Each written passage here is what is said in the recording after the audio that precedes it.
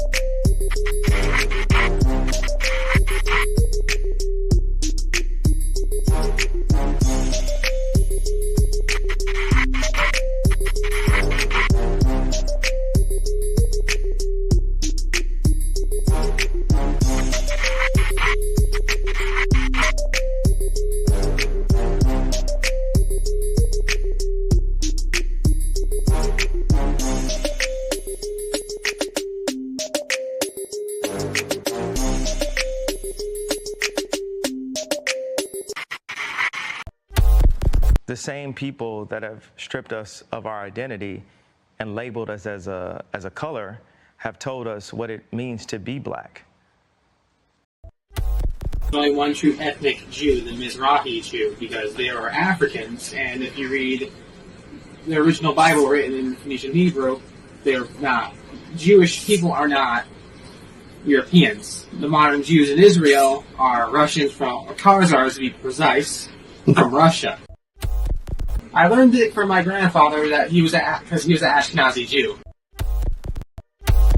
The same people that have stripped us of our identity and labeled us as a color have told us what it means to be black.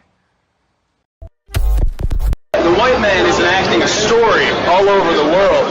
We left our homes and flooded the world. We smothered culture.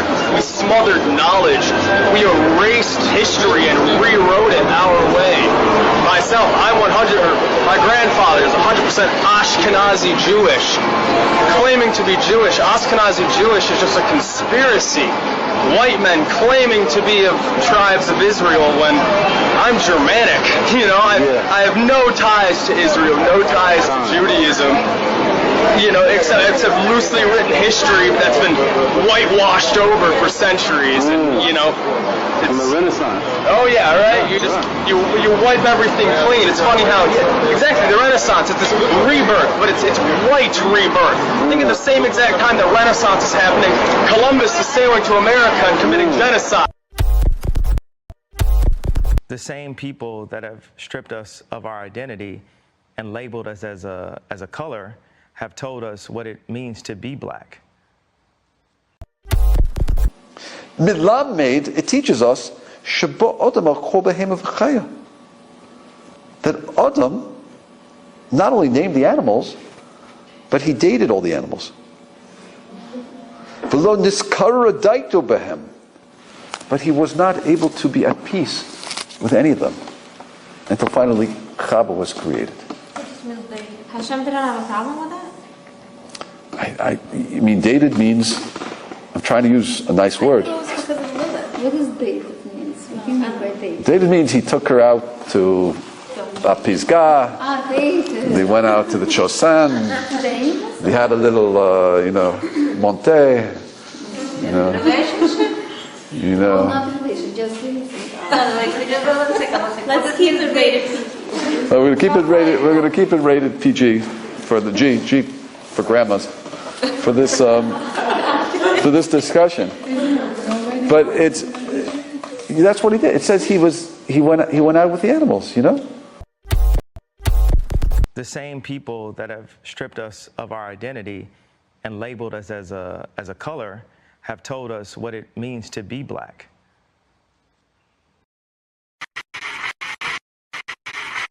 The 10 Sefirot. One popular interpretation shows these characteristics as a map of God's body. Kabbalists believe that if they can understand God's anatomy, they can learn how his powers work. These ancient drawings reveal that God's body is similar to humans. The top symbolizes God's head, which is the source of will, wisdom, and understanding. Below that are symmetrically arranged organs and limbs, representing love, power, beauty, eternity, and splendor. The most unusual part of the diagram contains sensual imagery. The ninth part of God, called the foundation, is the phallus, or procreative life force of the universe. But according to the Sefirot, God also has female components. The final element, often called Shekinah, was depicted as the feminine half of God. The same people that have stripped us of our identity and labeled us as a color have told us what it means to be black.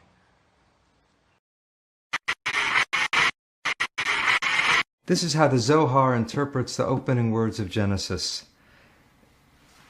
The Hebrew is Bereshit bara Elohim, which we usually translate, in the beginning, God created. But the Zohar insists on reading the words in the precise order in which they appear in Hebrew. Bereshit, in the beginning, bara, it created, Elohim, God. In the beginning, it created God. The Zohar takes that to mean, in the beginning, infinity created God. Now, what could that possibly mean? God is now the object of the verse, not the subject, which sounds impossible or heretical, but the Zohar, I think, is saying that infinity is the true reality of God. Anything else that we call God is puny compared to that. That's our own imagination or our own estimate of what God could be. The same people that have stripped us of our identity and labeled us as a color have told us what it means to be black. We would not know how to live on the Sabbath if it were not for the oral law. We would not know what the laws of the dietary laws of kashrut are if it were not for the oral law. We would not know what the tefillin, what the boxes on our arms and heads that we wear every morning in our prayer service, what they're supposed to be.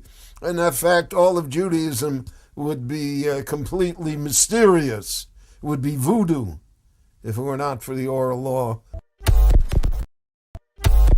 The same people that have stripped us of our identity and labeled us as a color have told us what it means to be black. נחשף ביערות בורקינה פאסו של קניבלים נטו נטו. שלום למנהיג השבט קזבובו. שלום עליכם. אברהם יצחק יעקב, יודע עברית, שולחן, חשבונית, קובי פרץ, מותחלס, יבוטאו. מר קזבובו, כולנו כאן בישראל מופתעים ונרגשים נוכח האפשרות שתעלו ארצה. קזבובו שמח, 2000 שנות גלות נגמר, רואים אור בקצה של מנהרה. אתם בטוחים שאתם יהודים? התחלנו על חנן. אם הוא שחור הוא לא יהודי? לא בגלל שהוא שחור, הוא... מה הוא מה? קניבל. ומי אתה שתגיד לו מה לאכול, אה? אם הוא קניבל הוא לא יהודי? אולי תבוא, תעשה אצלנו שבת? זה לא שיש לי משהו אישי נגדכם, אבל הפלשמורה למשל תקועים. להתחיל לאסוף את המסתננים, לא צריך לחכות לבג"ץ, לא צריך שום דבר.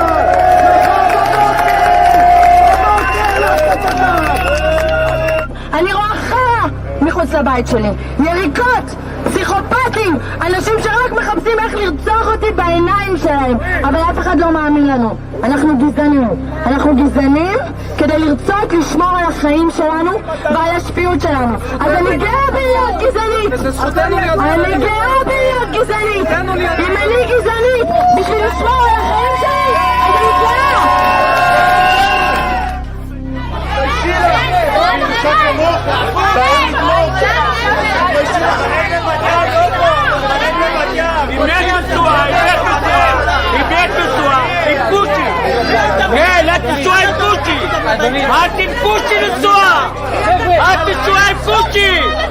לכי את והוא! תלכי מפה! תלכי! את נשואה עם קוצ'י, לכי! לא מתביישת!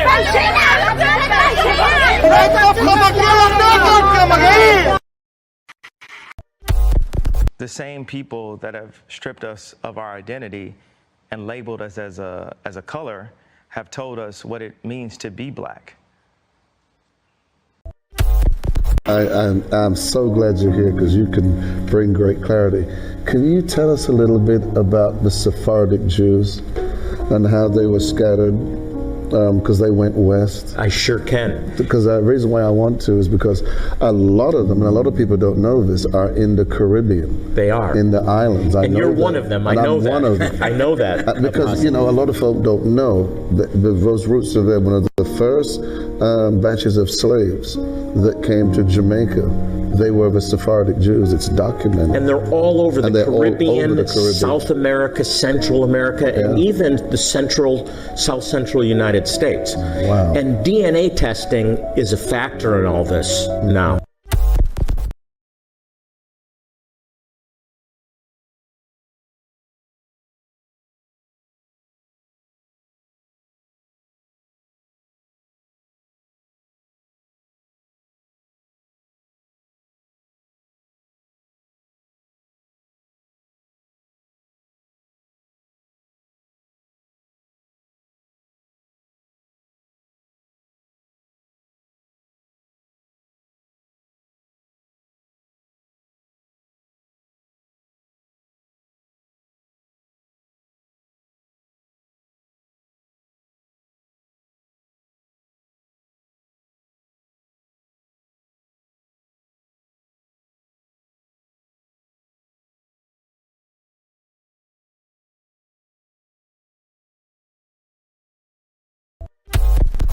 Genesis chapter 11 verse 10 explains the genealogy of Shem.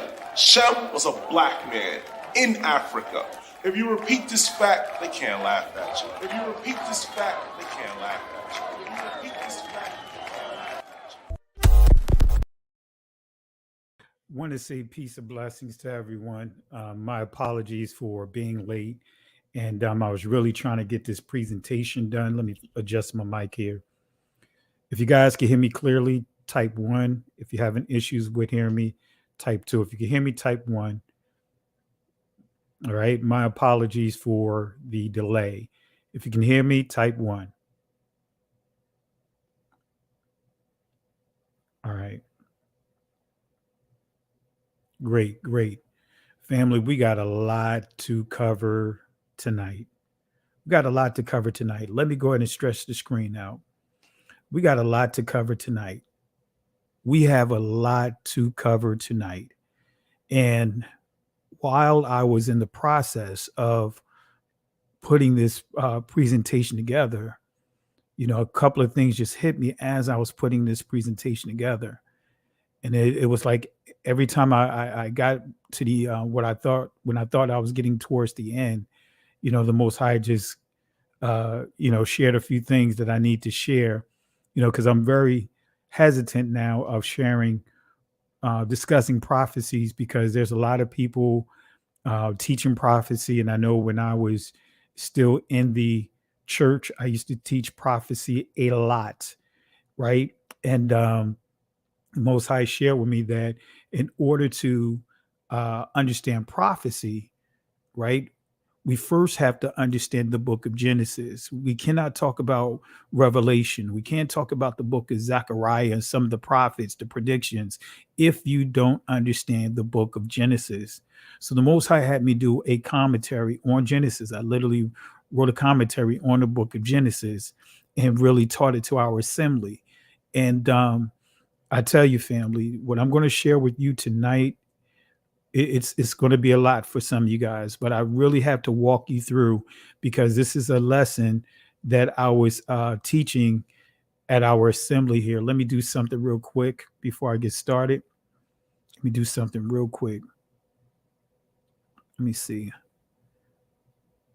I was trying to look for something here.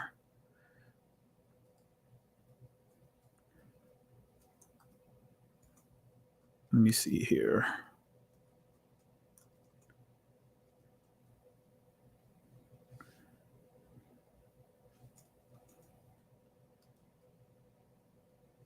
Let's see if this is it.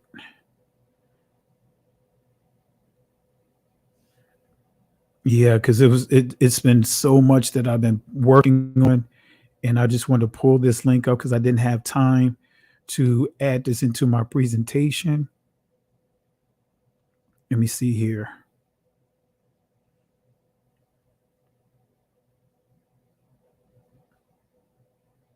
Yeah, let me put this up here.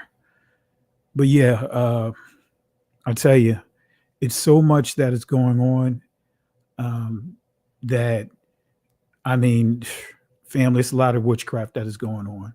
So while we doing this, I got a few things I need to do here that I want to make sure that I have inside this presentation. So if I sound like I'm delaying a little bit or not that I'm delaying, but if I'm being preoccupied, I'm going to be teaching you guys, and at the same time I'm working on a presentation. So if you hear a little typing in the background, it's me actually doing two things at the same time. That is, in a nutshell, working on this presentation, right? Updating the slides as I cover this teaching here. So as I work my way up to the certain point, I want to at least have this lesson, at least these slides at this part of the lessons. A couple other things that I'm going to add to this presentation as we go along, taking the approach of this being kind of like a moving document, so to speak. So I'm going to be updating it as we go along, just so that way I can ensure that I have all the thoughts that I want to cover inside this presentation covered. Because again, it's a lot to cover, family. It's a lot going on. And unfortunately, we just don't understand just how deep, as Neo from the Matrix would say, the rabbit hole goes. I mean, this rabbit hole is so deep with the witchcraft that we see around us. And so what I'm going to do is I'm going to kind of walk you through the lesson that I was teaching here, because I'm doing a whole series, a commentary in the book of Numbers. So I'm kind of writing it out as I go chapter by chapter, as I put together my commentary, because my goal is to put a few books out there. I'm working on several books right now, that I want to get out there among our people. So I want to make sure that I get this to you guys. So let's see here.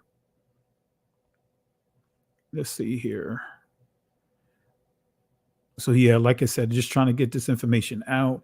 So yeah, we got a lot to cover. We got a lot to unpack. And I really, in the church, because I grew up in the church, you hear the term witchcraft a lot.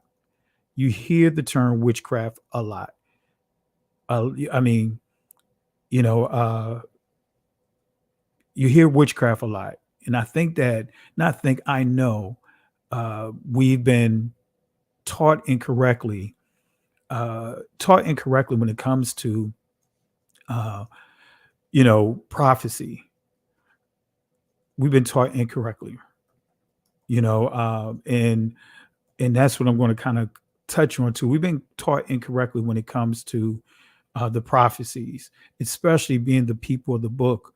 we were really taught incorrectly, because we've been taught to include the perpetrators on the same side of the good side of the prophecy right along with us. We've been taught that it doesn't matter, identifying who Israel is. We've been taught a number of different things that have literally was totally the opposite of what we thought it was. So this is where the Most High is really opening us up to really be able to see these things now clearly, and warn our people. So this is what we're going to cover tonight, and I'm going to start off by taking you to the book of Numbers, just where we left off, and at our Bible study, because I'm also going to do this teaching at our Shabbat tomorrow. And I want to say this too: the reason why I haven't gone live in a couple of weeks with the Shabbat, because we have updated our equipment. Now we got to install it. So over the next couple of days, we'll be getting our cameras configured, because I just felt some kind of way utilizing the cell phone, to do our presentation, because the cell phone is cool, but it doesn't capture the fullness of the service. And it's a lot trying to adjust the phone. You just lose a lot of quality when it comes to using the cell phone versus using the cameras, because we have professional cameras. It's just that we didn't have a professional video board. And so to mix the two cameras together, so we'll have those two available for you guys. We'll have the professional setup available to you guys over the next week. And also those that have sent me emails, I'm going through my emails right now. I've been really behind because of working on the road to Savannah. So I really haven't had a chance to really go through the emails, and I'm like way behind. And so, and even some of you guys that I said I will call you, I didn't get a chance to call anyone. I haven't really been calling anyone because of all the things that are on my plate. And just want to make sure that I got certain information out for us. And I just really want to make sure too, I completed the road to Savannah. So, but let's go to get started, and I'll update the slide as we go on. I don't want to prolong this lesson, because this is a lengthy lesson. So let's go and get started. And again, I appreciate the love and support. Hit the like, hit the subscribe button. And I want to really talk about attacks of divination. I really want to talk about calculated witchcraft. And I may have to break this up into a couple of sessions, because there is a calculated attack on Yah's people. And really, most of us really don't understand what witchcraft is. Many talk about witchcraft, but really don't have a clue about what witchcraft really is. Really don't have a clue about what witchcraft really is. And that's one of the things that I really want to cover, is really showing you guys what witchcraft really is.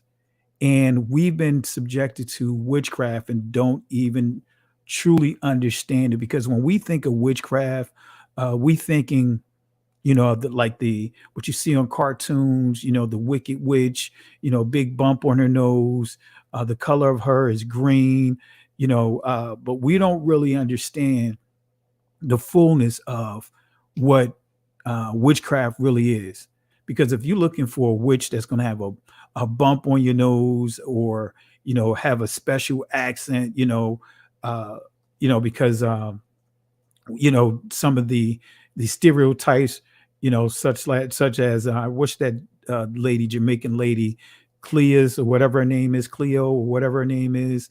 When we start thinking that witchcraft is going to be along that line, someone sitting over a magic ball, a crystal ball with magic potions, stirring a witch's pot, and all that other stuff. When you start looking for that type of witchcraft, that right there will tell me that you have no clue about what witchcraft is. If you're looking for people to be possessed, like when we start dealing with demonic possessions, and the first thing comes to your mind is what you see on what's that movie, The Exorcist. That tells me that you really don't understand what possession or demonic possession is, because that's not how someone's going to look when it comes to being possessed by Hasatan, right? That person could look just like any old Joe Blow. That person could look just like the most peaceful person in the world.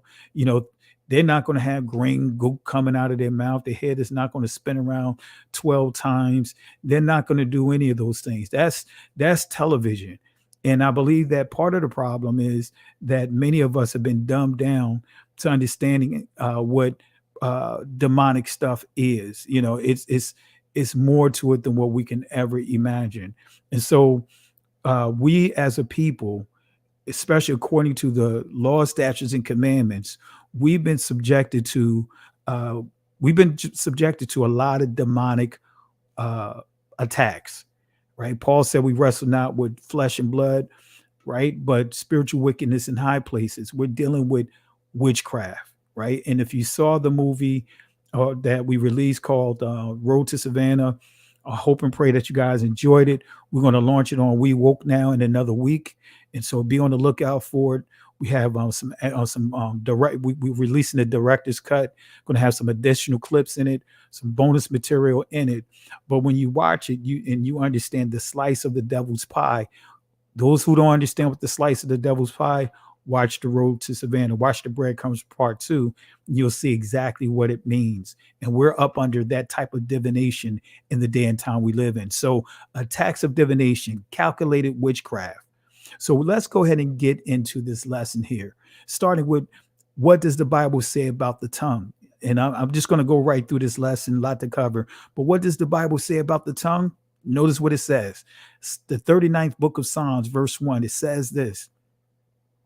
I said, I will take heed. In other words, shamar, right? This is backwards here. This is backwards. Apologize for the error, but it's shamar, right? Take heed. In this portion, right? We're not dealing with shamai, which means to hearken, to listen. When we deal with shamar, right, that means to execute, keep, execute. I will execute to my ways that I sin not with my tongue. Lashawan, I will keep my mouth pie with a bridle, makas wam, or makasawam, right? While the wicked is before me. Again, it says, I will take heed. In other words, I will execute to my ways. Darak, right? Comes from the primitive root word arak, ways, order, manner, that I sin not with my tongue.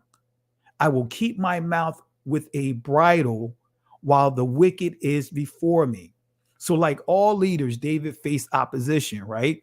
Because he was Yahweh's anointed king for his chosen nation. Those who chose David opposed Yahweh. For this reason, David justly declared that they were wicked. Additionally, some of the wicked committed vicious, ungodly deeds against him. These evildoers watched David as he suffered. David was a man of Yah. They knew this. And as the Psalms reveal and considered to be a very emotional man, he was, David was very emotional. He's very sensitive to certain things, right? Nothing wrong with being emotional, as contrary to what we are being taught today, men. Every last one of us are emotional people. We all have feelings. We all have things that's going to trigger certain responses. There are things that you have passions about. So we all are emotional beings, right? Every day you tap into something emotional that's emotional to you. So again, David was considered to be a very emotional man, overflowing with passion for Yahweh. He publicly exhibited his love for Yahweh before everyone.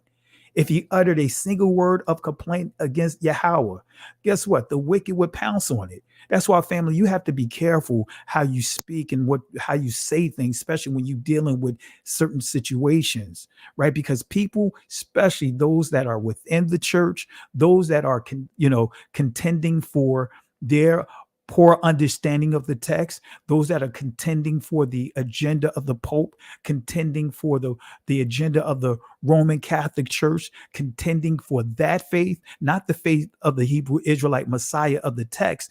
Right now, they are waiting They're waiting for you to utter a single word that they can pounce on that goes against the scriptures, their understanding of the text. So we have to be careful. That's why we can't get caught up in a lot of these bickering going back and forth. That's why I have made that post. You know what? I don't take sides. I'm not taking any sides. Guess what? I only choose the way. I am a follower of the way. I'm not taking any sides. I'm not picking a side. See, that's flesh. That's man flesh. Wants you to choose and pick a side. No, I'm not falling into that indefinite article trick, right? In other words, that indefinite article, that vague, that ambiguity statement, a side. No, I follow the way of the Messiah by way of the Most High.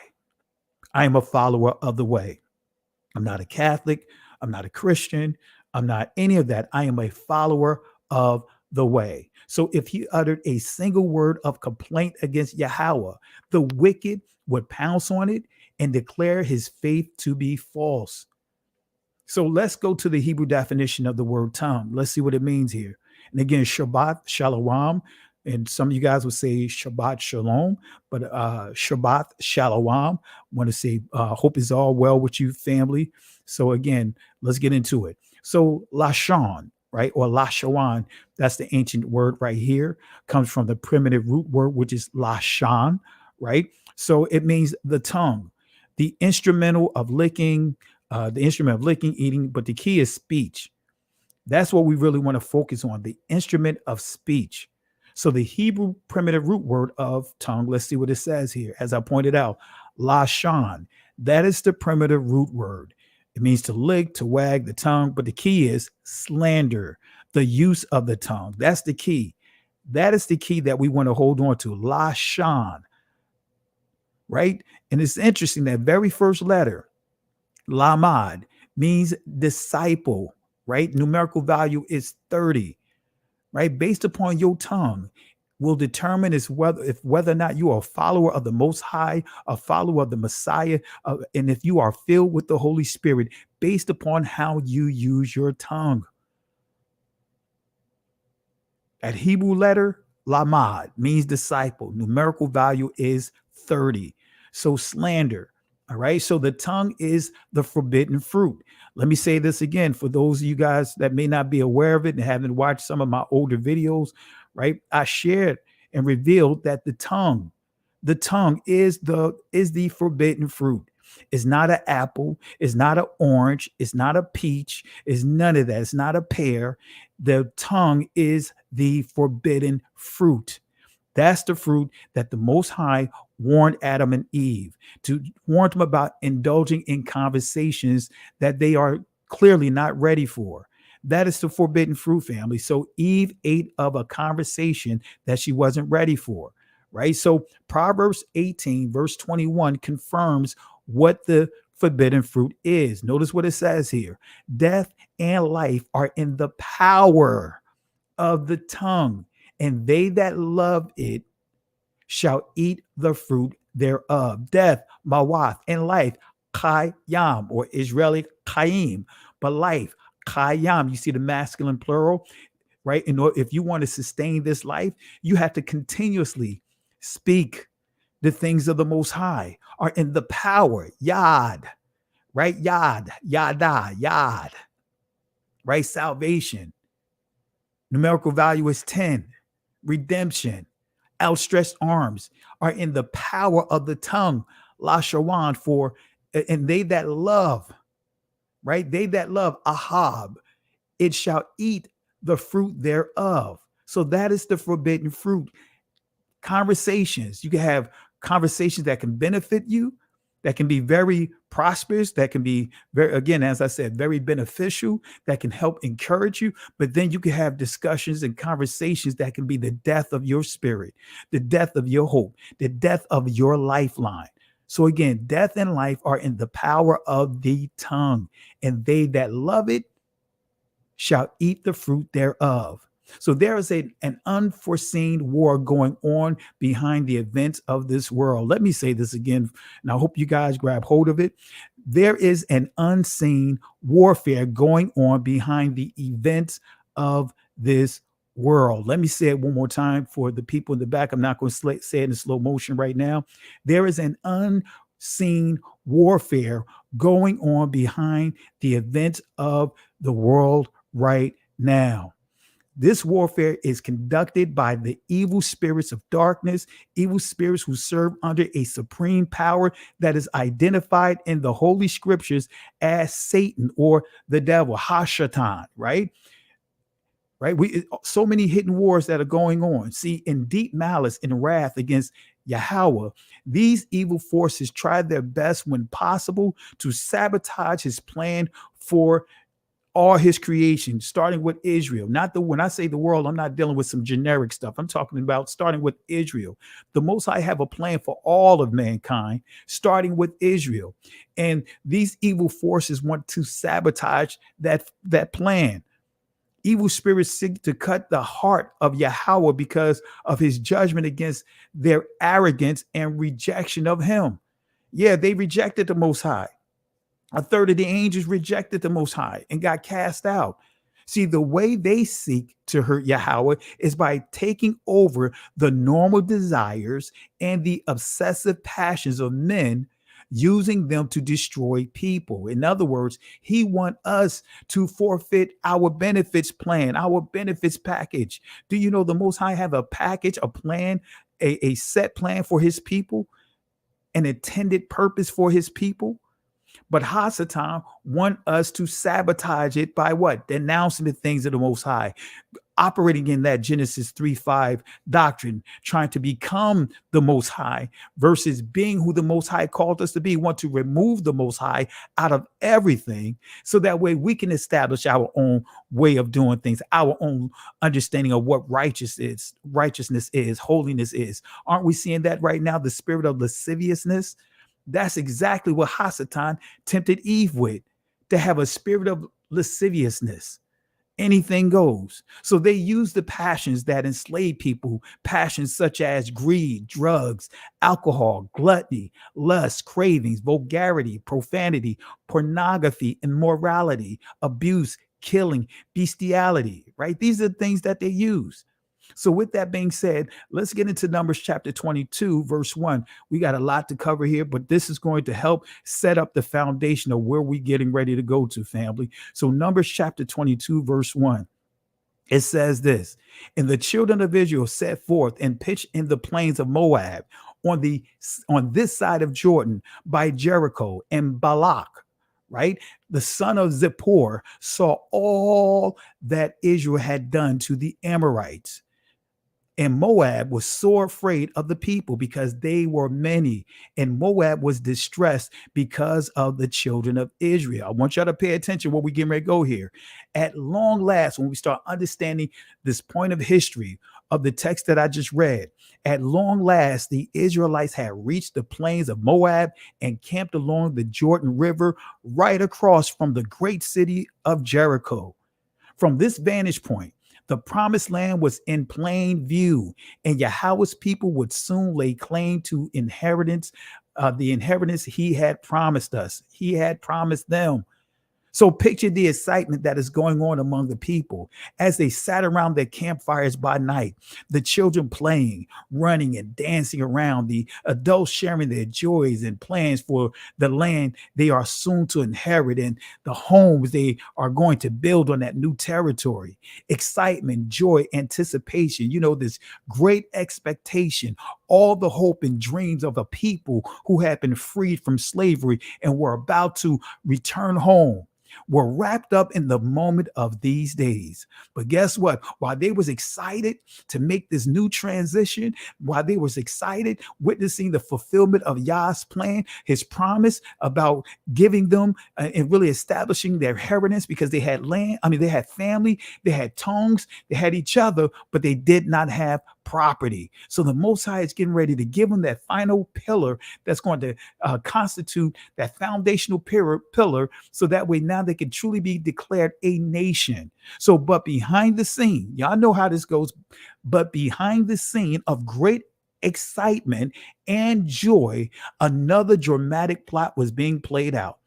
Y'all better not get so caught up in being happy, happy, joy, joy, so excited what you see before you, because just as you see that you are happy about certain things, guess what? There are plots that are happening right now that you just don't see. That's why I hope and pray that when you guys are in your prayer, when you pray for the Most High to cover you and protect you of the things that you see and the things that you don't see.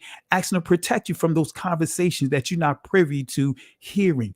You know, ask Him to dispatch the Holy Spirit to sabotage those things. You better put that out there in the atmosphere, family, because just as you may be going through a good spot in your life right now, there is some drama, there's some plots that's being played out behind the scene right now. And so the unseen, unknown power of darkness were scheming to destroy Yahweh's people. Now, when we go down a little further again, this is what we already covered, but notice when we get to verse 3 again, and Moab was sore afraid of the people because they were many, and Moab was distressed because of the children of Israel. Right? Moab. We're going to deal with Moab, but Moab sound like he's echoing the same thing that the Egyptians had a problem with the Israelites about. Because the Israelites, the more they suppressed them, the more Israel continued to grow. You know, they even stated that, hey, we have to suppress them because we don't even want them to get in contact or have any type of connection with other nations outside of the Egyptians, because those other nations may tell them who they really are. Those nations may tell them how strong that they really are, and they can what? Overtake them. See, we're dealing with that same problem right now. That's why the agenda is to keep us divided. Keep us divided no matter what. Even in this awakening, some of our brothers and sisters are falling right into that trap because of division is happening right now. So many want people to take a side and not follow the way. Come on, family. So many of our brothers and sisters are still majoring in the minors, still operating with a colonized mindset on how they approach Yah's people. Came out of the frying pan of the church of Christianity, of Catholicism, and jump right into the fire of every wind of doctrine that is coming and tossing them to or fro, jumping into Mormonism. You know, I call them Mormon brews, jumping into all kinds of things. That's what's happening right now. So Moab was so afraid of the people because they were many, and Moab was distressed because of the children of Israel. And so the king Moab heard about Israel, that they were camped nearby in the plains of Moab. He heard about the military victories of Israel against the Amorites. In other words, these are a group of Canaanites, right? And the kingdom of Bashan. Right? You best believe people are hearing about this awakening. People are hearing about your victory. People know what's going on right now. They are hearing and they have heard about how you are now gravitating. You know who you are. They heard about this, and there's a fear when they hear that you are honoring the law, statutes, and commandments. There's a fear when they hear that you're honoring the holy days and you're not bowing down to any of these man-made holidays. They are in fear that you know who you are, and that now through the Holy Spirit, right? Through the Holy Spirit, that you are making a declaration that you are not going back to that church. You are not going back into the bondage. You are not going back into these religious institutions. So they heard how the Most High pulled you out. They heard the Most High, how He delivered you from whatever dependencies you were dealing with, whether it was drugs, alcohol, whatever it may be. They heard about the victories that you have gotten since you've been awakened. And now, guess what? They are fearful right now. They are fearful. Why? Because you may affect someone else that is still inside there. They heard about the military victories of Israel against the Amorites in the kingdom of Bashan. This news struck fear in King Balak and his people. Do you know your change is striking fear of even your loved ones? That's why they're talking about you the way they talk about you. That's why your name keep coming up in the conversations, because guess what? They fear that others may grab hold of that fire that you have on the inside of you. They know that you are set on fire. The Hebrew word is awar, means to set on fire, means to illuminate. So they are afraid that you may set somebody else on fire, and before you know it, you have a line plane. You have a pilgrimage coming out of the church, going into the holy things of the Most High. That's what they're fearful about. So who are the Moabites, family? Who are the Moabites? And I'm going to help somebody else out. I'm going to help somebody out right now because we need to start breaking these cycles. Who are the Moabites? Who are the Moabites? Let's deal with the Moabites. Genesis chapter 19, verse 30 through 38.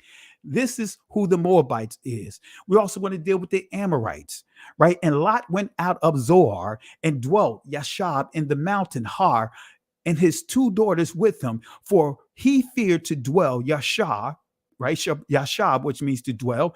He feared to dwell Yashab in Zoar, and he dwelt Yashab in a cave, he and his 2 daughters. And the firstborn said unto the younger, our father is old. There is not a man in the earth to come in unto us after the manner, Darak, of all the earth. Come, let us make our father drink wine, and we shall lie with him, that we may preserve seed with our father. Family, if you understood what happened here, see, it's so much to unpack it, but we're not going to get into it all. The question you have to ask, number one, where did the alcohol come in? Where did the alcohol come into play? Right? This tells you when Lot was coming out of that metropolitan of Sodom and Gomorrah, man, if he was so busy having both hands on his wife, could he have prevented her from turning back? You know, he had his liquor in one hand and his wife in the other hand, right? He was so busy trying to get his liquor. Come on, family. Instead of having both hands on his wife, he was so busy to bring his liquor. Where did he get? What did the kids? They ain't not kids. Where did his daughters get the liquor from? Lot's decision was all over the place. The daughters didn't even look at him as father anymore. You know why? Because Lot threw them up under the bus. When those men came to the door, those homosexuals came to the door, those that was operating in the spirit of Belial, the sons of Belial, just like the story of in Judges chapter 18 and 19, the sons of Belial came knocking on the door, right? Came knocking on the door, said, hey, we want those men, those visitors that came up in here, send them out here so we can have our way with them. So guess what Lot decided to do? The very daughters that he's supposed to protect, he threw them up under the bus. Say, hey, have your way with our daughters. So no longer did they look at Lot as their protector. No longer did they look at Lot as their father. Lot had opened and planted seeds of discourse because he grabbed his liquor and all he could care about was him, saving face, but threw his own daughters up under the bus. Now we have a situation going on up in here. Now Lot is drunk, right? His daughters is, they said, come, let us make our father drink wine. So they knew that was a dependency of their father. See, Lot wasn't the person that many of you guys think he was. He was not righteous enough to keep the city intact. That's why the Most High kept asking, Abraham kept asking, hey, if this many are in there in the land, would you save the city? Man, the Most High said, look, even if there's one righteous person, I will save the city. Why did he give those numbers? Because Abraham is counting the men, the soldiers, the workers that went out there with Lot. So that tells you that Lot didn't have the influence that he had because what? All of them left him. All of them that he led to this territory, now they left him. So Abraham took his soldiers, took his men to go out and rescue Lot before. Y'all know the book. Come on, I'm not trying to preach up in here. So they said, come, let our father drink wine, and we will lie with him, that we may preserve seed of our father. Right? The good intentions, right? That's the problem. Lot started off with good intentions, threw his daughters up under the bus with good intentions. Now the daughters is operating in good intentions. And so many of you guys are operating in good intentions, but it's good intentions that's going to lead you to a different path. It's the good intentions that's going to lead you to the road of destruction. That's why the scripture says there are ways that seem right. Those are good intentions. That is common sense, things that are common among the senses. So there is a way that seem right. There are ways that seem right. But guess what? That way is going to lead you to death.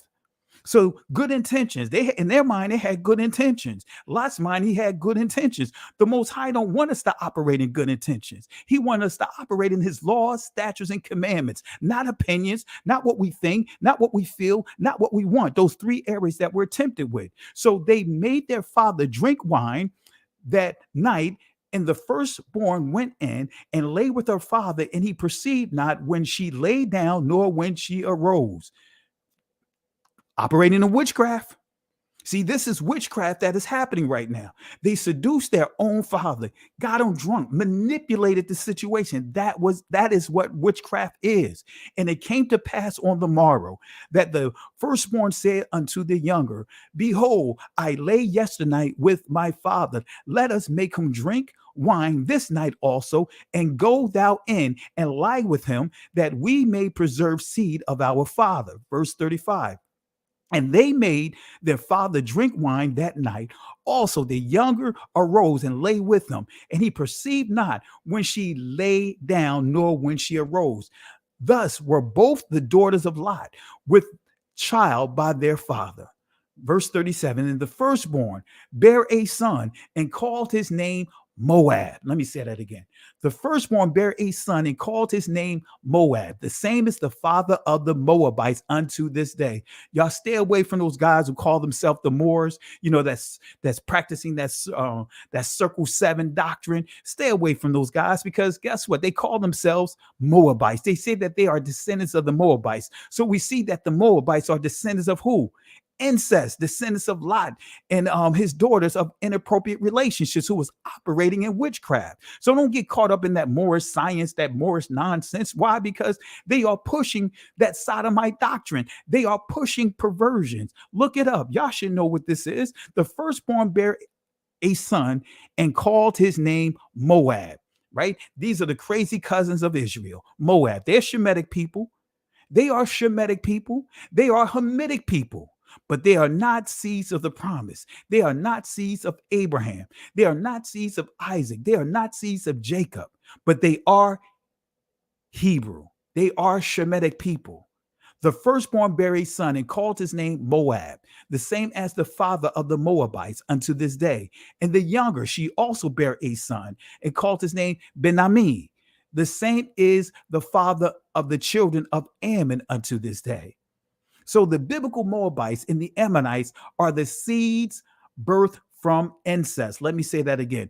The Moabites and the Ammonites, they are the seeds that are birthed through incest. They are seeds of incest. So let's see what incest means. Let's go here. We're going to get into some deep stuff, family. Right now, I'm setting everything up right now. Right? Mamazar, right? The ancient pronunciation of this word, or mamzer, right? Mamzer, which means born of a Hebrew father. I don't like to use that word Jewish, of an Israelite father. Let me make it clearer. Born of a Israelite father and of a mother of a non-blood descendant, a non-blood Israelite mother, because actually I don't like to even use that word heathen. Is born of an Israelite father and of a mother of another nation that is not part of the bloodline of Israel. That's what it really means. Not some Jewish, because the word Jewish didn't exist back then. Jewish is not synonymous to Israel. Jewish, no matter how you want to put those words and play on those words, guess what? The word Jew is not the short form of Israel. I challenge anyone, or Judah. I challenge anyone. Show me a short form of Judah or Yahweh inside the scripture. The only short form you'll find, if you want to say there's a short form, you'll see Yah, because Yah is the short form of Yahweh. But you will not find a short form of Judah, Yahweh. If you do, it's going to be Yah. So guess what? Jew is not a short form of Israel. It's not a short form of Judah. That word Jew is a construct that was created for a particular agenda. I'm talking witchcraft. I'm going somewhere with this. So here, born of an Israelite father and of a mother of another nation, another group of people that are not blood descendants of Israel. Right. And as you see here, entry number 1, bastard, child of incest, illegitimate child. Right. See, part of the witchcraft, when we start understanding witchcraft that was put out there about our people, I hope y'all guys understand this, right? There's a lot of poor information through politics that have put labels on the single women within our community that had a child out of wedlock. They called them bastards. They called the child a bastard child. And that's not the biblical definition of that. That is politics. The Republicans and the Democrats roll with that nonsense of trying to call a single mother or a mother that had a baby out of wedlock, call that child a bastard child. That's not biblical. That's not what it's saying according to the text. As you see here, bastard, a child of incest, someone that's born, a child that's born of a mixed relationship of an Israelite father and a mother of another nation. That's what it says right here. I'm just quoting what it says here. So what is the law of incest? Let's deal with the law of incest. What is the nakedness of thy father? We going somewhere here. We dealing with witchcraft, calculated witchcraft. What is the nakedness of thy father? So far we saw that Lot and his daughters, right? They dealt with a calculated witchcraft. What is the nakedness of thy father? Let me answer this question. To answer this question, it's in Leviticus chapter 18, verse 6 through 8. And family, you have to change your approach when you study in Torah. You can't not study it from what you may be, what you may think in a chronological order, right? Just like when you're dealing with law, those that have studied law, when you're dealing with a particular court case, you go to the library and you look through court cases so that way you could get an understanding of how to approach that particular case that you're representing. Here, when you really want to understand the definition or the meaning of a particular law, that answer may be in another book. That's why they are referred to as the book of laws, the first 5 books, because you may find the answer. You may read something in Genesis, but the answer may lie in the book of Deuteronomy. You may read something in Deuteronomy, but the answer may lie in the book of Numbers. Because why? This is a one source. So again, in order for you to understand this particular passage and what I'm getting ready to share with you, guess what? It's going to knock down a lot of the foolishness. So Leviticus chapter 18, verse 6 through 7, let's see what it says, the law of incest. None of you shall approach to any that is near of kin to him to uncover the nakedness. I am Yahweh. Now notice verse 7, the nakedness of thy father or the nakedness of thy mother shalt thou not uncover. She is thy mother. Thou shalt not uncover her nakedness. Right? Notice what verse 8 says. The nakedness of thy father's wife shalt thou not uncover. It is thy father's nakedness. Let me make sure you pay attention to this. The nakedness of thy father's wife shalt thou not uncover. It is the father's nakedness. Right? So the nakedness of thy father is his wife. I'm going somewhere with this. The father's wife shalt thou not uncover. It is thy father's nakedness. So I'm going to show you here that this law existed prior to the birth of Abraham, prior to the birth of Isaac, prior to the birth of Jacob. This law was already in place. Let me prove it to you. Why did Noah curse Canaan? I'm going to mess up with some of you guys' theologies that you learned in the Christian church. Why did Noah curse Canaan? I'm going to give you the answer. Because Ham, his father saw the nakedness of his grandmother, his grandfather's wife, which is the nakedness, which is the grandfather's nakedness. In other words, what happened here? What did I just say here? Let's go back. Let's go to Genesis chapter 9, verse 22 and 23. Let's confirm this because I gave you the answer what it is. Ham, the father of Canaan, saw the nakedness of his father and told his 2 brethren without. So in a nutshell, Canaan, right, is the product, right? He's the result of an ancestral relationship. Ham saw the nakedness of his father. In other words, an inappropriate relationship with his mother, incest. This is why when you read here, and Shem and Japheth took a garment and laid it upon both their shoulders and went backward and covered the nakedness of their father, which is their mother, and their faces were backward, and they saw not their father's nakedness, which is their mother. And here's the penalty. Right? Here's the penalty of what Ham had done. And Noah awoke from his wine and knew what his younger son had done to him. He knew that his son had an inappropriate relationship with his mother. And he said, Noah said, not the Most High said, Noah said, cursed be Canaan. Wait a minute. Why would Noah curse his grandson that had nothing to do with the situation? See, in church, they'll teach you that Ham did something inappropriate to Noah, some homosexual thing. That's not the case. Actually, he did something inappropriate with his own mother to produce Canaan. That's why Noah cursed Canaan. He said, "Cursed be Canaan, a servant of servants shall he be unto his brethren."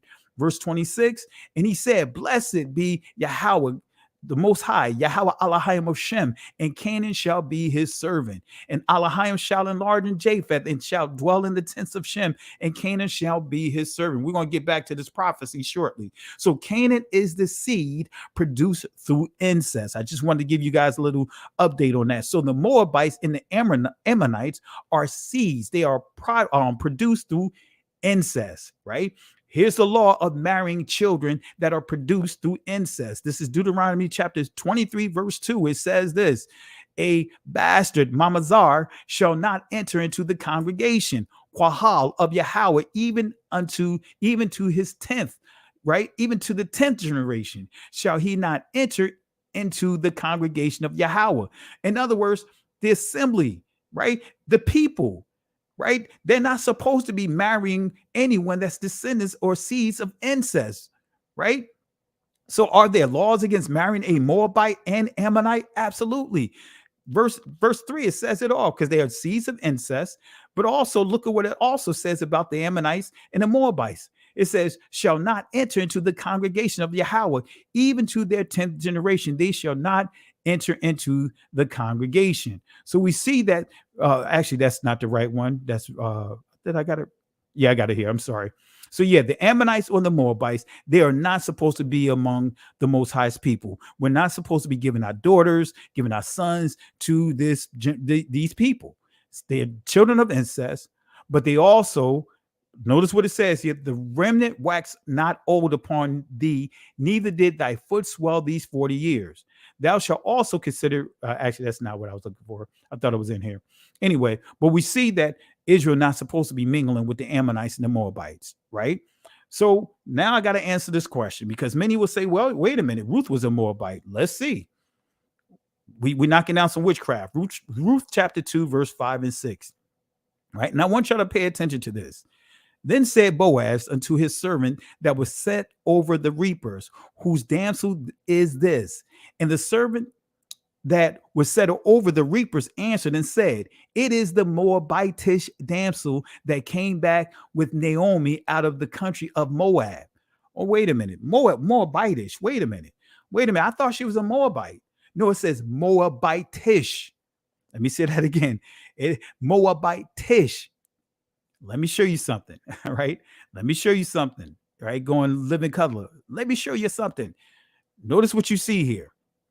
A Moabite or Moabitess. An example, descendant of Moab. It says woman of Moab. But then we see Moabite, Moabite-ish, Moabitess. Right. But notice this sub entry. A citizen of Moab. In other words, guess what? You could live in the territories of Moab and be a citizen and not be a blood descendant of Moab, an inhabitant of the land of Moab. That's why it says you can live in the land, but doesn't mean that you are blood descendant of those that are there. So that's why it says Moabitish, but not. Let me give you more to it. Let me give you more. Let's go to the Oxford Dictionary definition of Moabitish. Let's start with ish, right? The backdrop is not there. It's supposed to be another slide. But anyway, let's start with the word ish. It says having the qualities or characteristics of. So having the qualities of the Moabite. So this meaning that she lived a life as a Moabite. But guess what?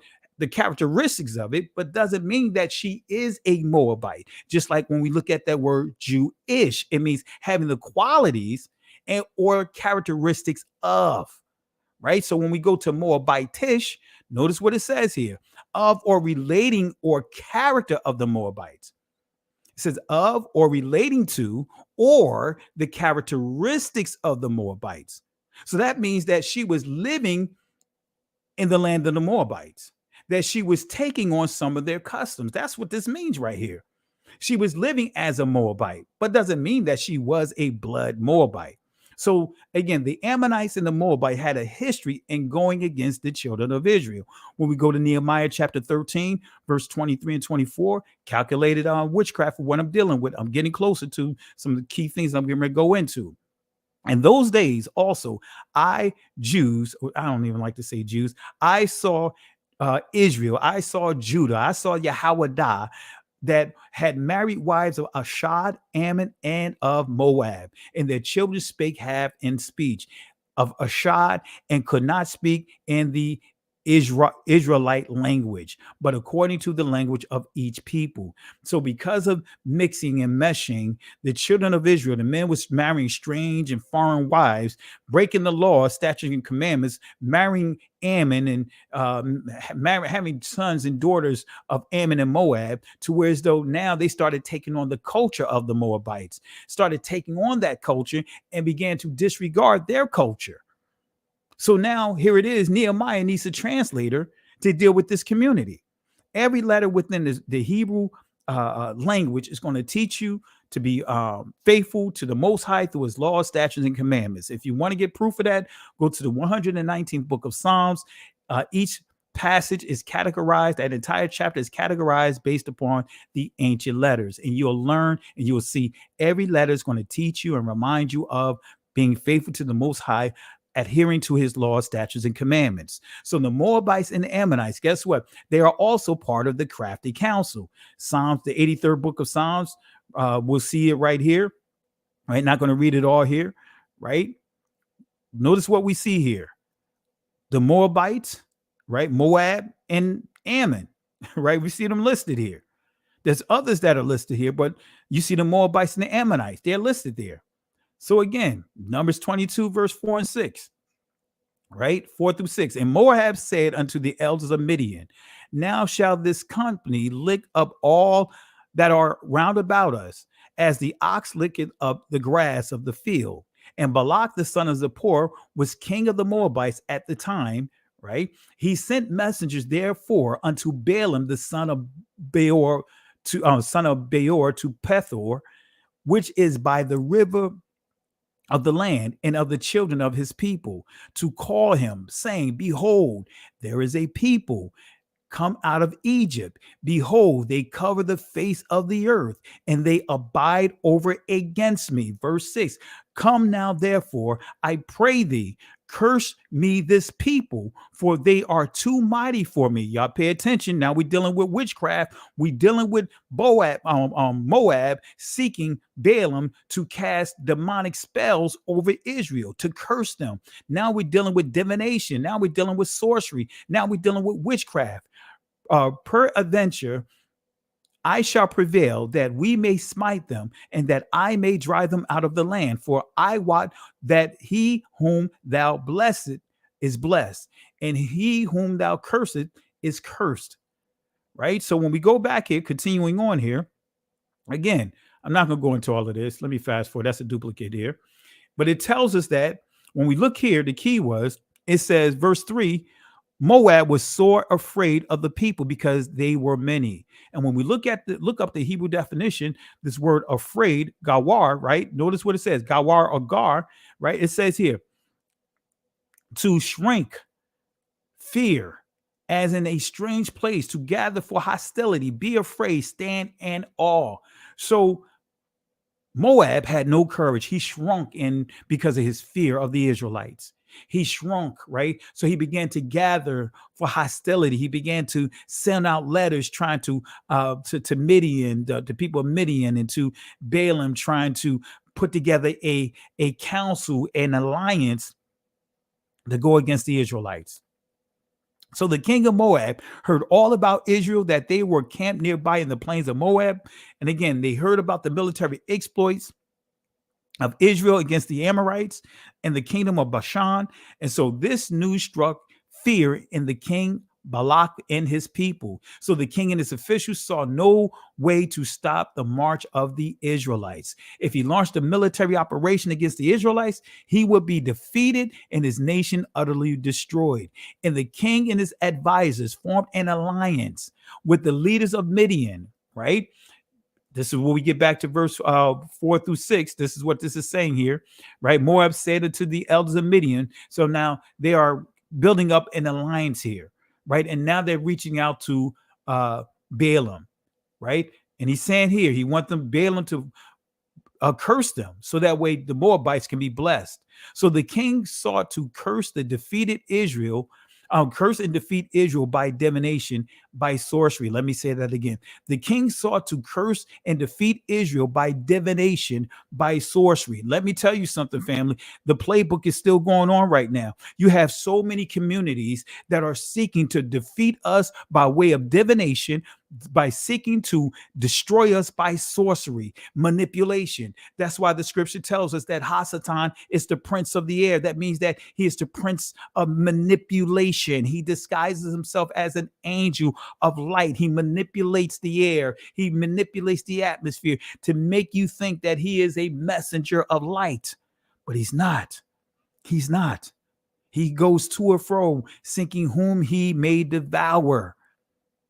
Right. So the king sent messengers to secure the help of Balaam, a famous diviner, a sorcerer with an international reputation. And to this day, those who hate us are using divination as a weapon, family. Come on now, let me show you something.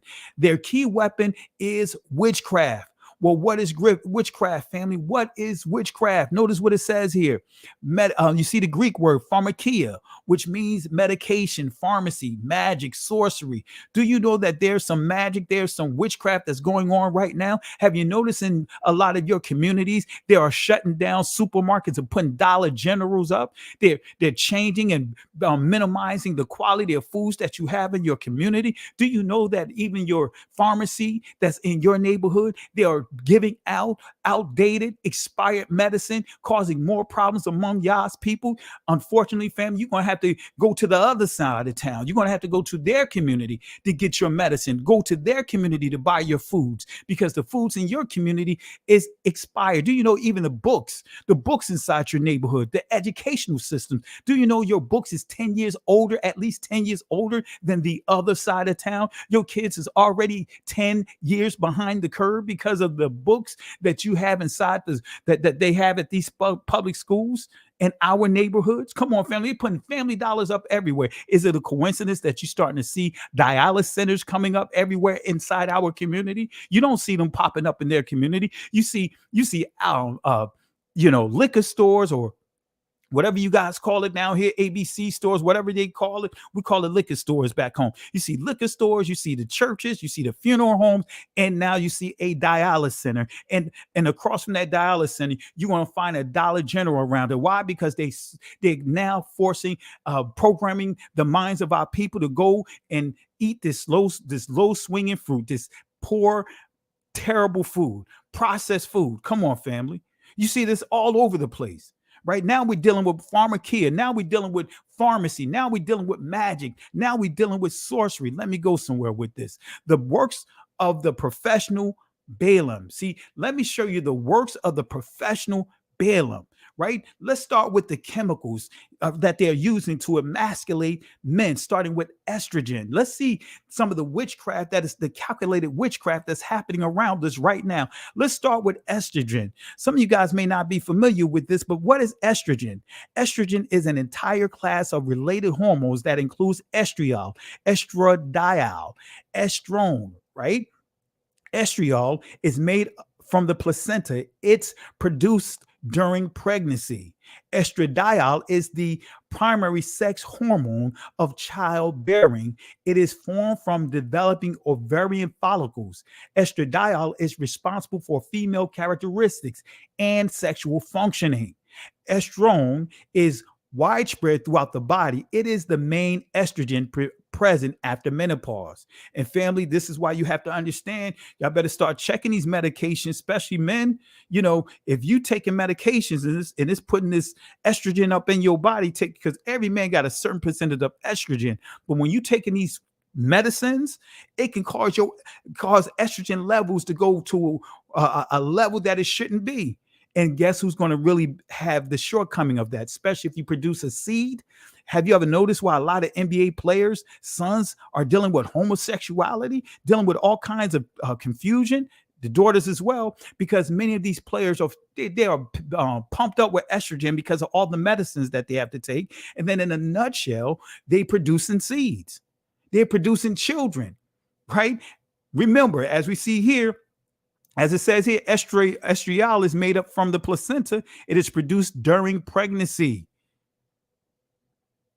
All right, let's go ahead and continue. How does estrogen impact men? Let me show you this. Right? Let's go to this article. Why are the male fish growing eggs? The National Geographic. Let's go here. Notice what it says. Scientists from the U.S. Fish and Wildlife Services and the U.S. Geological Survey study fish in 19 national wildlife refuges, in the U.S. Northeast, including Mississippi, right? Their conclusion, an astonishing 60 to 100% of all male smallmouth bass they examined had female egg cells growing in their testes. Remember the lawsuit about the young boys that was taking a certain medicine and it was causing them to grow female breasts? Come on, that stuff is happening right now. This is from estrogen. Over the past decade, feminized male fish have been discovered in 37 species, right? In 37 species in lakes and rivers throughout North America, Europe, and other parts of the world. It goes on to say here, I'm just highlighting some of the highlights that's here. When fish are getting intersex, it's probably a good indication that something is wrong in the environment.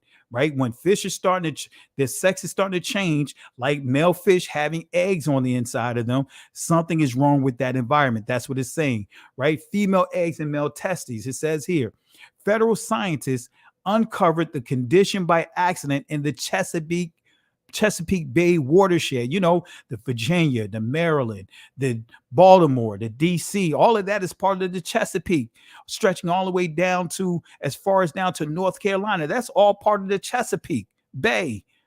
They were conducting a post-mortem examination to determine the cause of a smallmouth bass die-off when they found male fish with female egg cells in their testes. Here's an article from MSNBC, male becoming female fish, right? Notice what it says here.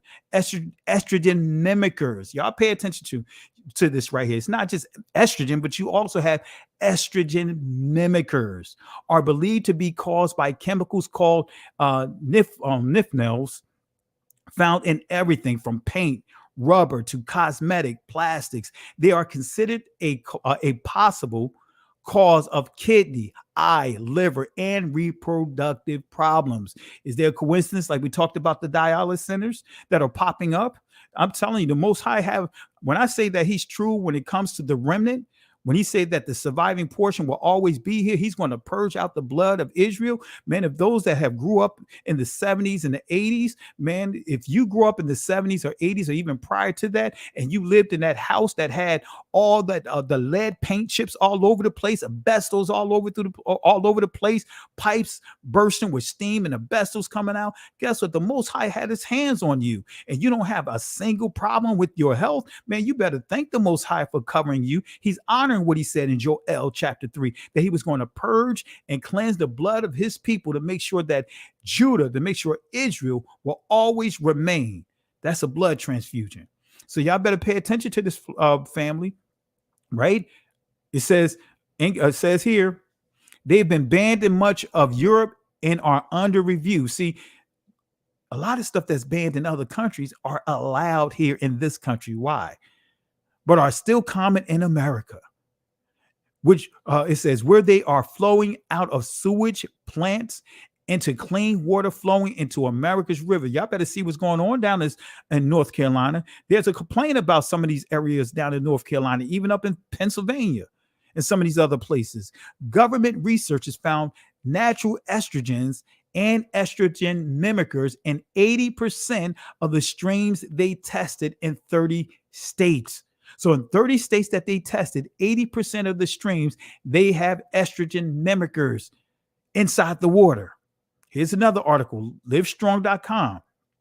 It says here, while estrogen is generally known as a female hormone, but a man's body also produces small amounts of estrogen, which is important for normal development and function of the male reproductive system.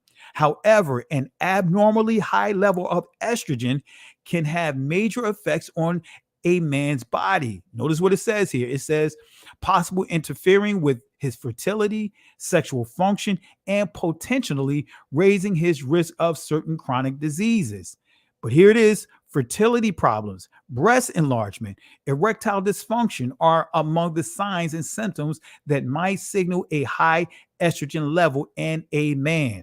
But I'm going somewhere with this, right? Estrogen is used in hormone therapy replacement, right? HRT, right? Notice what it says here. Estrogen is the hormone responsible for most female characteristics. It causes the physical changes of transition and many of the emotional changes. Family, have y'all started asking questions? Why do we see like a lot of these hip hop artists? See, like more and more, we see that brothers and sisters are killing each other. This violent tendency that we see that's on the rise. Well, y'all better start thinking about the side effects of estrogen. Y'all better start thinking about the side effects of estrogen. You better start understanding what GMOs are, how it can be calculated to target certain things. Like if they could target GMOs to target certain insects, man, it's a number of other things that can happen. I'm just going to leave it at that. Estrogen is the hormone responsible for most female characteristics. Notice what this says. It causes the physical changes of transition and many of the emotional changes. See, estrogen can cause problems with emotions and how you process things, how you feel, right? Come on, family. Estrogen may be given as a pill, by injection, or by a number of skin preparations, such as a cream, gel, spray, or even a patch, right? Many trans women are interested in estrogen through injections. Estrogen injections tend to cause a very high and fluctuating estrogen levels, which can cause mood swings. Come on, mood swings? Right? Violent behaviors. That's the other things when you start studying this stuff. It could cause violent behaviors, weight gain, hot flashes, anxiety, or migraines. And this is dealing with men who want to transition or turn or whatever. They want to modify their bodies. This is dealing with what happens to men. When it says trans women, they're talking about men. Can cause mood swings, weight gain, hot flashes, anxiety, or migraines. Additionally, little is known about the effects of these high levels. Now, this right here, family, I'm not going to go into this, but this is dealing with the synthetic drugs. This is more form of witchcraft. I don't have this up, so I'm not going to be able to play this. You're not going to be able to hear this, so I'm going to fast forward. But I want to touch on another sorcery, right? Y'all better be careful. Y'all better talk about this to your loved ones about now all of a sudden they legalized marijuana. You know, guess what? There's a lot of stuff that's going with that, that legalized marijuana. A lot of chemicals and oh man, anyway, I'm not getting into it. But another sorcery these witches they are using is the synthetic drug K2 spice or synthetic marijuana. Right? New York Times, 33 suspected of overdosing on synthetic marijuana in Brooklyn. So this is just kind of laying out some of the stuff that's happening, some of these drugs that are being introduced into our communities, right? The powerful drug, also known as spice or synthetic marijuana. This gives or produce zombie-like symptoms. Like if I go back here, I'm not going to, you're not going to hear the audio, but if I go back here, let me go back here, right? If you see here, you're going to see some of the behaviors, the zombie behaviors that you see here, right? Because in Florida, let me go back here. In Florida, I'm not sure if you guys remember when there was a situation where a homeless man, was eating the flesh off the face of someone. Look at this person right here. Look like a zombie, like something off a video game, throwing himself head first into the bus. Look at this. Synthetic drugs causing zombie behaviors.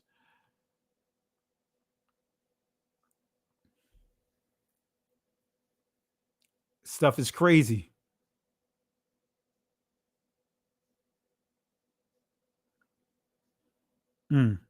This is so sad.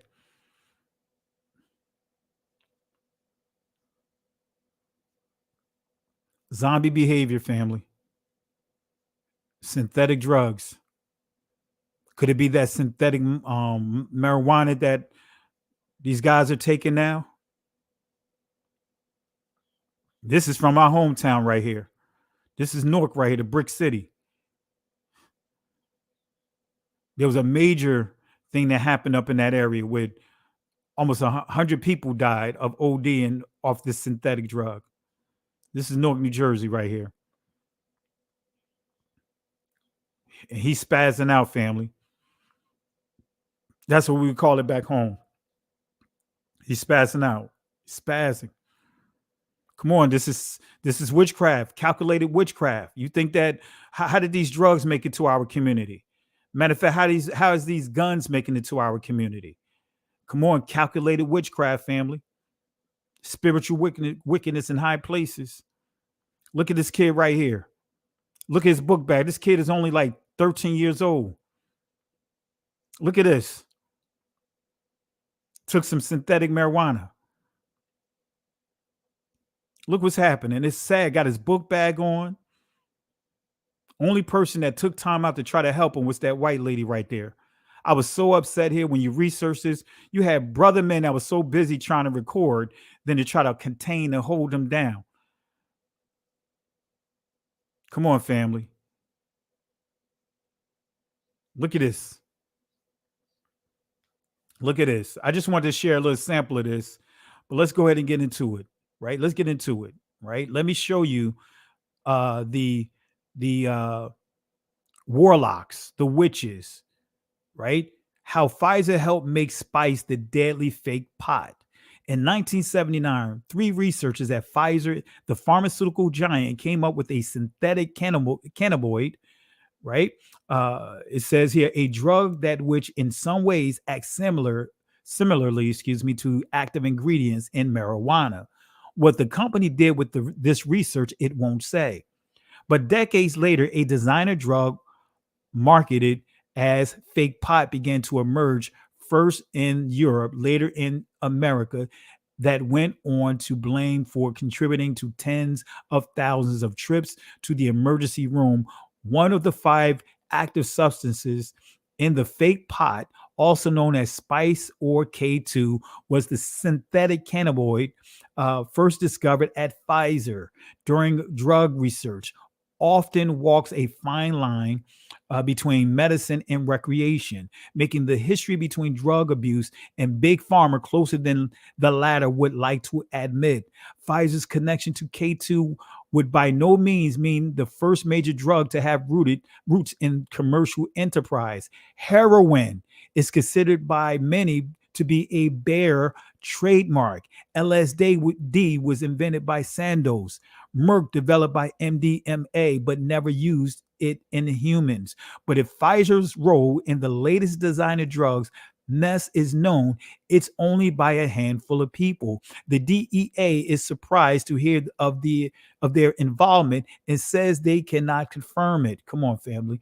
So the media. So we just dealt with witchcraft dealing with drugs, right? I'm not going to stop right there. Let's go ahead and continue on here. Media is a vital tool.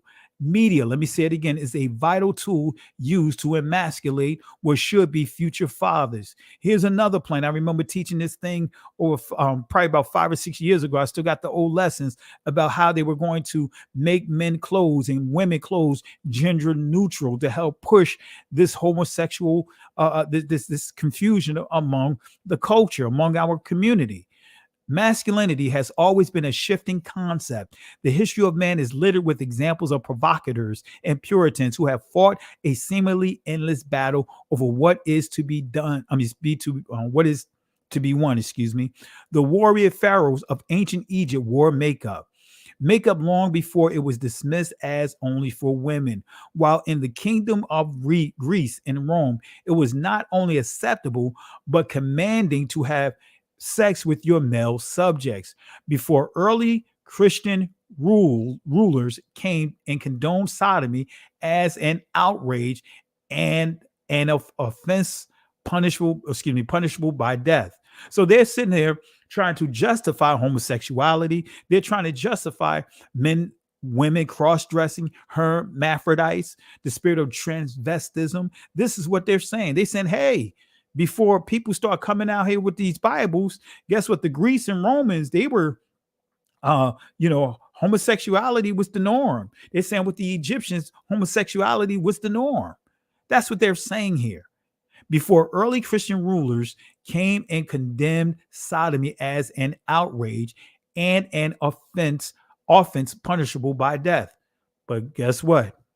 Right? You see Roman Catholics, you see the same behaviors, because when you start dealing with syncretism and all that, right? These people that went from being Romans and Greeks to Christians, they still brought over their homosexual problems. They still brought over those strongholds.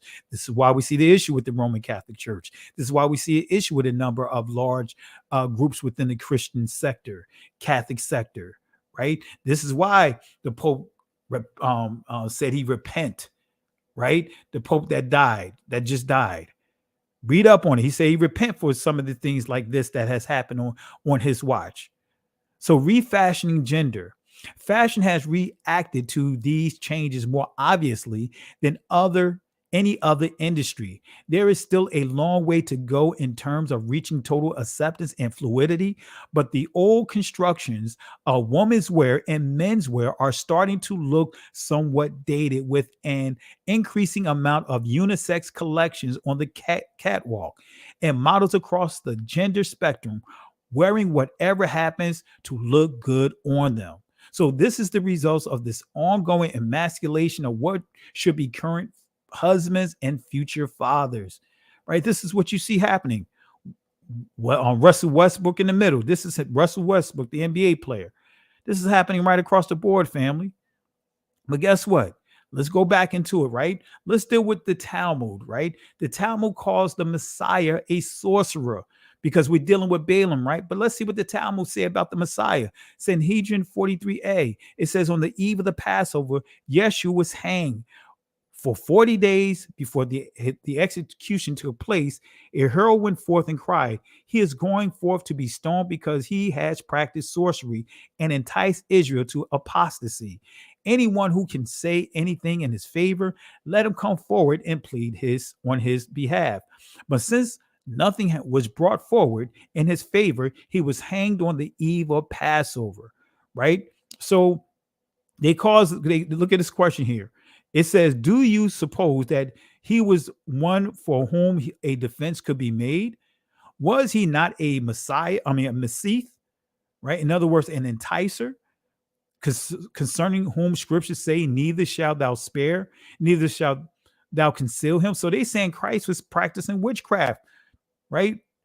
With Yeshua, however, it was different, for he was connected with the government. So now they're saying he was an agent. And I'm going to show you how this connects to what I'm going to show you after this, right? And it deals with disciples and all that. But let me show you here. The Talmud also referred to the Messiah as Balaam, as I pointed out. This is the Sanhedrin 106a. Balaam, also the son of Beor, the soothsayer. Did the children of Israel slay with the sword a soothsayer? But he was a prophet, Rabbi Jonathan said. At first he was a prophet, but subsequently a soothsayer, Rabbi Papa observed. This is what men say. She who was the descendant of princes and governors played the harlot with the carpenters. So this is referring to Miriam, saying that she played the prostitute, she played a harlot and was sleeping around with carpenters, right? And then when you look at the sub entry here, notice what it says here, right? Ship draggers, right? Hereford, Christianity in the Talmud, page 48 suggests that Balaam was frequently used in the Talmud as a type for Jesus.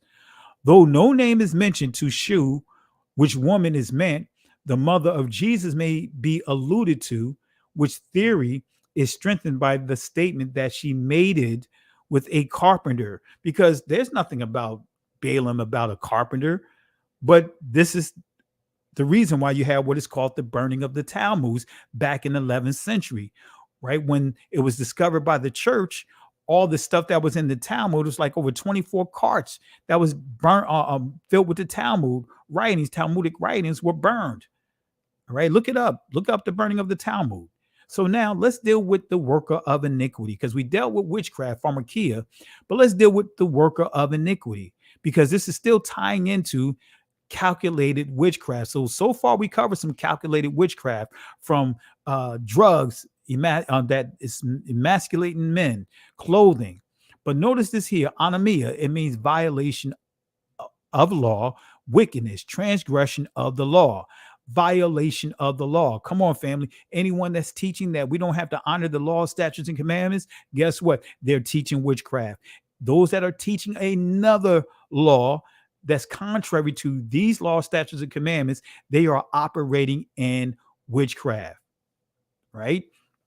So violation of the law. And then when we look at iniquity from a Hebraic perspective, awa, it means to crooked, to make crooked, pervert, perversely, do wickedly, do wrong. But here it is, to bend, twist, and distort. Distort what? The law, statutes, and commandments. Right? Now, we going in, family. Now, some of you guys probably remember this. I'm not going to go through it all. I just took a couple of notes from a different presentation when we was dealing with the son of perdition, right? Apostle Paul gave a key prophecy, family. 2 Thessalonians chapter 2, verse 2 and 3. We get into some deep stuff here. We can go deep. Get your life jackets, family.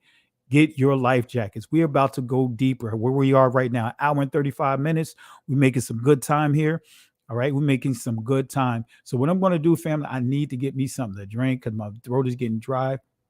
Let me go ahead and show a video here. I'm going to show a quick video here to give me enough time to run and get me something to drink. And I will be right back.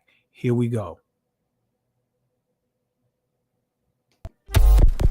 Finally, Wells comes face to face with the man he's been searching for. A new portrait of the common ancestor of every man today. Adam.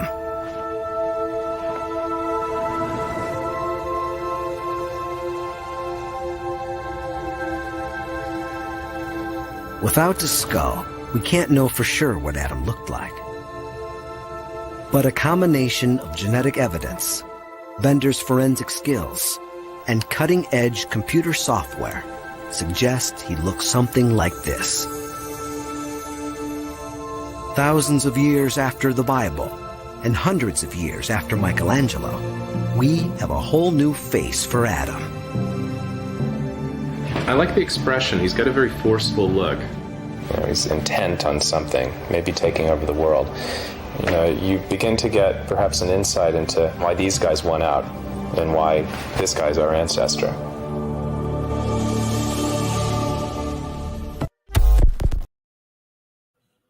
All right, family, let's go ahead and go in, hit the like and subscribe to the channel if you're not subscribed to the channel. And for those that would like to contribute to this work, let me go ahead and post it here. This is my Cash App.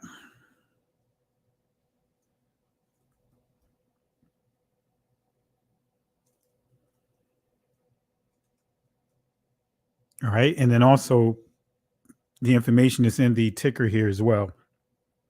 Right. So let me post this to pin this up here.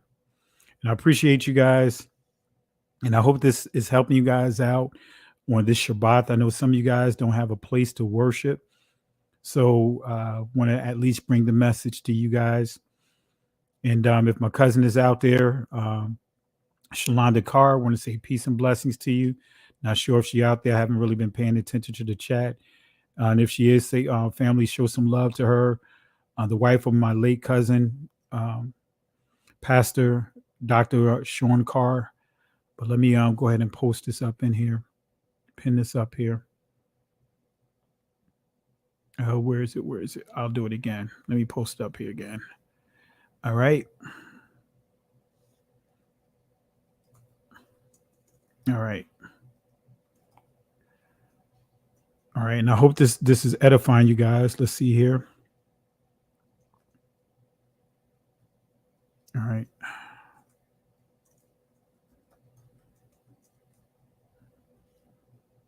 right, so we will pin this up here.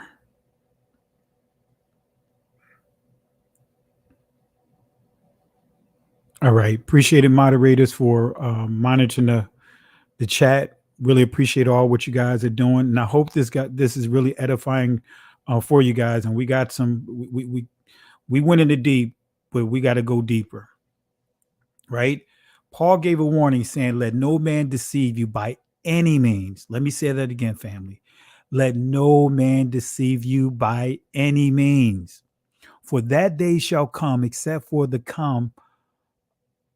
there come a falling away first, and the man of sin be revealed, the son of perdition, who opposes and exalteth himself above all that is called Elohim, or that is worship, so that he as Elohim sitteth in the temple of Elohim, showing himself that he is Elohim, right?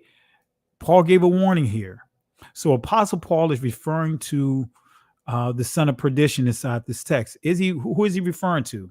Right? I gave the answer, but we're just going to walk through it for the sake of time. Who is the son of perdition, who oppose and exalt himself above all that is called the Most High, Yahweh, the Father, his Son, Ban Elohim, and the Holy Spirit, Rawak HaQuadash. Who is the son of perdition, who oppose and exalt himself above all that is called God, so to speak? This is Freemasons. You guys remember this is just a refresher. G-O-D, God, from Freemasons. Notice what it says here, and this is the source that I'm referencing. All right. G-O-D, the initials of Gomer Oz Dabar.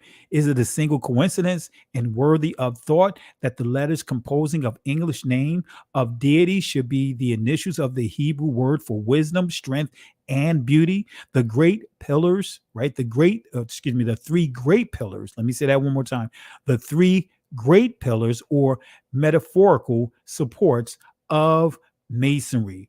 They seem to present almost the only reason that some can reconcile a Mason to the use of the initial G and its conspicuous suspension in the east of the lodge in the place of the delta, which is the female reproductive organ. That's also a Greek letter, but we'll get to that.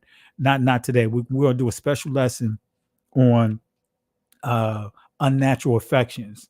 All right. The incidents seem to be more than an accident, right? So that letter G, this is what that letter G stands for, right?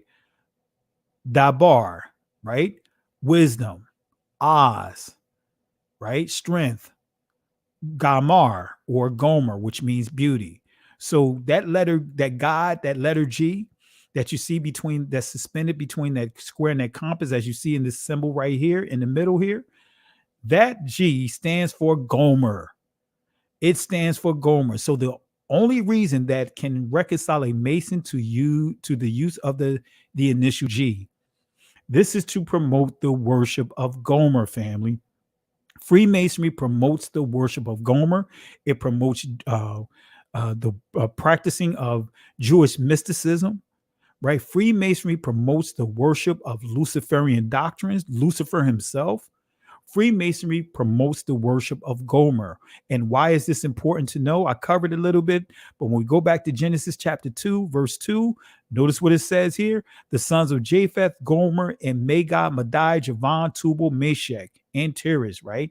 And the sons of Gomer, Ashkenaz. Now we could go into Ashkenaz and some of the other ones here, but you guys know this, right? I'm not going to go into the definition of Gomer, but why is this important to know, right? When we go to verse 5, it says, right, by these were the isles of the Gentiles, divided in their land, everyone after his tongues, after their families, their nations. So they have their own heritage, right? Gomer is the father of Ashkenaz, and 90% of the Jewish community is descendants of Ashkenaz.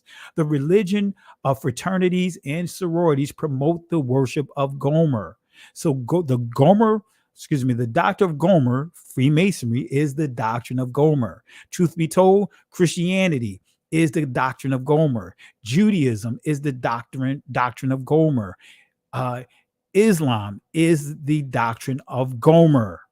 So when we go to Revelations chapter 2, verse 14 and 15, what is that doctrine of Gomer? To take it a step further, right? Lumping them all together. But I have a few things against thee, because thou hast there them that hold the doctrines of Balaam, who taught Balak. Remember, we're talking about Balaam, right? We started off with Balaam, but we see what Revelation is dealing with, because Balaam dealt with witchcraft. Balaam was a diviner. He was someone that dealt with sorcery. He was a warlock.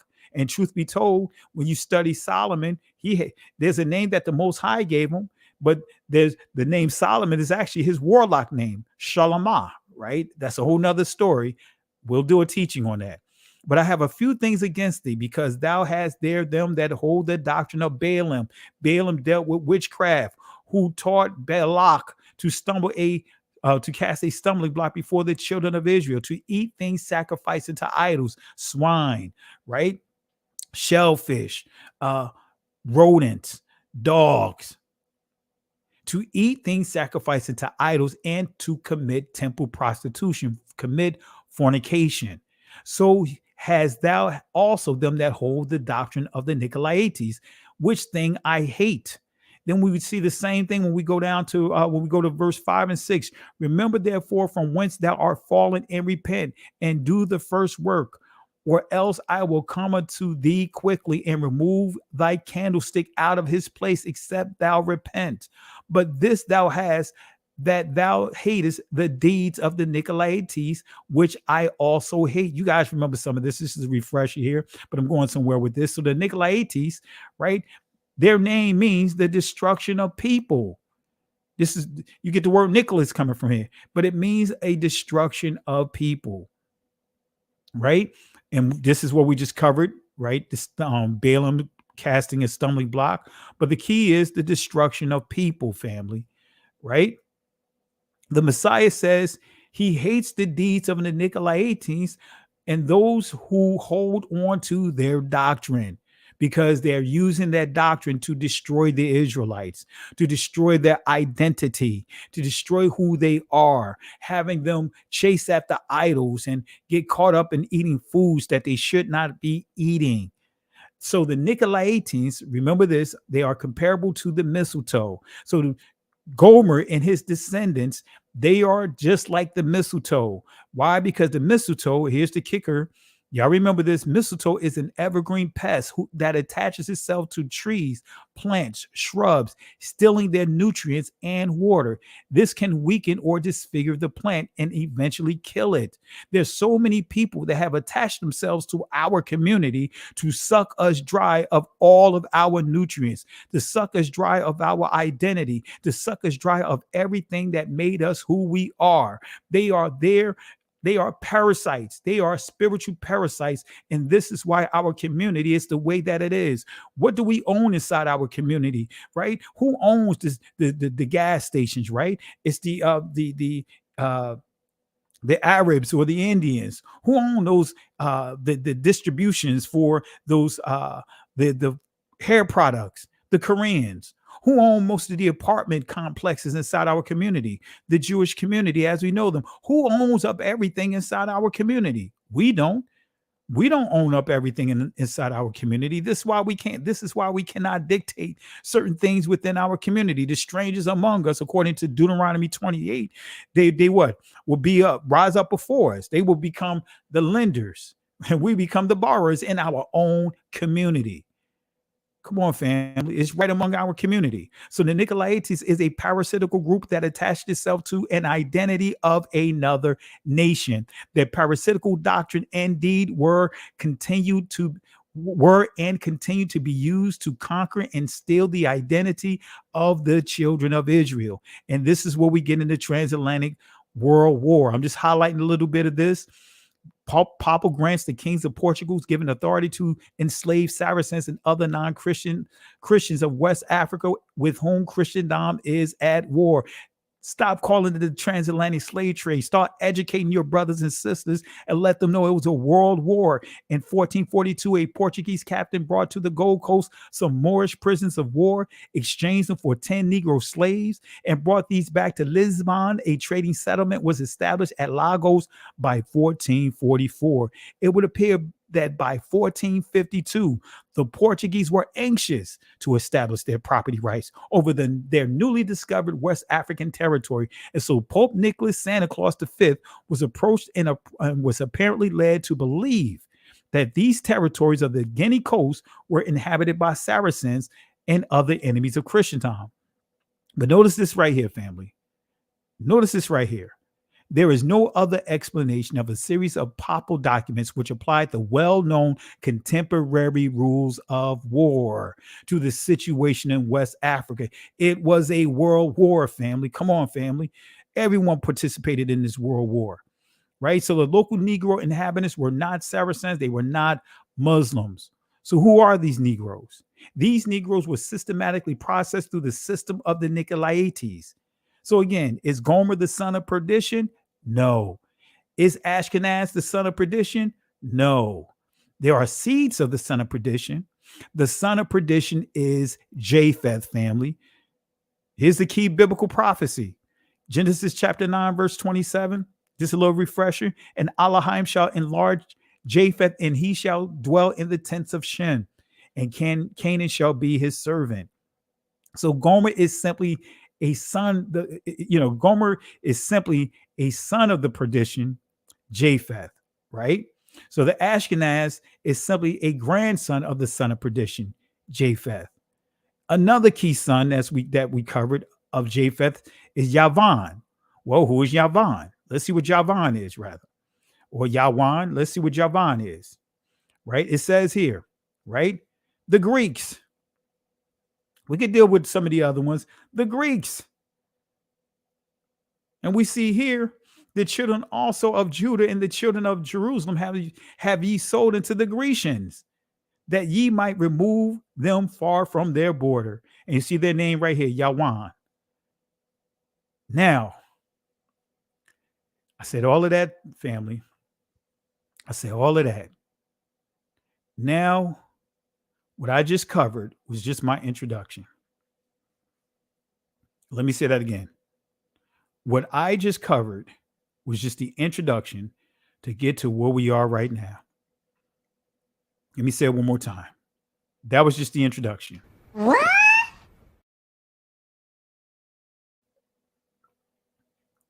Yes, that was the introduction. What? Let me say it one more time. That was just the introduction. What? Now let's get into the deep water. Let's get into the deep water. Let's get into the deep water here. Revelation chapter 13, verse 1. It says, it says here, and I stood upon the sand of the sea and saw a beast rise up out of the sea, having 7 heads and 10 horns, and upon his horns 10 crowns, and upon his head the name blasphemy. So again, having 7 heads, 10 horns, and upon his horns 10 crowns. His number one priority and reputation is blasphemy. Now let me add a slide here. It's a slide I want to add in here. Let me see if I can pull it up, because I want to explain something here real quick here. Deal with the number 10. I need to deal with that here. I need to deal with a particular letter, because this letter is important for you guys to understand. So when you see the number 10, right? So I'm going to put the number 10, which is the Yod. And I'm also going to show you the meaning of the 7th letter, which is Zion. Let me drop a couple of these links here. Let me see here. Where is it? Not necessarily links. Let me drop these 2 slides here in here, so that way I could break down these letters. So let's put the Yod in here. All right, first let's deal with the Zion. All right, let's see here. Where's my Yod? All right. All right, I'm almost there, family. All right, here we go. Here's the yod. Let's drop the yod in. All right. I know I'm covering a lot tonight, but the goal is to make sure you guys is full. You guys are full for the next few days. All right, let me put this in here. All right. So let's drop, I'm going to drop the yod and let's drop the Zion in here so that way we can break this down real quick so you guys can really understand the Zion and the yod. All right. So let's go ahead and back this up a little bit. I just dropped this in here. Hope you guys can see this. Let's drop this. Let's go back here. This is the Zion, right? Let me do something. One last thing here.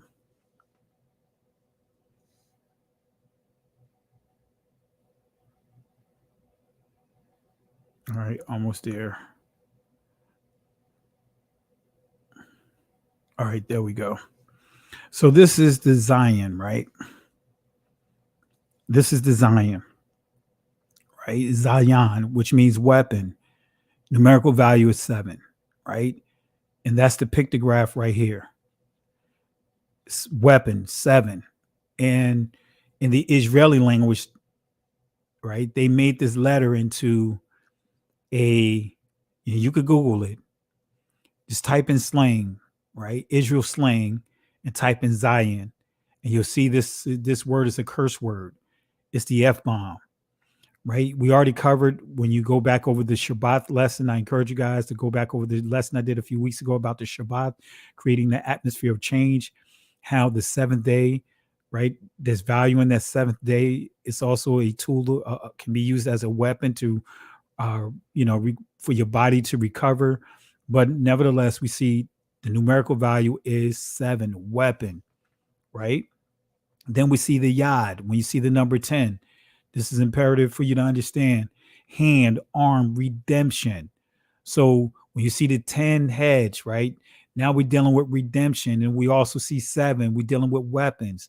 Numerical value is 10.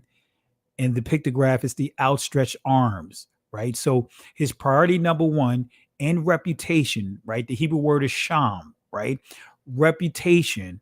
The Hebrew word for blasphemy is na'atzah. Israeli pronunciation is na'atz, right? But his number 1 priority and reputation is blasphemy. So we're dealing with that beast, right? And we're going to tie into who that beast really is, right? It means this: to scorn, abhor, blasphemy, contemn, despise, provoke, right? So we do know that this beast, that Revelation chapter 13, have a wicked spirit, right? Despise and doing everything to provoke. But who is this beast targeting? Who is this beast? Who is this beast? I'm going to break it down. Daniel warned about the agenda of the 4th beast, who had 10 horns and the 10 kings. Right here we saw the 10 crowns, but to really understand that text, you have to go to Daniel chapter 7, verse 23. Now we're really gonna peel the fat off of this, like my grandmother would say. Verse 23, Daniel chapter 7. And he said, the 4th beast shall be the 4th kingdom upon the earth, which shall be diverse. Shana'ah. Let me say that again. Thus he said, the 4th beast shall be the 4th kingdom upon the earth, which shall be diverse from all kingdoms, and shall devour the whole earth, and shall tread it down and break it in pieces. Family, pay attention to this prophecy. Pay attention to this prophecy, right? Which shall be diverse. Let's go back here. This 4th beast shall be diverse. Shana'ai, from all kingdoms. Well, what makes this beast diverse? Let's see what the Hebrew definition of diverse, what it means. It says to alter, change. So this beast is going to have the abilities of being able to alter things, to change things. Oh, let me say that again.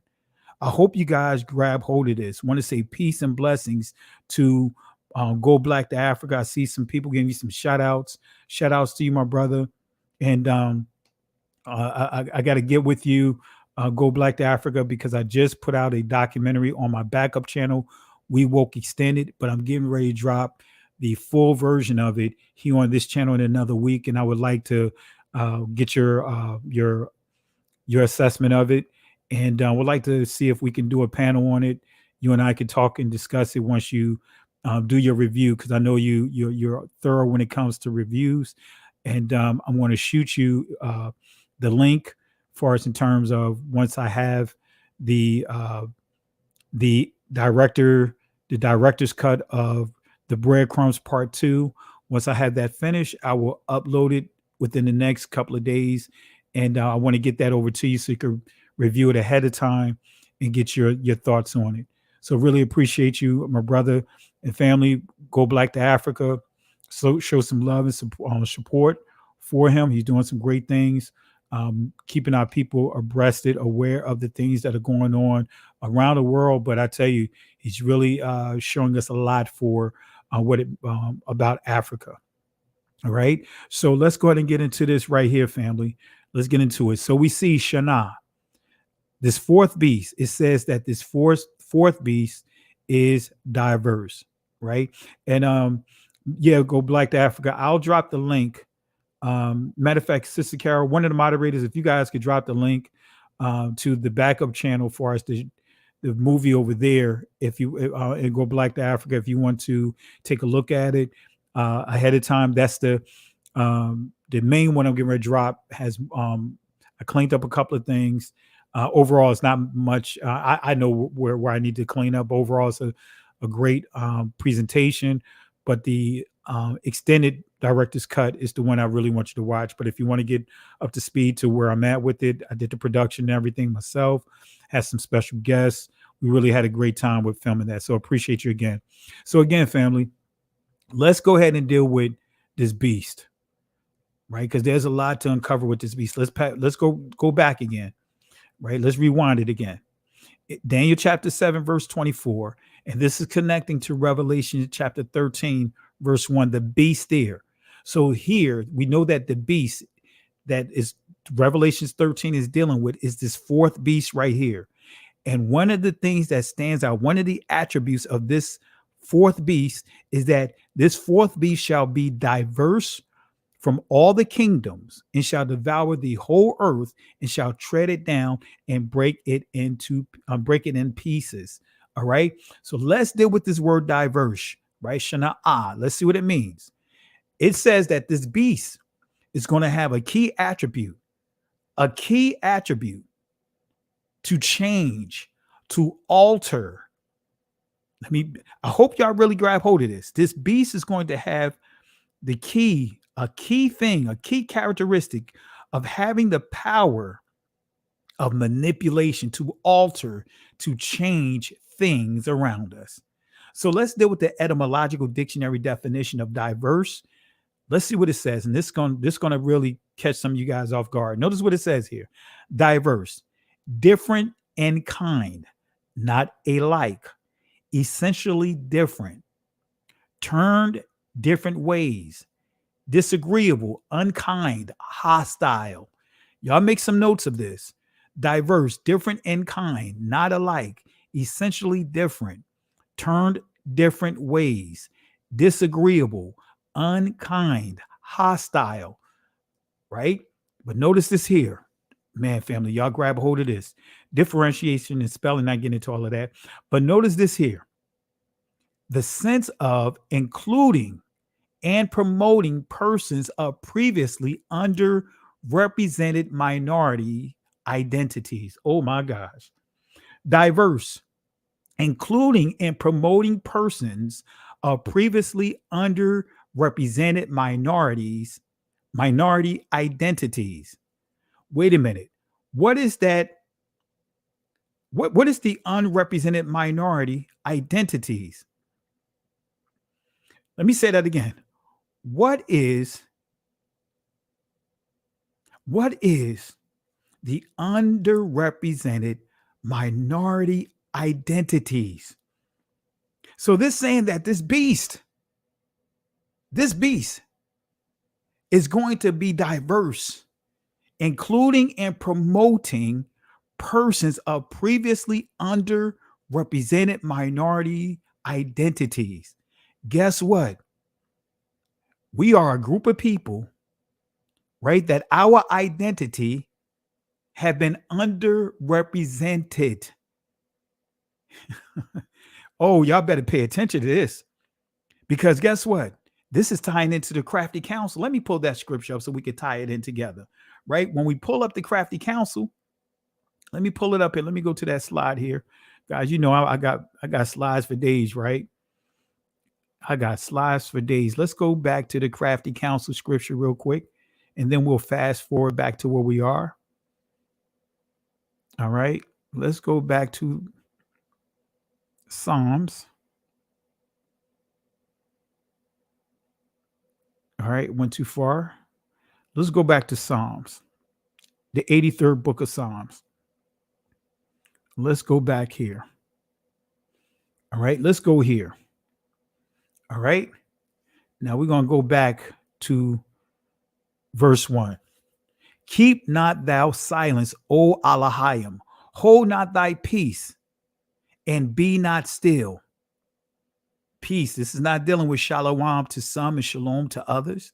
This is not dealing with it is well. This is saying, do not be quiet, because the Hebrew phrase karash nak, which means peace, transliterates to peace, be still. But he's saying, don't be still. Don't be quiet, right? Do not be still. We need you to move, O Elohim, for lo, the enemies make a tumult. In other words, the Hebrew word is hamah. In other words, a war cry. And they that hate thee have lifted up the head, Ra'ash. They have taken crafty counsel against thy people and consulted against thy hidden ones. We are that minority, right? The hidden ones, crafty counsel against thy hidden ones. They have said, come, let us cut them off from being a nation, land, family, and tongues, that the name of Israel may be no more in remembrance. Oh, now y'all see how that word diverse really means, and you can see a visual with that, how it relates to us. The crafty counsel, to make sure that we don't remember who we are. Sham means reputation. It means glory. To make sure that we don't understand who we are. We don't understand our reputation. We don't have a clue about what it is. So when we get back to here, right, including and promoting persons of previously underrepresented minority identities. So it's saying this beast, that's the attribute of this beast, a key attribute of this beast, including and promoting persons of previously underrepresented minorities. I told you I was going into the deep. I set you up here. Calculated witchcraft. Who is this beast? Who is this beast? Who is this beast that will operate under the spirit of altering, changing, and manipulation? Who is this beast that will operate under this spirit, this attribute of altering, changing, and manipulation? Who is this beast that will operate under the spirit of altering, changing, which includes and promoting persons of previously underrepresented minority identities? Who is this beast? Who is this beast, family? Who is this beast? I'm going somewhere with this, right? Diverse, right? Additionally, this is a tweet from Jonathan Greenblatt. He says this: additionally, Whoopi's comments show a complete lack of awareness of the multi-ethnic, multiracial makeup of the Jewish community. She needs to apologize immediately and actually commit to educating herself on the true nature of anti-Semitism.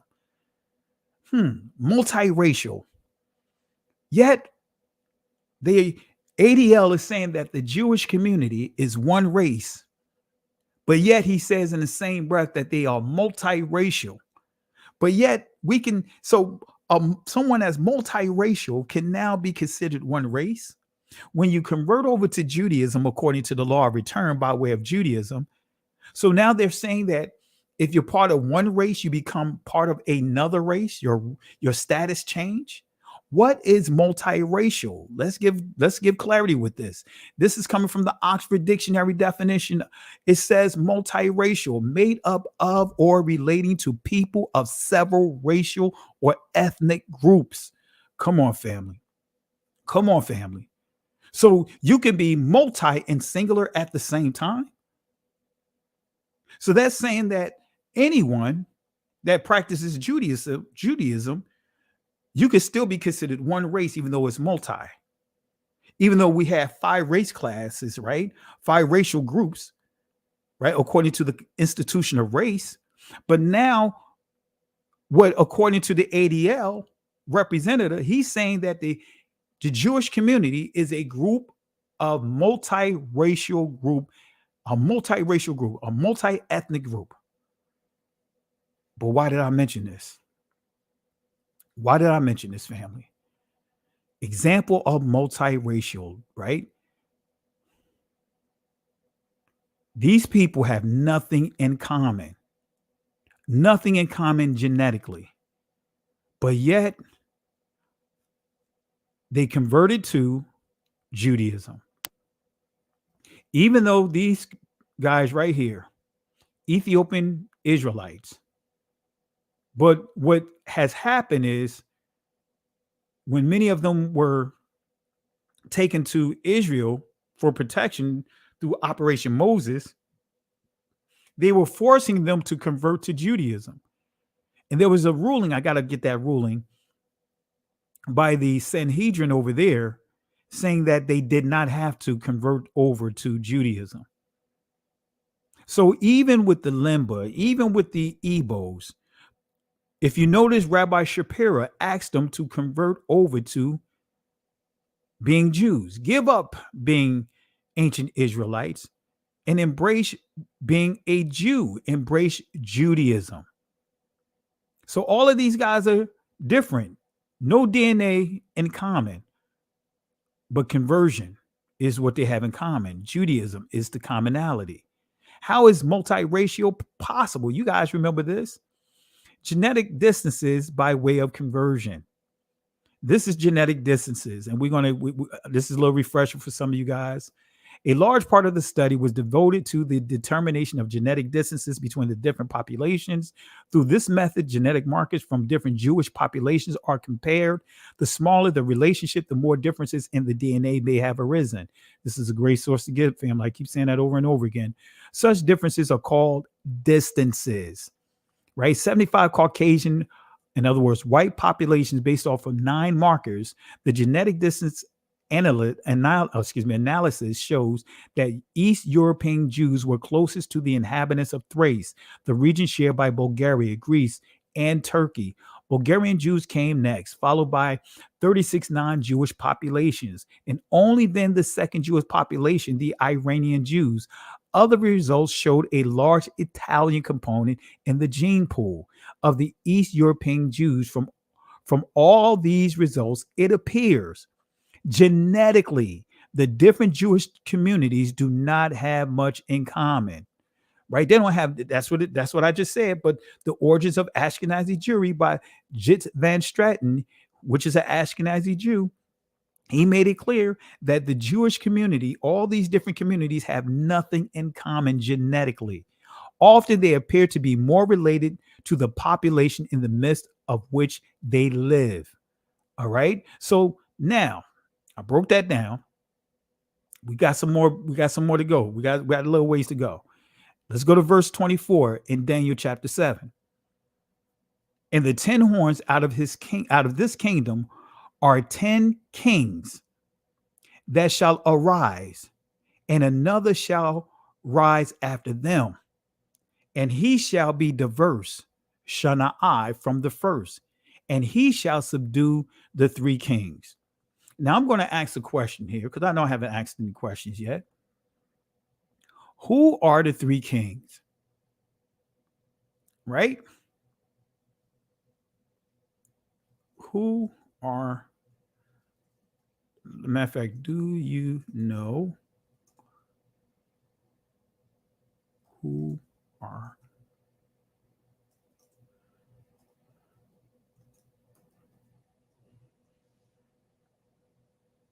all right?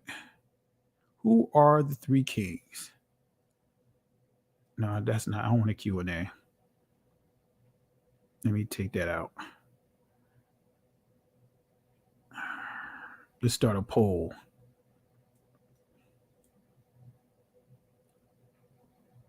All right. So let me ask you this question here. Or let me add an additional option. All right. Do you guys know who the three kings are? Right? If you know it, hit yes. If you don't know it, click no. Right? If you're just not sure, select that. We just want to take a poll here. Right? We got something that I want to show you here.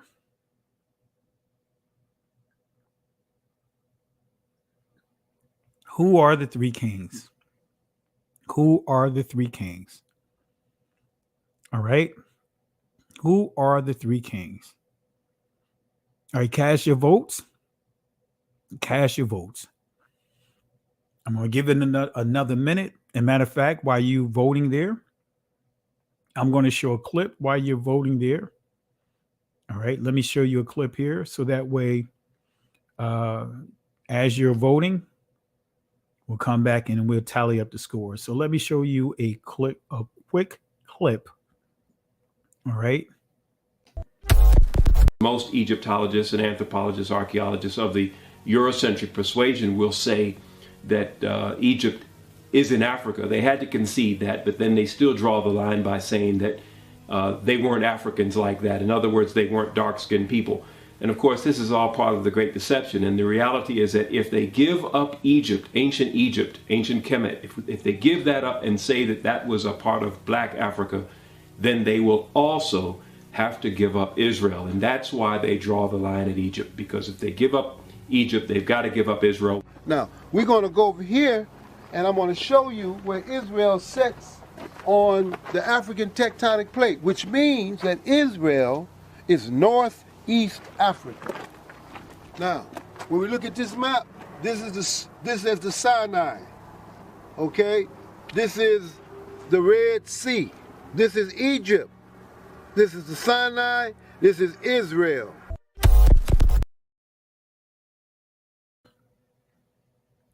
All right.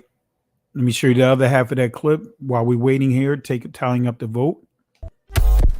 All right, this is Saudi Arabia over here. Now, if you see this in Hebrew, it says Haluach Afrikani, the African plate. Here it is right here. Israel is sitting right here. Israel is sitting on the Haluach Afrikani, which means that Israel is northeast Africa. Without question, we are in northeast Africa. We are landlocked to Egypt, with the exception of the Suez Canal, which was a man-made ditch, a boundary now between, in fact, it's not even really a boundary anymore since Egypt has reclaimed the Sinai Peninsula. But nevertheless, even those of us who are Pan-Africanists in our thinking and Afrocentric, we forget and we leave off that portion of northeast Africa and don't want to claim anything beyond that. Europeans classified this area as a Middle East, you know, and then since this the Middle East, the other question, where the Middle West, where the Middle North, and where the Middle South? They don't have no geographical terms like that.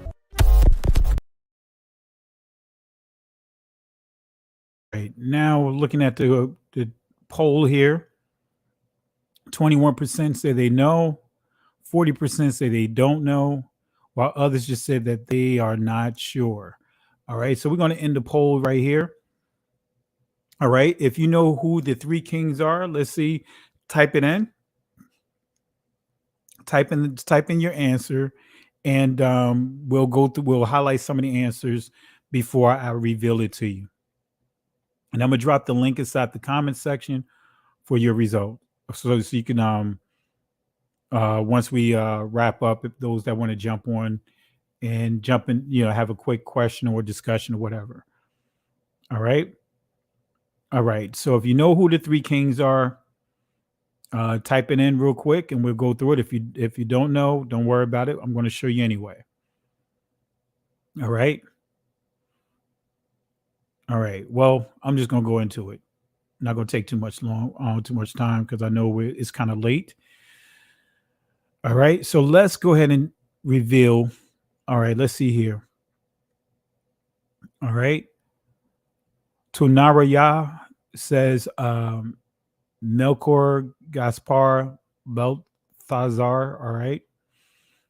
Let's see who else do we have here. All right. The Vandals, Haruli and Ostrogoth. Okay. Abraham, Isaac, Jacob. All right. Bithiah, Yah, Bat Yah, Israel. U.S., Rome, Spain. Okay. Let's see here. All right. Vatican, Arabs, Khazarians. Okay. Let's see here. Rome, Greece, Egypt, U.S., Spain. Okay. All right. My brother, Go Black to Africa. Yeah, y'all need to go visit Dimona, Israel, and meet these brothers. Yeah, I met some of them up in New York. They're really some really good brothers. They're really some good brothers. But yeah, need to travel over to see these brothers. Appreciate you, my brother, and all the work that the labor that you're putting in. Really appreciate it. Let's see here. All right. We'll take a couple more. France, Spain by Brother Straight. Let me see. Let's see. Strictly that. Who else do we have here? Daniel Floyd, Iraq, Egypt, Libya. All right. Dink Friesen, Saul, David, Solomon. A couple more. Yah's son, Babylon, Persian, Greek. All right. So let's see here. Don. Let's see here. The Harlot, EU, 10 crowns, 13 lines, global financial. All right. All right. So let me go ahead and answer this question. All right. America, Russia, China. All right. Let's see here. C. Brooks 16. Rome, Greece, Egypt, US, UK. And C. Brooks, reach out to me offline because if I recall that you work in the music you play some instruments, and I want to get with you, see if you are interested in some of your work on a project that I'm working on. So feel free to reach out. I'm working on part 3, the conclusion to the road to Savannah, and I'm trying to put some see if I could get some original work that can help promote and broadcast artists that have independent artists. So feel free to reach out to me via email to let me know. All right. So who else we have here again? And we're going to get into it. We're going to answer the question. America, Russia, China. All right. So let's go ahead and answer this question. Let's go and answer this question. Let's answer this question. Who are the three kings? Now, this is going to surprise a lot of you guys. And he shall subdue 3 kings. Let me show you who the 3 kings are. First, let's deal with the Hebrew word, the Hebrew definition of subdue. This is what he's going to do to the 3 kings, right? Shafel, right? And the Israeli, Shapal, in the ancient Hebrew. That's the pronunciation of the word. But it says to depress or sink, to humiliate, bring down, cast down, put down, bring, right? Bring, be lay, right? Make, put, right? Or be lower, right? Bring lower, lay lower, make lower, put lower. And then the sub entry we see here, entry number 1, rather, we see to be or become low, sink, be humbled, be abased. So this kingdom is going to cast down the three kings. But we need to know who the three kings are. Let me show you. Who is this diverse beast who shall subdue the three kings? Before we deal with that beast, but let me show you who the three kings.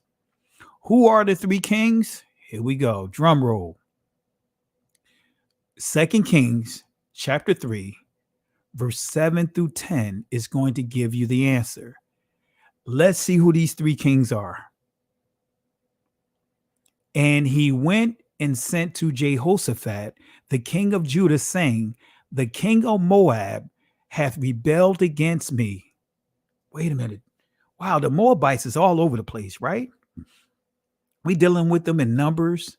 We dealt with them in Nehemiah, right? The king of Moab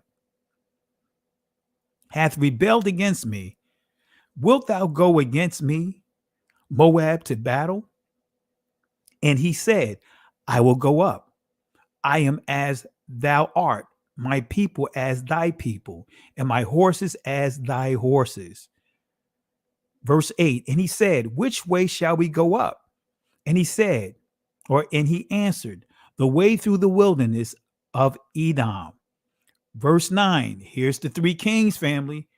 So the king of Israel went, the king of Judah went, right? So the king of Israel went, and the king of Judah, and the king of Edom, and they fetched a compass of 7 days' journey, and there was no water for the host and for the cattle that follow them. Verse 10, and the king of Israel said, alas, that Yahweh hath called these three kings together to deliver them into the hands of Moab.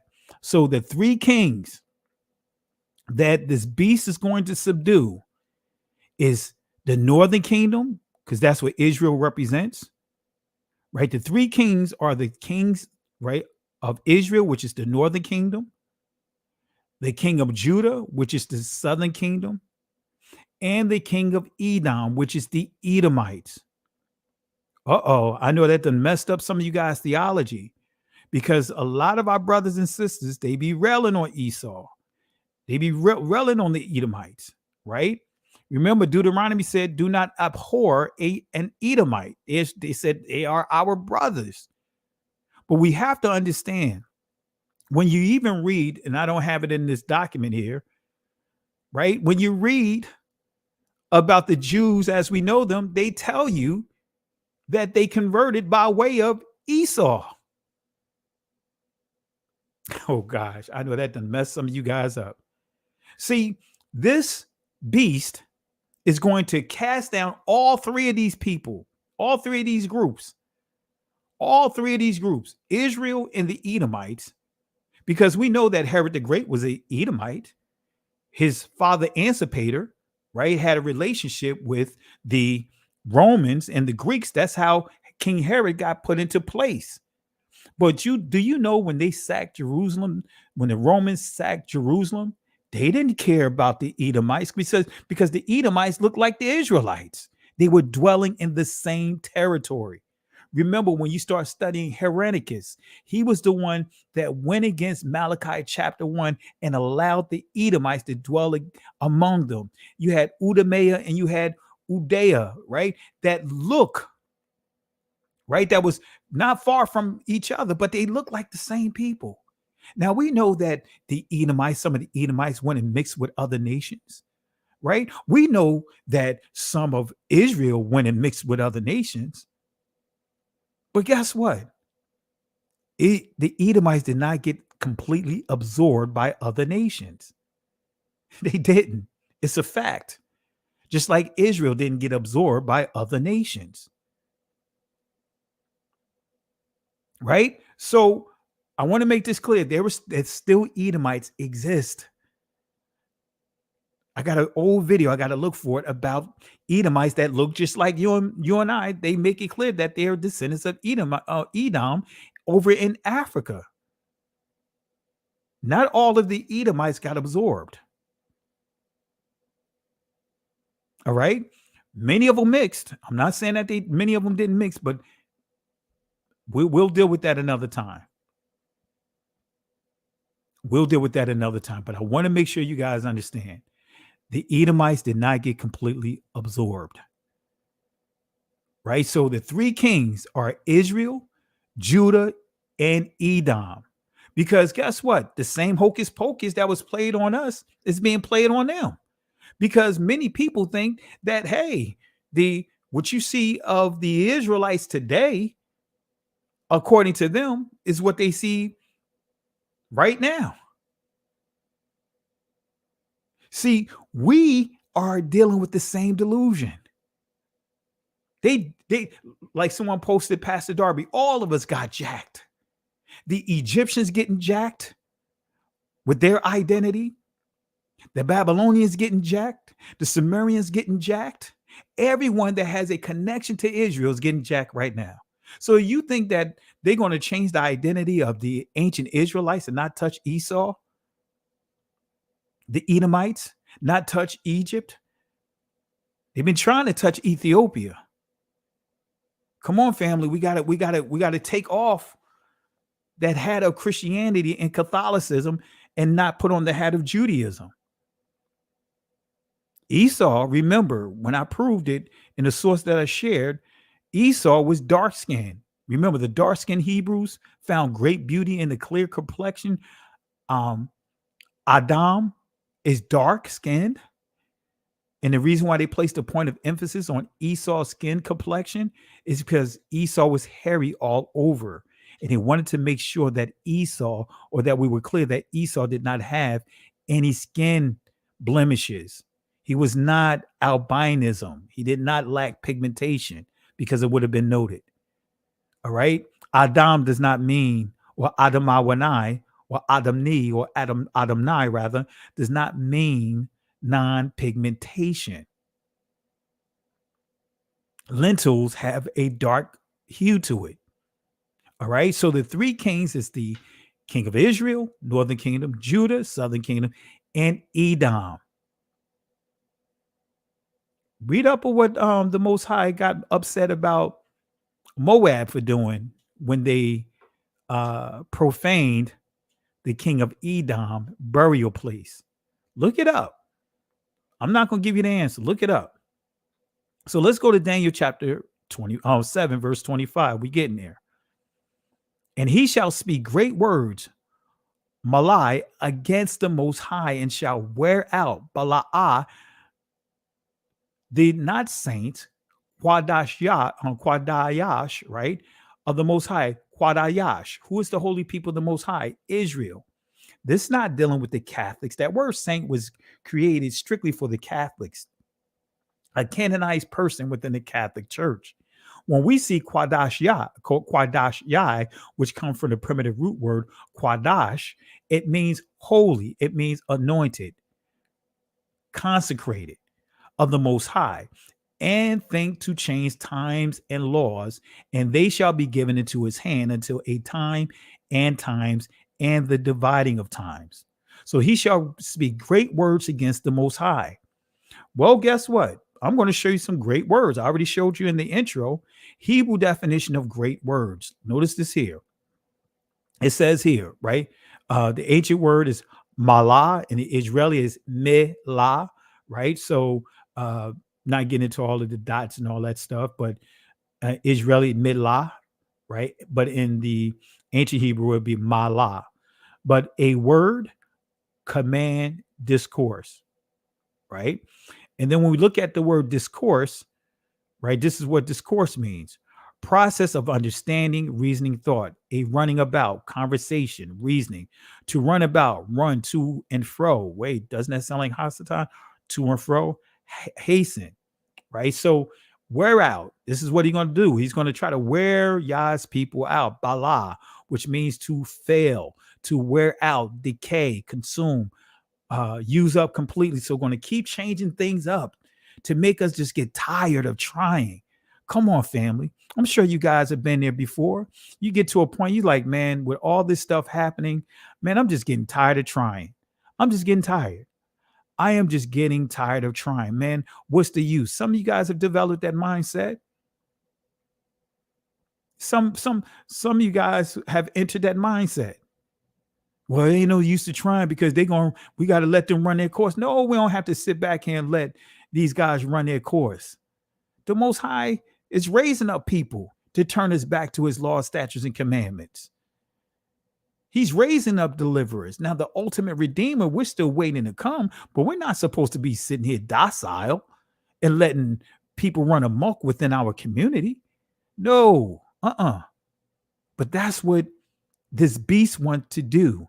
This fourth beast want to change times and laws to wear out Yah's people. See, most of you guys, when you deal with times and laws, you keep focusing on the Shabbat.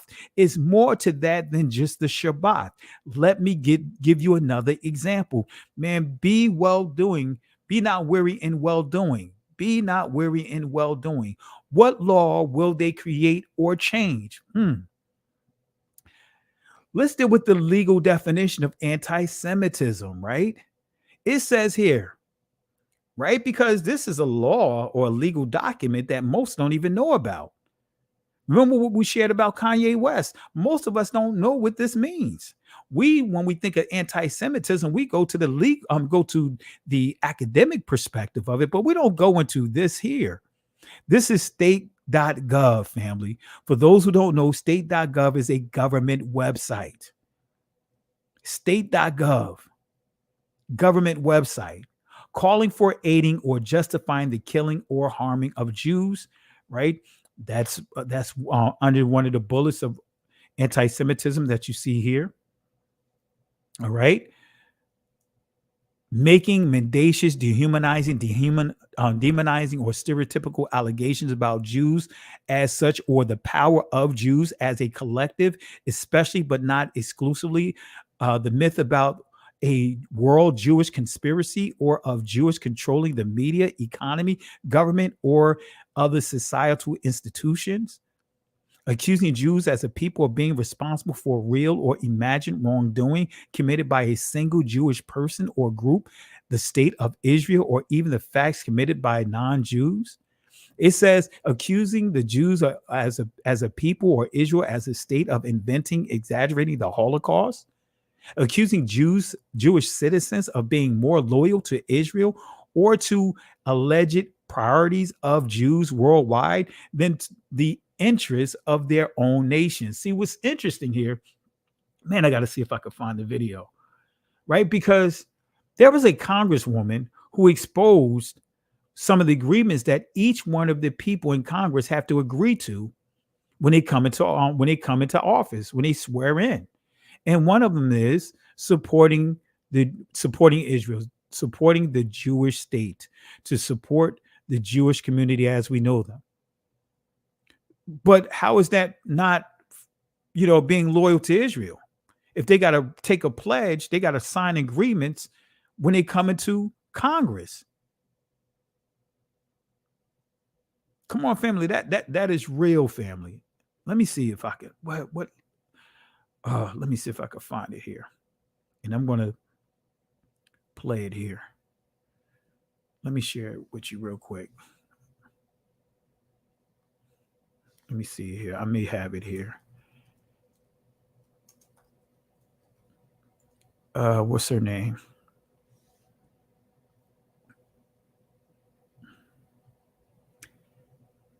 I think this is it right here.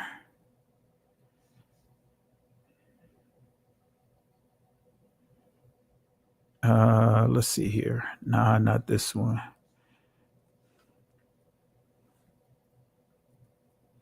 Let me see if it's this one. If I can download it, I think I may have it embedded in one of my presentations. If I could download it, I'll play it for you guys. Bear with me 1 second. I'm trying to see if it's in this one, because I have it. I can't remember her name, but she really exposed. And needless to say, she only served one term. Let's see here.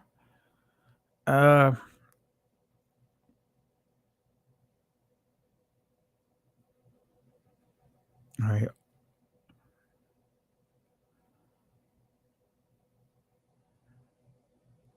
Let's see here.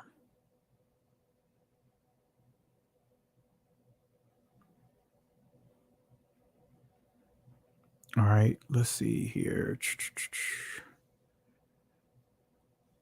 Nah, this is not what I want. Let me open up another one. If not, we'll just save it for the next live we do. Let me close this out as well because I want to take up my resources here. Let me see if I can try one more file. Let me close that out. Bear with me 1 second, family. I'm just trying to find. That's not in that one. We almost finished here. Let's see here.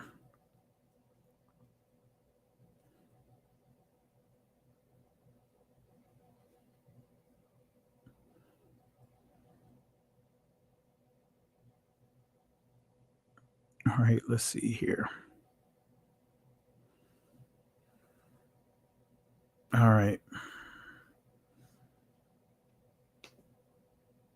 All right, let me open up one more file. If not, family, we're gonna have to just call it a wrap with that one, and I'll just show it another time. But there's a congresswoman who exposed the agenda.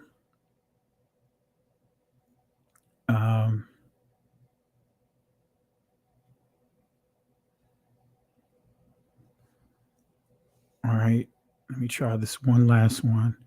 I think it's this one right here. If not, we'll forget it. Excuse me. I thought it was the identity theft part too.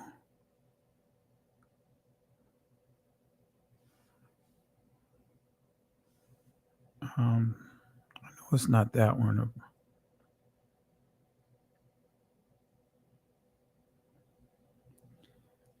I could have sworn it was that. All right, I'll try one more time. I know it's not these older ones.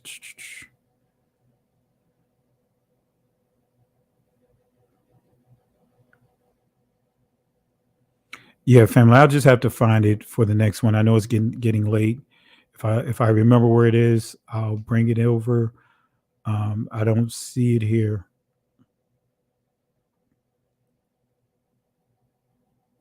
Let me try this one last file. If not, we'll call it a wrap. I think I see one here. Is that a template? Yeah, that's a template. That's not what I was looking for.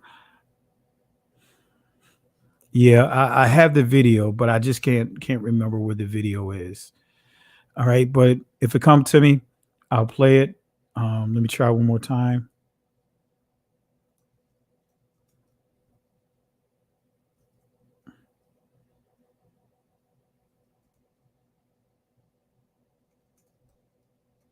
All right, let me try this one more. I think I may have found it.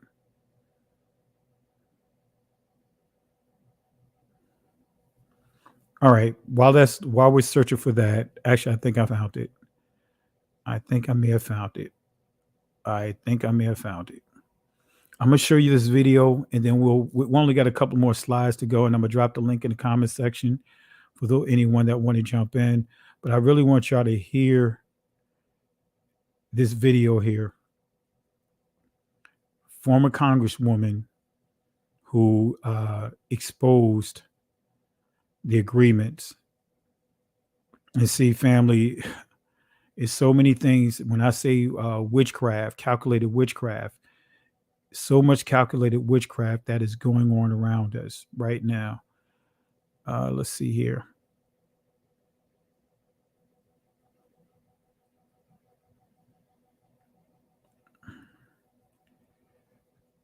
Oh, I thought it was this one. It's not that one. All right. I thought it was that one, family. Let me try one more.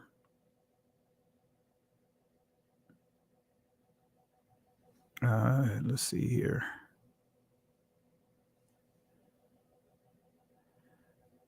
think it's in this one. Oh, that's a template. Yeah. I have to look for it, family. I don't want to waste too much time. I'll try one more file. If not, we'll go to another one. I mean, we'll continue on. But I thought I had it here. I really thought I had it here. Man, I could have sworn I had it. No, it's definitely not this one.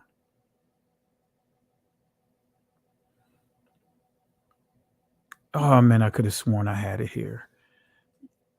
Yeah, I'll just have to look for it, family. And yeah. Man, I thought I had it.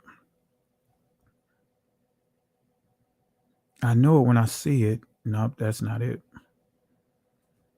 All right, let's go ahead and get into it, family. I don't want to hold you guys too much longer than what I need to. I'll just have to look for it, and we'll have it for the next one. But let's go ahead and get into it. All right, let's go ahead and finish this up. All right, so accusing Jewish citizens of being more loyal to Israel or to alleged priorities. Matter of fact, let me Google it real quick.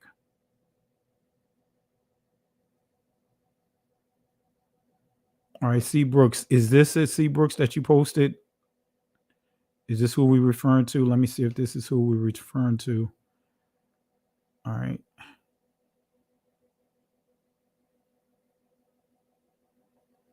All right, C. Brooks. If this is the link that you posted here.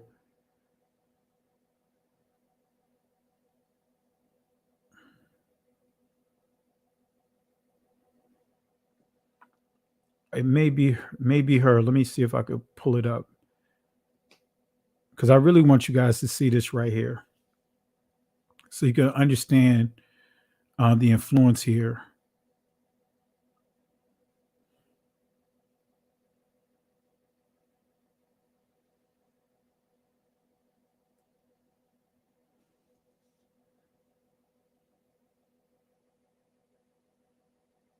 No, it's not. It's not her. I know it's not her. It's not her. It's an older congresswoman. She was an older lady. Yeah, I have to look it up. All right. Well, we'll disregard. We won't keep wasting any more time looking her up. So yeah. All right. So that's what they say here. Accusing Jewish citizens of being more loyal to Israel. Someone else posted a comment. Carolyn. Let's see.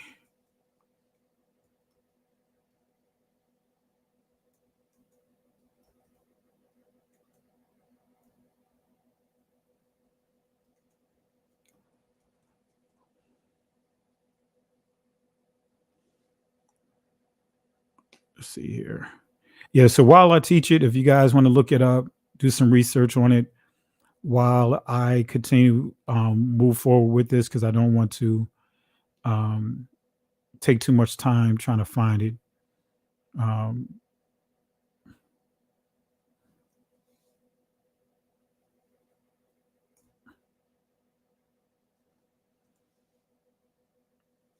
Because I know it's there. I just can't remember her name. I downloaded the video and everything. But anyway, let's go ahead and continue. If you guys come across it, in the end, we'll go back over it, but I don't want to waste too much time. But these are some of the things: accusing Jewish citizens of being more loyal to Israel or to alleged priorities of Jews worldwide than to the interests of their own nations.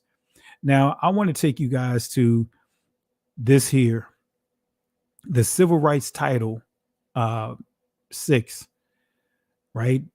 What just came down the pipe. And thank you for someone forwarded this to me. I don't have the information in front of me, but forwarded this to me, brought this to my attention about the Civil Rights Title 6. And look at this here, family, right? See, dealing with calculated witchcraft. But notice what it says here. U.S. Department of Education, when I say calculated witchcraft, signing laws into place that we don't even have a clue about what's going on. I just believe that the civil rights, man, that was a Trojan horse for our people, because everyone else with different agendas are using what many in our community have, have been pumping their chests out with. I don't believe that this is what Martin Luther King intended for civil rights to be. I believe he was really focusing on his own people. But notice this here. Yesterday, the U.S. Department of Education Office for Civil Rights released a fact sheet protecting students from discrimination based on shared ancestry or ethnic characteristics. Wait a minute. Do you guys see what's happening here? They are putting things in place to protect, right? Basically, multi-ethnic, multiracial groups. Let me say that again. They are putting items in place and they're using the educational system to push this agenda.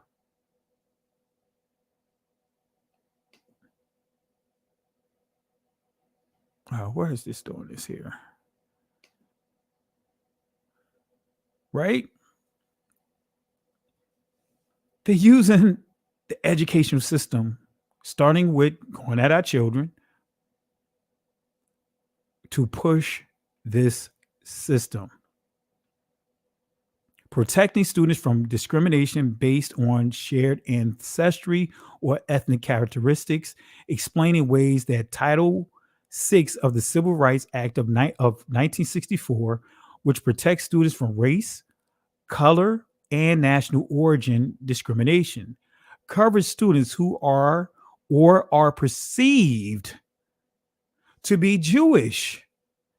Wait a minute, but according to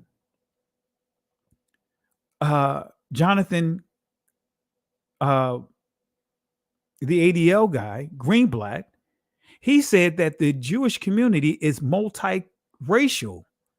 So made up with a number of people with different races and different ethnics. So who are perceived to be Jewish, Christian, Muslim, Sikh, or however you want to pronounce it, Hindu, Buddhist. But look who's being put right at the forefront. I want to see some statistics because we know the ADL CEO has been misrepresenting the numbers. He stated that the situation in Jersey City, he tried to say those guys were connected to a camp, which the attorney made it clear that they weren't. Tried to point the fingers at our group being anti-Semitic, taking out actions against them. He also brought up about a rabbi or a Jewish guy being shot with a BB gun, and come to find out it was a Jewish guy that did it. But he, in the ADL on the Breakfast Club, was pointing the fingers at our community. I want to see these numbers. I'm going to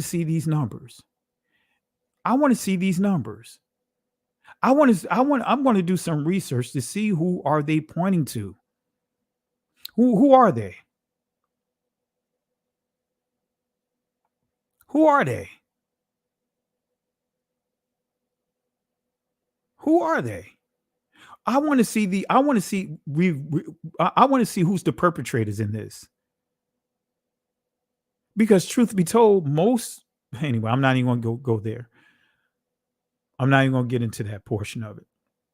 But the rise in reports of anti-Semitic incidents, including at schools, underscore the critical importance of addressing discrimination based on shared ancestry. Wait a minute, shared, that's multiracial. Shared ancestry or ethnic characteristics. Wait a minute. So this is them promoting that the Jewish community is a race, even though according to the Supreme Court, the Jewish community in this country are identified as being Caucasians. So for decades, OCR has investigated and resolved complaints of discrimination and harassment based on a student's shared, this is basically saying mixed race or ethnic characteristics. That's a glorified term by saying mixed race. Right? So anyone that falls up under these Jewish, Christians, Muslims, and all this other stuff, mixed races, They're identifying Jewish mixed race, Christians mixed race, Muslim mixed race, Sikh or Sikh mixed race, Hindu mixed race, Buddhist. That's what they're saying here. Or of other religious groups. Look at the protection. They started at the educational level. Right? Man, the civil rights, man, we got hustled, family. We've been bamboozled. Here it is, our people. We talk about the Willie Lynch letter, right? There's two key words that's in the Willie Lynch letter. That's uncivilized and civilized, right? And the Negro, the uncivilized Negro, right, is that person who did not want to succumb to slavery. He fought against the system. The civilized Negro was the ones that embraced the system. Those that have been buck broken. That's what it means, right? As far as the Willie Lynch letter was all about. So when we fought to be for civil rights, that is saying that we're fighting so that way you won't refer to us as being barbarians, and we want to become citizens of what is the level or what has been established as the criteria of being civilized. Let me just pull up do a quick Google and do the etymology of civil.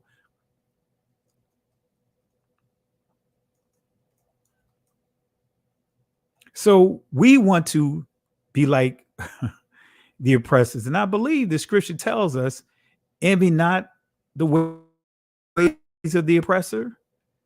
So when you see the word civil, it says meaning not barbarous, civilized, is from 1550s, relating to the Commonwealth as secularly organized, relating to the citizen in his relation to the Commonwealth or to the fellow citizens, right? So when you look at that, the sense of polite, right? Courtesy, courteous is the more commonly said of superiors, civil of inferiors, since it implies or suggests the possibility of incivility or rudeness.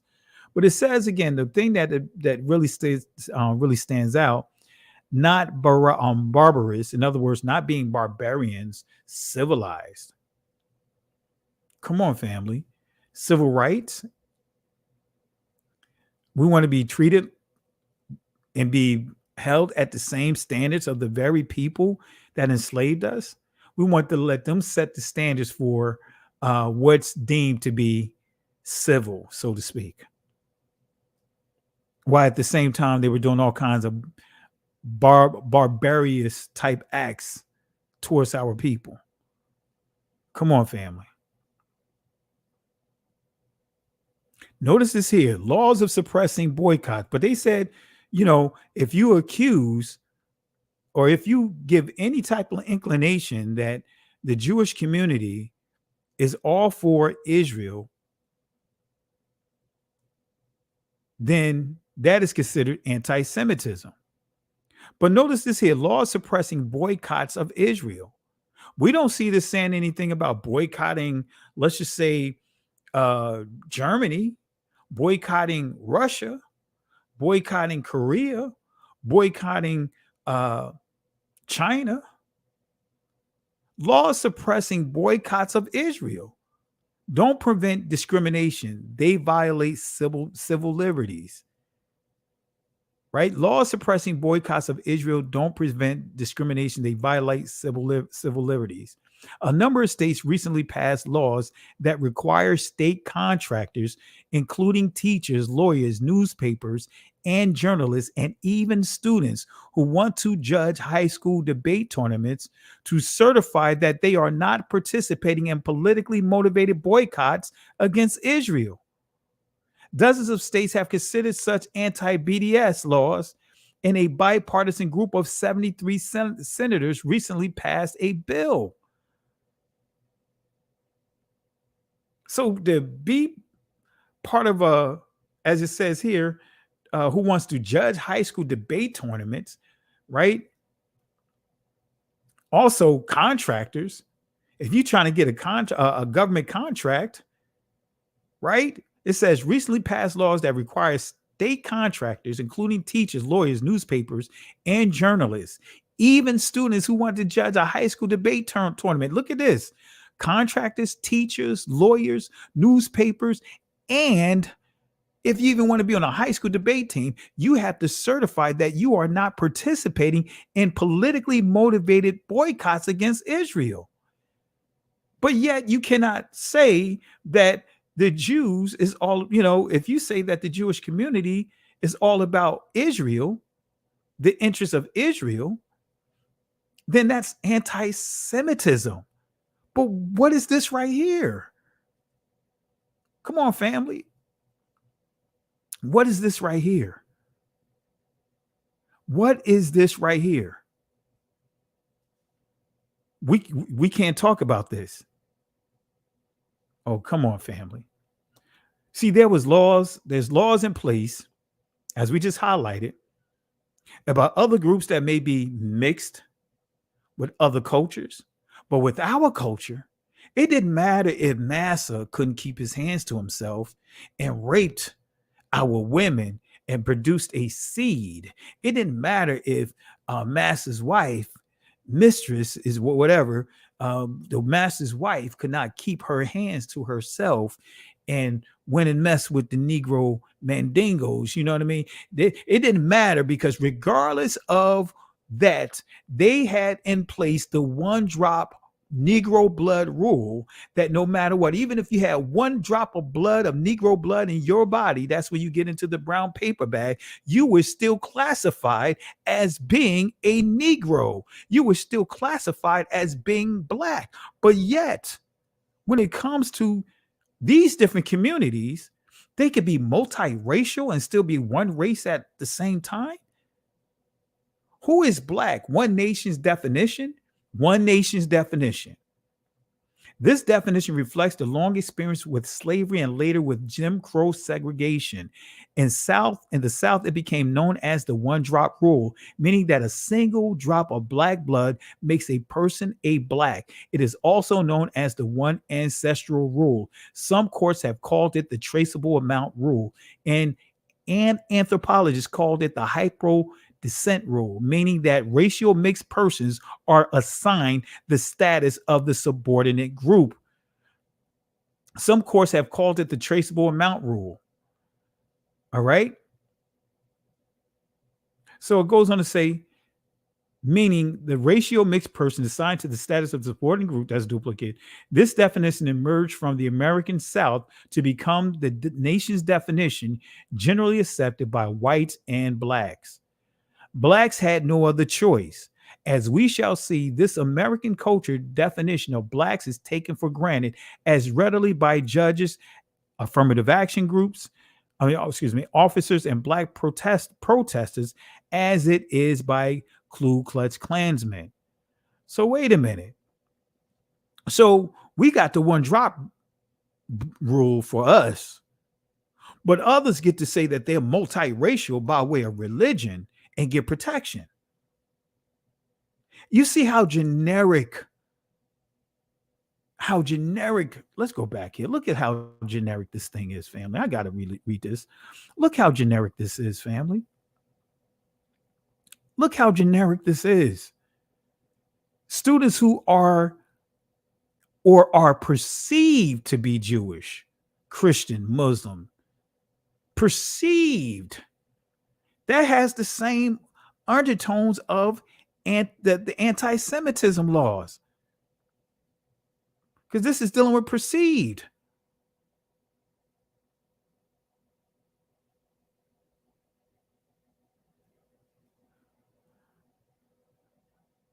Right? Let me see here. I thought I saw something here. Right here. Accusing Jews as a people being responsible for real or imagined wrongdoings committed by a single Jewish person. Come on, family. This is so generic, family. It's so generic. Let's fast forward. Let's get ready to wrap this up. I'm going to drop the link in the comment section. Right? You see this here, all about Israel. But we can't say that it's all about Israel or that's anti-Semitism. You know, they could say that they're multicultural, but multiracial and still be considered a race called Jewish, so to speak. But with us, regardless of who mixed with our race, we were still called black. And we were still, even those that were mixed were still enslaved. Come on, family. Come on, family. This is not the first time the educational system were used to push that agenda, their agenda. When we go to the Education Day, March 26, 1991, guess what? This is where they officially implemented the Noahide laws. Here it is right here, the Lubavitch movement and all of that, right? This is, as you see here, right? March 26, 1991, there's the link right there. You can go and validate this. This is Education Day, but yet on Education Day, it had something attached to it. Education Day in the U.S., not March 26, 1991. Whereas Congress recognizes the historical tradition of ethnical values and principles, which are the basis of civilized society. See, when you see civilized, you can really get the gist of who it's referring to. Society, and upon our great nation was founded. But notice this here. Whereas these ethical values and principles have been the bedrock of society from the dawn of civilization, when they were known as the 7 Noahide laws. Wait a minute. What does the Education Day have anything to do with the 7 Noahide laws? And it goes on to say, whereas society is profoundly concerned with the recent weakening of these principles that has resulted in crisis that beleaguered and threaten the fabric of civilized society. Wait a minute. And then it goes on to say here, whereas the Lubavitch movement has fostered and promoted these ethnical values and principles throughout the world. Wait a minute. What does this have to do with Education Day? How are we getting into the Lubavitch movement, which is a Jewish sect of similar to the Orthodox or Hasidic Jews, that they're looking for their Messiah is the Rabbi, right? As you see here, Rabbi Menachem Mendel Schneerson, leader of the Lubavitch movement, is universally respected and revered, and his 89th birthday falls on March 26, 1991, whereas in tribute to this great spiritual leader, this Rabbi, his 90th year will be seen as one of education and giving, the year in which we return to educate. Come on, family. What?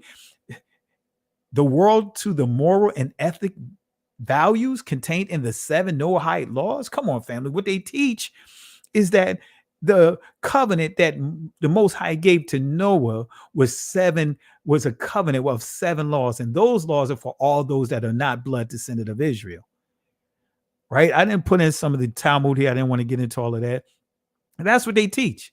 That there's a covenant, the Noahide laws, for all those that's not blood descendant of Israel. When actually the Noahide covenant is the same covenant that was handed down that went from Adam to Noah, from Noah to Shem or Sham, from Shem or Sham to Abraham, from Abraham to Israel. It's the same covenant.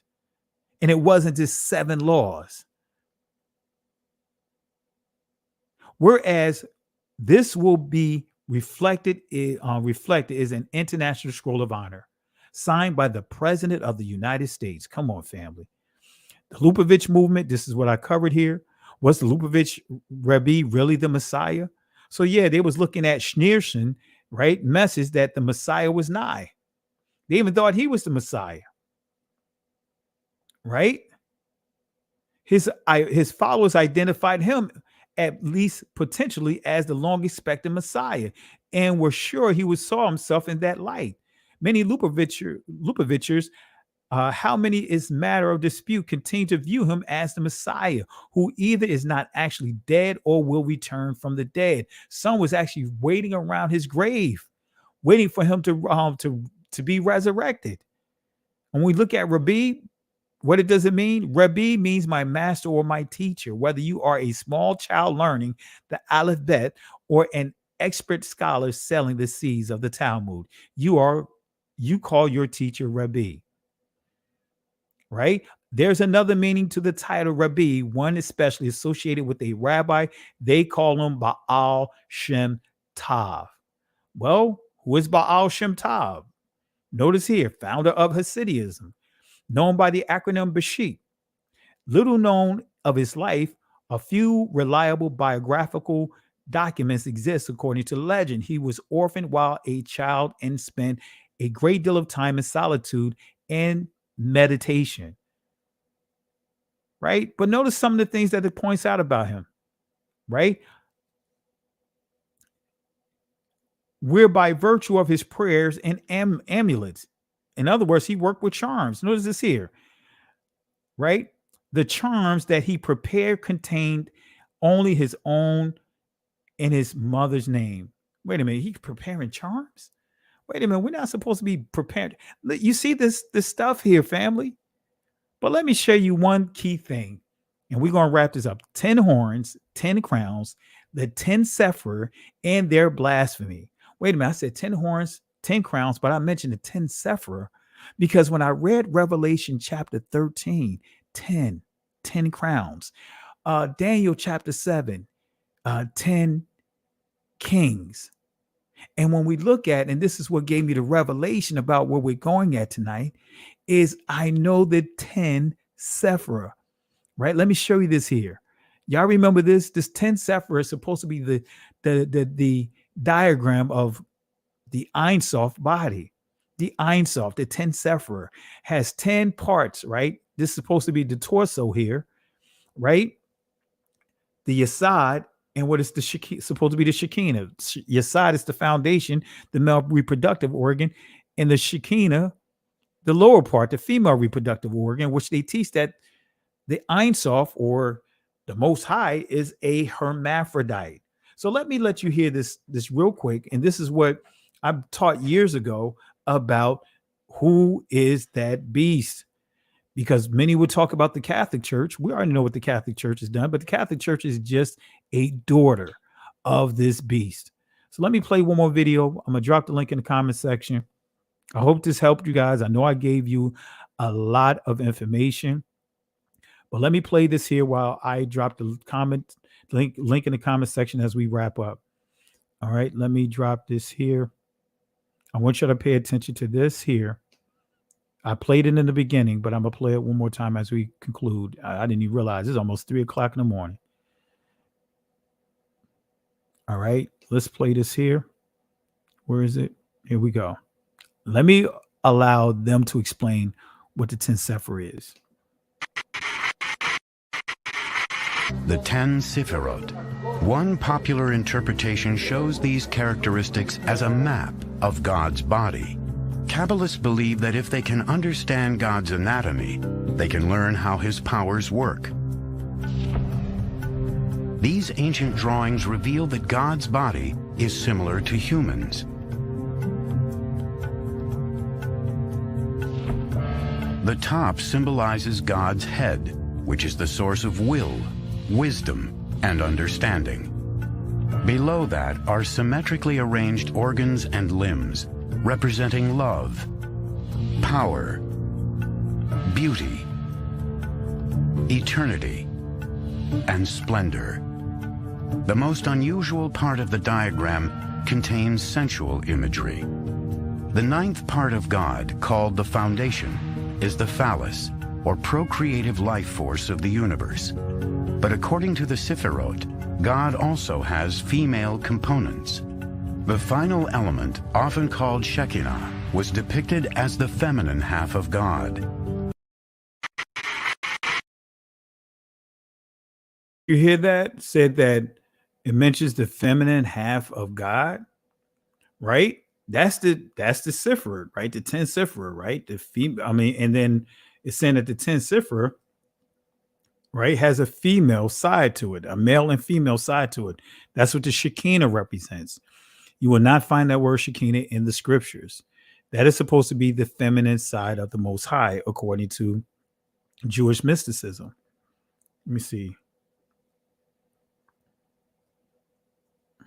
Let me find something here real quick, because I want to explain this last video. I dropped a link.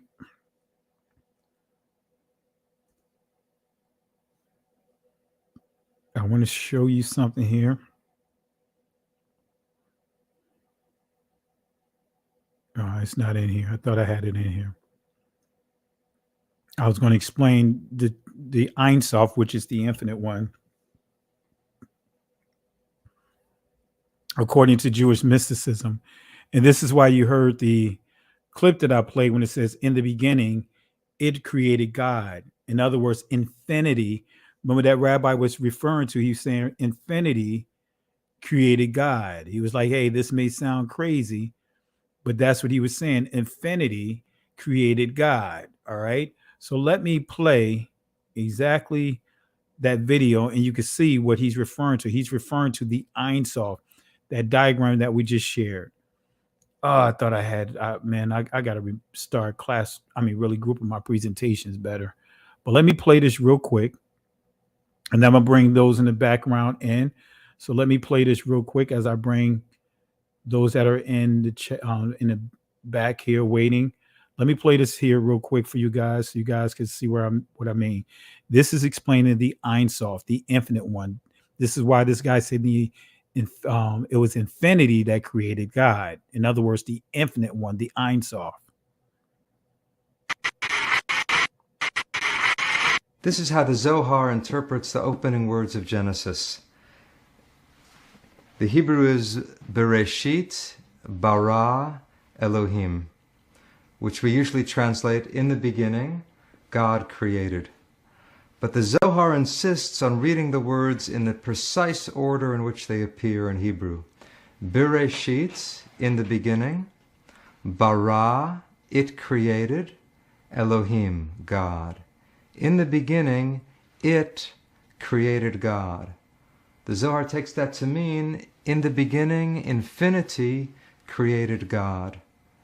Now, what could that possibly mean? God is now the object of the verse, not the subject, which sounds impossible or heretical, but the Zohar, I think, is saying that infinity is the true reality of God. Anything else that we call God is puny compared to that. That's our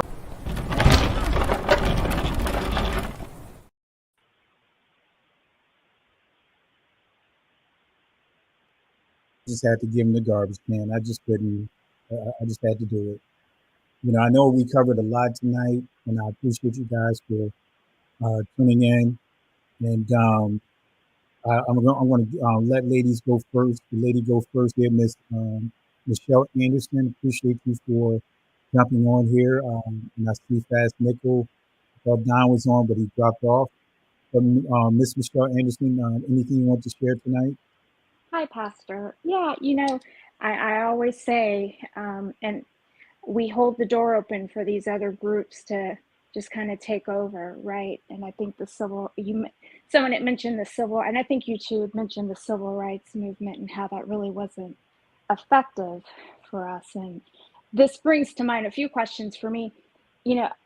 I think that it's curious how these people, I'll just say, just for general, the imposters have been able to come in and uphold this so-called race, religious classification, when so many Zionists and a lot of these higher ADL types are atheist, right? They have no belief or spiritual connection at all. So not only lineage, but are they, devoid of that, but they're also devoid of any spiritual connection other than,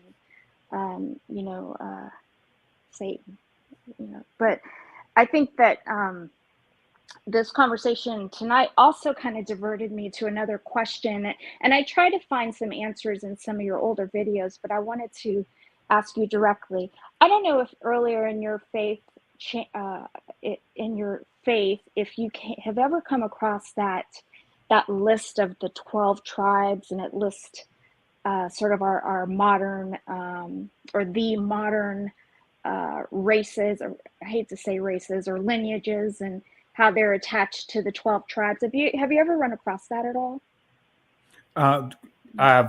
heard people talk about it. Far as I know, certain camps, Yeah. push the 12 tribe chart. I'm not an advocate Yeah. of it I'm not because I either. know even one of the guys that was like an elder there.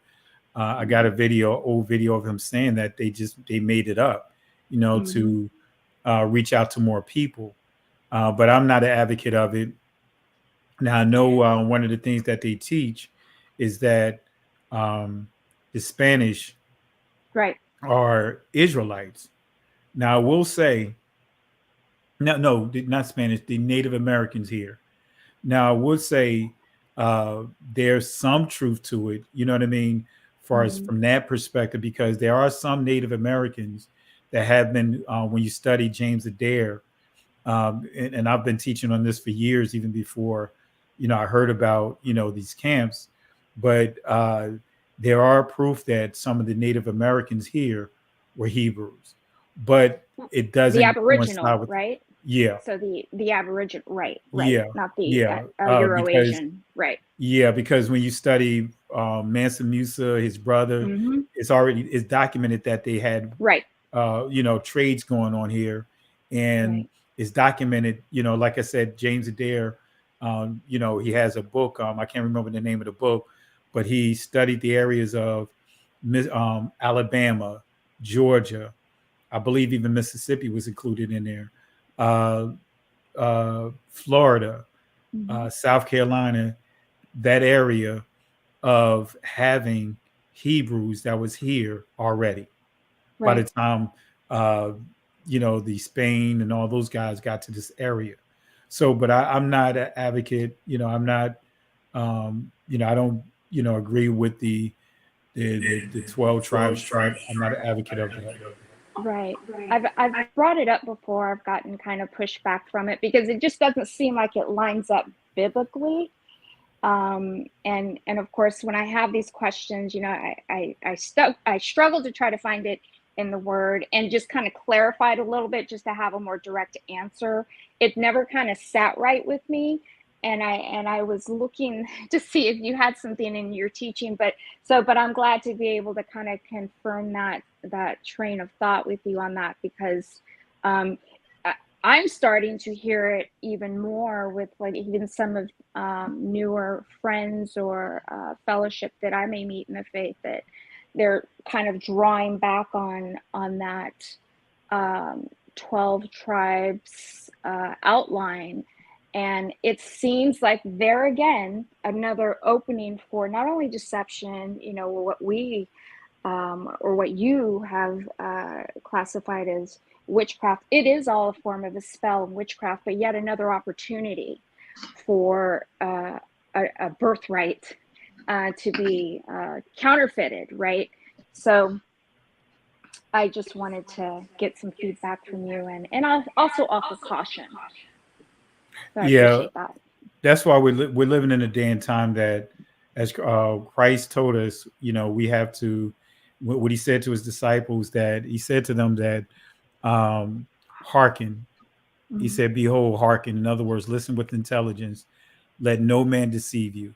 This is before he started expounding on the end times, and we just got to, in the day and time that we live, we just have to be careful. I mean, I know we were scattered across the country, but even when we look at Mexico, for example, right? If we say that, I'm hearing some feedback in the background. You guys go mute your mic real quick, and we'll Sure. get to you in a second. No, I can hear you, sis. You can leave yours unmuted. But for example, for us to say, let's just say Mexico. If we say all the Mexicans are Israelites, then that's a really broad brush, right? Because I have documents, of how Mexicans, there's a Negro community that is being discriminated against from the Mexican government. I do have documents of, a Negro community that was on those slave ships that the slave ship crashed into Mexico, and they came off those ships saying, "Hey, look, we Moranos, and we speak better Spanish than you guys, but they were treated a certain way. So when we say that, let's just say all the Puerto Ricans or all the Cubans is this tribe and this, that, and that, we just open ourselves up for a lot of, how can I put it? It just opened ourselves up to a lot of attacks, a lot of unnecessary conversation. Because when we look at it, even the Puerto Ricans, they were almost completely wiped out. Just a handful of them made it to the mountains. And to say that this is who this group right here is, this tribe right here, I just think that we have to be careful when it comes to that, because we already know that just because all of us are dark skinned doesn't mean that we all are Israel. So that's similar to say that all the Aboriginals here are Israel, because remember, it wasn't just Israel traveling. Esau spoke Hebrew. Right. When you think about it. So I just, not trying to knock anything, knock the camps or anything like that. I just don't agree with the chart. You know what I mean? I never agree with it. To each his own.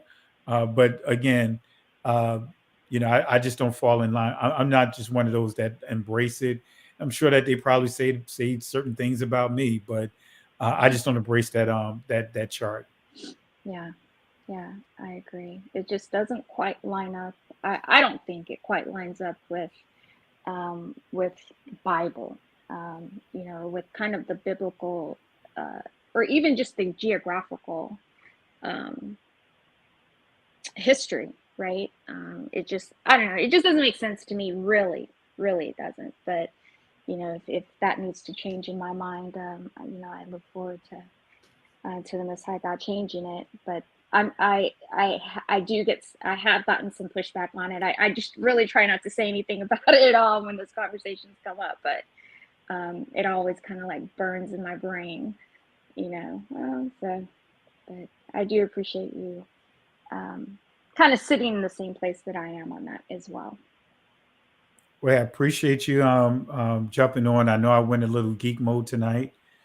I was trying to, how can I put it, harness my geek mode, keep it in, but it still came out a little bit. So I went kind of brain mode tonight, but I hope the lesson helped out just to give some clarity with some of the things that we see that are happening right now. I mean, even with, I tell you, when you really go into the prophecies, it hits so many things on the nail of what we're dealing with right now with 100% accuracy. It does. I think sometimes you have to kind of watch that slow burn of anger. When you see these laws and things like that are being written to really create an even larger, divide, but also to push us back into that zero placement of value. And it is.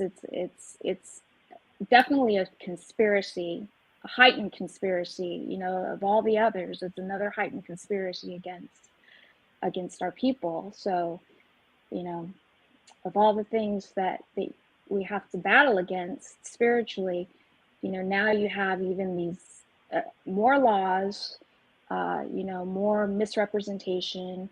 You have, of course, our politicians that are worthless, in our communities, absolutely worthless.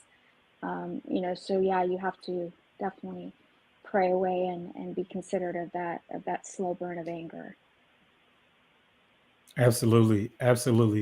Well, hey, I appreciate you coming on tonight. And anytime, anyone you want to throw in the garbage can before I let you go. I want to throw, what was it? Lunovich, whatever the name was. Yeah, the Lubavitch movement. Yeah. Lubavitch movement. Whoever that was, throw him into the garbage can tonight. For sure. Good night, Pastor. Thank you for your teaching. Right. Appreciate you. Thank you. Have a great Shabbat. All right. Fast Nickel. How are you doing, my brother? And then I see Mr. Pirate Brain. I see Victor, and I see Don Peaky. It looks like you're having troubles with his connection here. Don, keep going in and out. But You got the helm fast, Nickel. Good evening. How are you this evening? Shalom. I'm doing great. Shalom to you. So I have two comments or two questions regarding tonight's teaching, and then I have a question regarding the all of your teachings are fascinating. What I love about them is they make you put your thinking cap on and reevaluate everything. So that's what I love. So the teaching that you gave about 10 days ago about the ADL Whoopi Goldberg video, the question I have from that is, you talked about salvation, and I wanted to know, are you doing a video on salvation, or do you have one? Because the thing that I believe is another lie that we have come to believe, you hear many Christians say, whenever you tell them something, for instance, you share what you share tonight, and their first response would be, okay, I believe you, but that doesn't affect my salvation. And the other thing that they'll say is, once saved, always saved. But when you say that, the Bible states that we live in the world, but we're supposed to be separate from the world. So if the problem with people that say once saved, always saved, they live the life no differently than someone who doesn't know God. So put your thinking cap on and reevaluate everything. So that's what I love.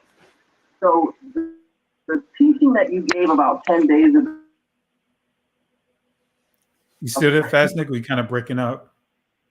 No, I guess somebody had their video on, so it was playing back what I was talking. Okay. So I was just saying, the whole once saved, always saved, and doesn't affect my salvation. I was hoping that if you're doing a salvation teaching, you would go into some of that stuff, because I think there's a misconception.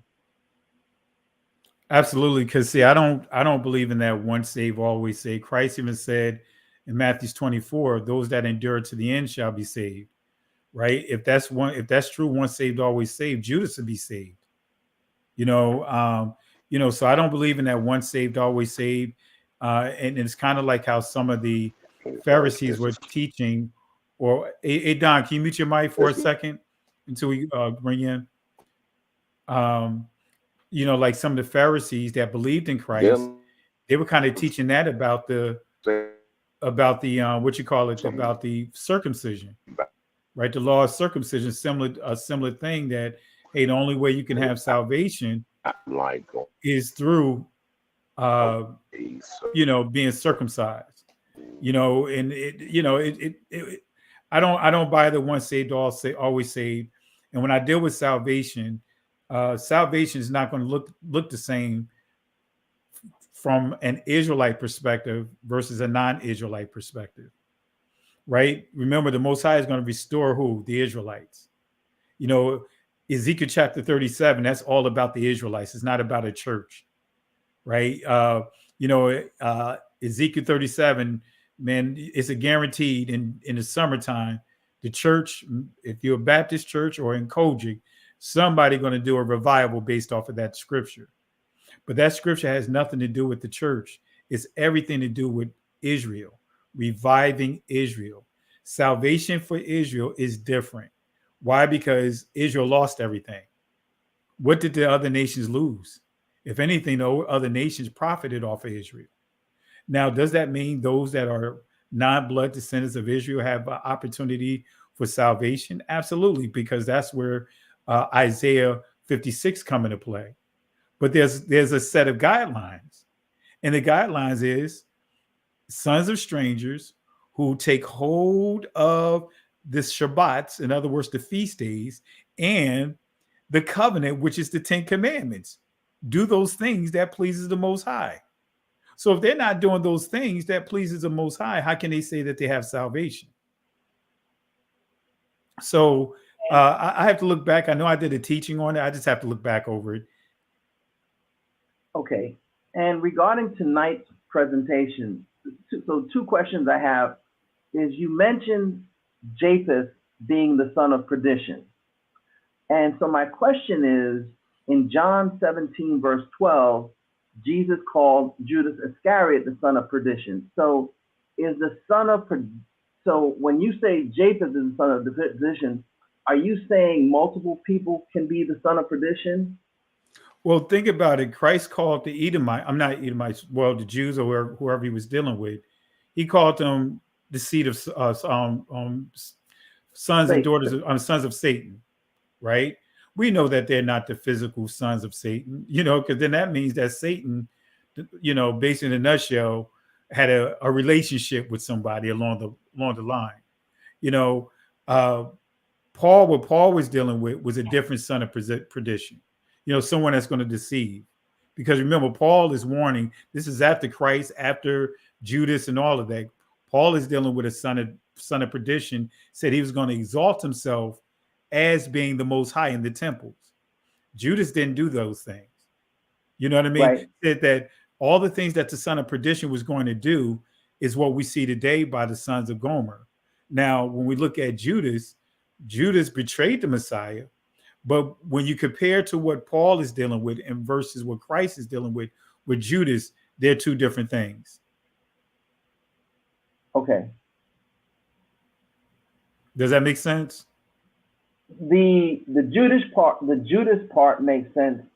I'm still not 100% clear on the Japheth part. Well, Japheth, right? And the reason why you look at Japheth, look at what the Greeks did in the Maccabees. Mm-hmm. They were trying to put their images where? Inside the scriptures. In the temple. Well, not just in they the were temple, trying to in the scriptures. Modify scriptures. They went into the temple. They they started building up altars all through Jerusalem. They tried to make Jerusalem into Mount Olympus. That's what they even tell you that in the Maccabees.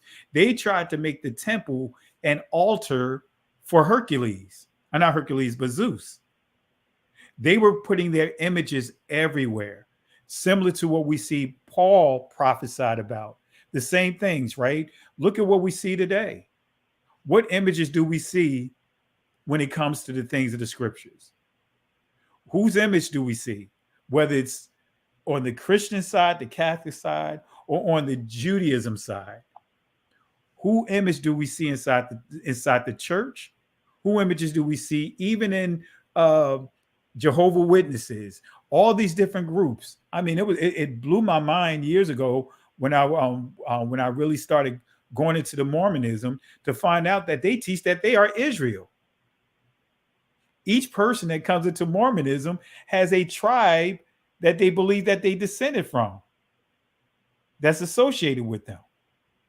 So when I being a former Mason, right, and also studying that to see that God stands, the acronym GOD stands for Gomer, it really puts so many different things in place, because when you look at the different descendants of Gomer, look at the influence that they have. Look at the Ashkenazis. Look at the Turkish people. Look at Javan. That's the Greeks. We could get into Kedem. We could get into all these different groups. Look, so when you look at it, they still share one commonality, and that's the bloodline. And Japheth is dwelling in all of these places. Look at the Egyptians. Who face do you see as the face of the Egyptians? Who's the face you see as the face of the Arabs, which they supposed to be Hebrews, right? The original Arabs looks just like you and I. But what we see today, there are Turkish people in this documented. So when we look at Paul, and you really pick apart what Paul talked about, he said their image is going to be in the temple. They're going to raise themselves up to be worshiped. When you study the slave owners, the slave masters, it's documented that the white women, their wives per se, had to reverence them just like they reverence God. I mean, it's all documented. So I understand, where the confusion is, because you have Judas over here, but then you see Paul over here. But Paul is dealing with something completely different than a Judas. Paul is dealing with a group of people that's going to take on the mantle and say that they are the Most High. The Pope runs stuff for the church, whether it's the Catholic Church or the Protestant churches, the Episcopal Church, all of them still fall up under Catholicism. Right. Even if they say that they don't, they still do. They're still pushing attendance and everything. So I hope that helps. But yeah, it's a different thing. And I can let me pull up the scripture too, if you want to read it real quick. But it's a different dynamic than what we're dealing with, Judas. Let me pull it up real quick. You know me with my large slides here. I'm surprised we even made it through them tonight. Let me see here. Because Paul said a lot when you start delving into the things that he prophesied about. So verse 4, matter of fact, let me see. Is that verse 4? Yeah. Look at what verse 4 says. Who opposeth and exalt himself above all that is called God. Of course, we're dealing with Elohim, and we can even take it a step further and say Yah, or that is worshipped, so that he, as the Most High, as Elohim, some would say Elohim, sitteth in the temple of Elohim, showing himself that he is Elohim. Well, that's deep right there. And when you think about, and I had to think about the term landlord, right? Because the original slave owners, the slave masters, they were referred to landlord. Well, when you study the Babylonians, Baal of the land. In other words, Baal means Lord, right? Of the land. Right. It's so many levels Right. that, but see, but again, they exalted themselves to be worshipped as if they were the Most High themselves. And the Pope, according to the Catholic Church, can change scripture. They can say, he can say whatever they want to say. Guess what they did with the first day of the week? It's documented in their books, right? That they said, hey, this is the day we're going to celebrate. Right, because, well, we say landlord today, but in medieval times, if you were a lord, you were considered a lord because you were a landowner. So lord is a Germanic word, which and also is a political word too, because you had like the Lords of Flatbush, right? That was a political title, but it wasn't from the perspective that, you know what I mean? That's why I don't like to use the term Lord when it comes to the Most High, because it's reducing him to some of those other titles. But from that perspective, to your point, right? Landlord, right? Like you said, you had to have what? Land, but it was also a political title. Right. The other question I have for you, when you talked about the three kings, Israel, Judah, and Edom, so right off the bat, the thing that the three have in common is, and correct me if I'm wrong, is that they are melanated people. So when you mention about this whole thing about change, we know that at the beginning, the middle, and at the end, it's always about coming after the melanated person of God. So when you mention about the three kings, I guess whomever they're coming after are melanated people. And see, is that yeah, good? Because when you think about Esau, right, and one of the misnomers when people say about Esau, right, they think that Esau was this red bone, because we think of we add a modern appearance to him and say, hey, Esau, if he was black, he was light skinned, he was a red bone. That's not what ruddy means. And when you study, when you look at lentils does not look like light skin. True lentils look like dark, you know what I mean?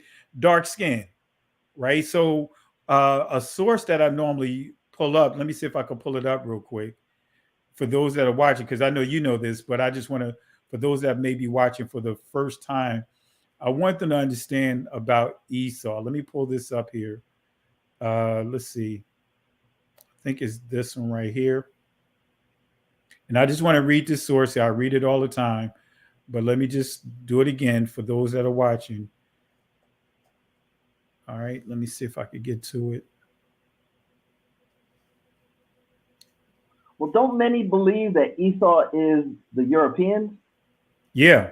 So if they, and this is where the contradiction is. If you're saying that Esau is the Europeans, right, then you're saying that the Europeans are Hebrews. Which they're not. You see where I'm going at with it, right? Because what many would teach out of context is that word ruddy. They think that ruddy means white, and it doesn't mean white. That's what the problem is. And that's why I want to, let me bring this up here real quick. Let's just deal with the word ruddy real quick. Right now, for those that are watching, I want to make sure you guys see this. This is the International Standard Bible Encyclopedia 1915. Right? Notice what it says about ruddy. Right? It says here, ruddy is the form taken by the adjective red when used as a term of praise of the human skin. And this is its use in the Bible. Right? The dark-skinned Hebrews found great beauty in a clear complexion. So all this is saying, when you see ruddy, is saying that he had a clear complexion. He didn't have no blemishes in his skin because he was hairy all over, usually hairy. So you had Jacob, who don't have hair, but Esau had hair. So what they're stressing is that there was no defects in his skin for him to be so hairy. But you notice what I just read. The dark-skinned Hebrews found great beauty, and this is up under ruddy. So even in the medical field, rosy is still describing the healthiness of the skin. So it's not what many have made it into, because now when you say Esau is the white man per se, now you're saying all the white people are Hebrews. And the scripture says, don't abhor Esau, because the Edomites, because he's your brother. Now we got a problem right there. How can the Romans, how can the Greeks, how can basically, who is Japheth then? If Japheth is supposed to be the father of the Caucasians, so to speak, the Caucasians come through Japheth. Not saying Japheth was a Caucasian, because he wasn't, but you know, that's a whole nother discussion. But how can he be Esau at the same time? Because what many would teach is like, oh, it's this universal twin, that one was black, one was white. It had nothing to do with their skin complexion inside the womb. It had everything to do with their characteristics. That's why it says two manners, two nations, two manners, a man, or order of people. You had one that is this way and one that is this way. It was dealing with their characteristics. And it bled over when they came out of the womb, because Jacob was holding on to the heels of Esau.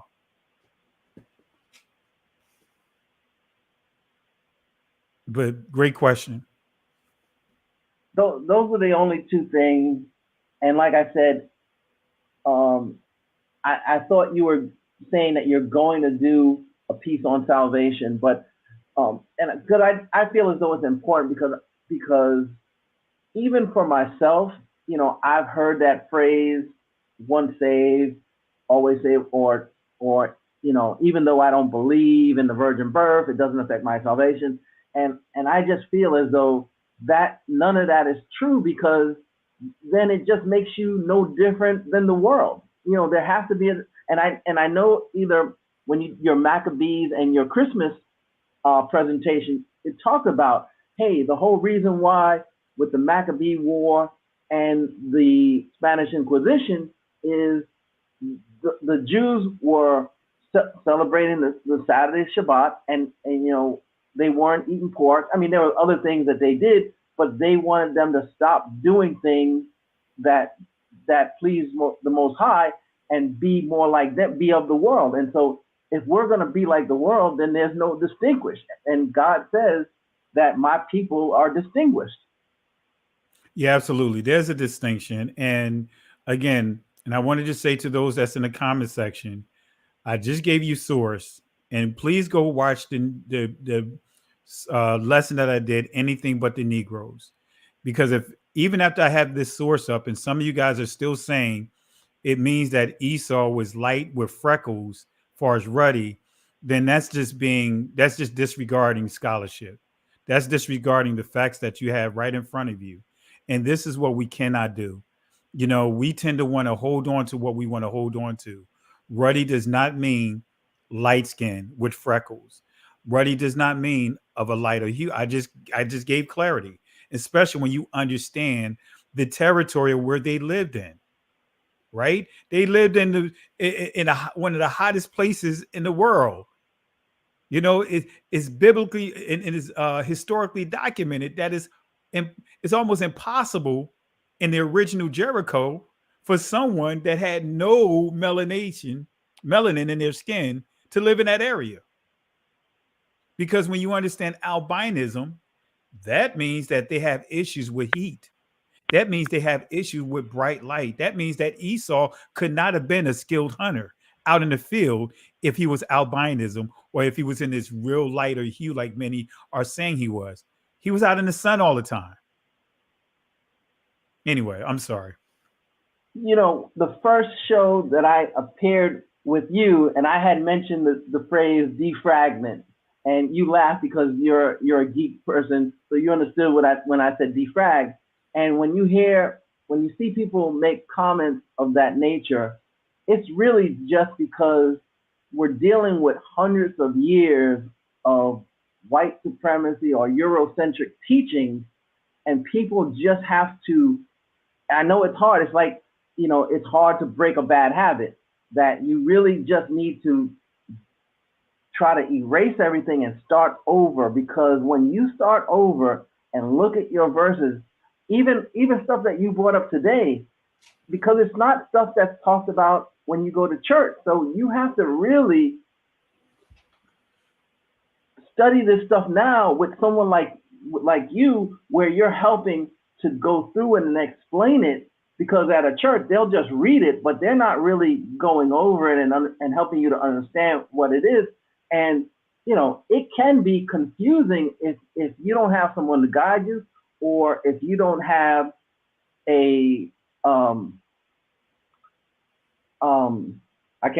I forgot the book now, but if you don't have something to break down the meaning. So, you know, that's the thing. Right now, we have to just reevaluate what we learned in the past and start over and really take our time and find good teachers like yourself who are helping to really re-understand the Bible the way it was meant to be understood.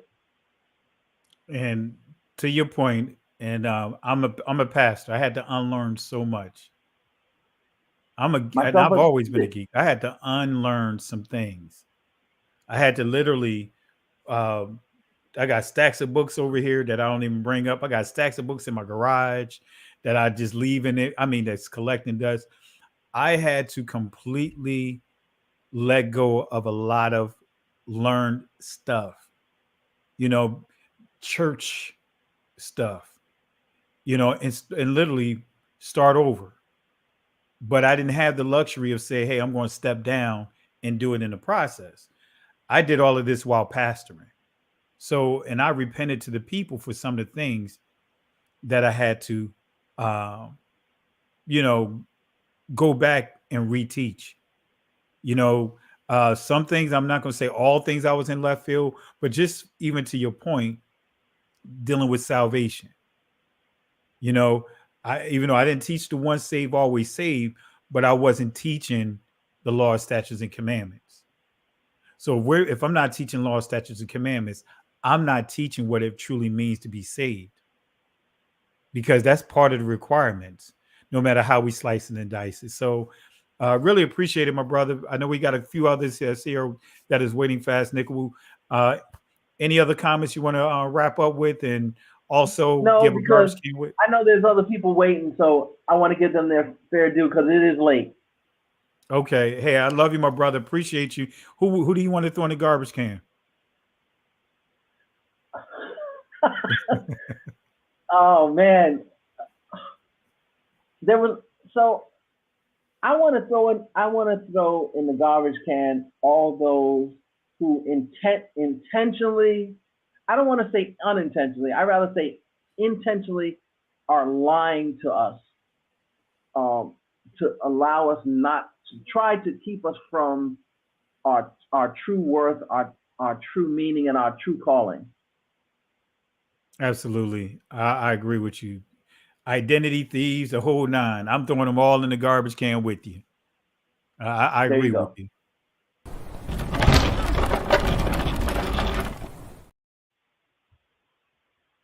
Amen, and thank you. I look forward to your next teaching.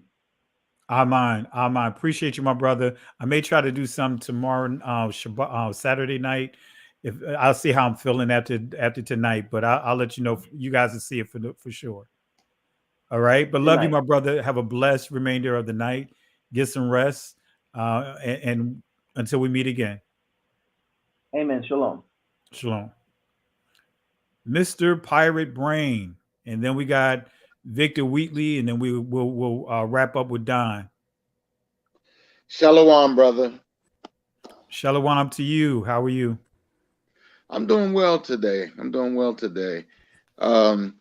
It was a very enlightening, I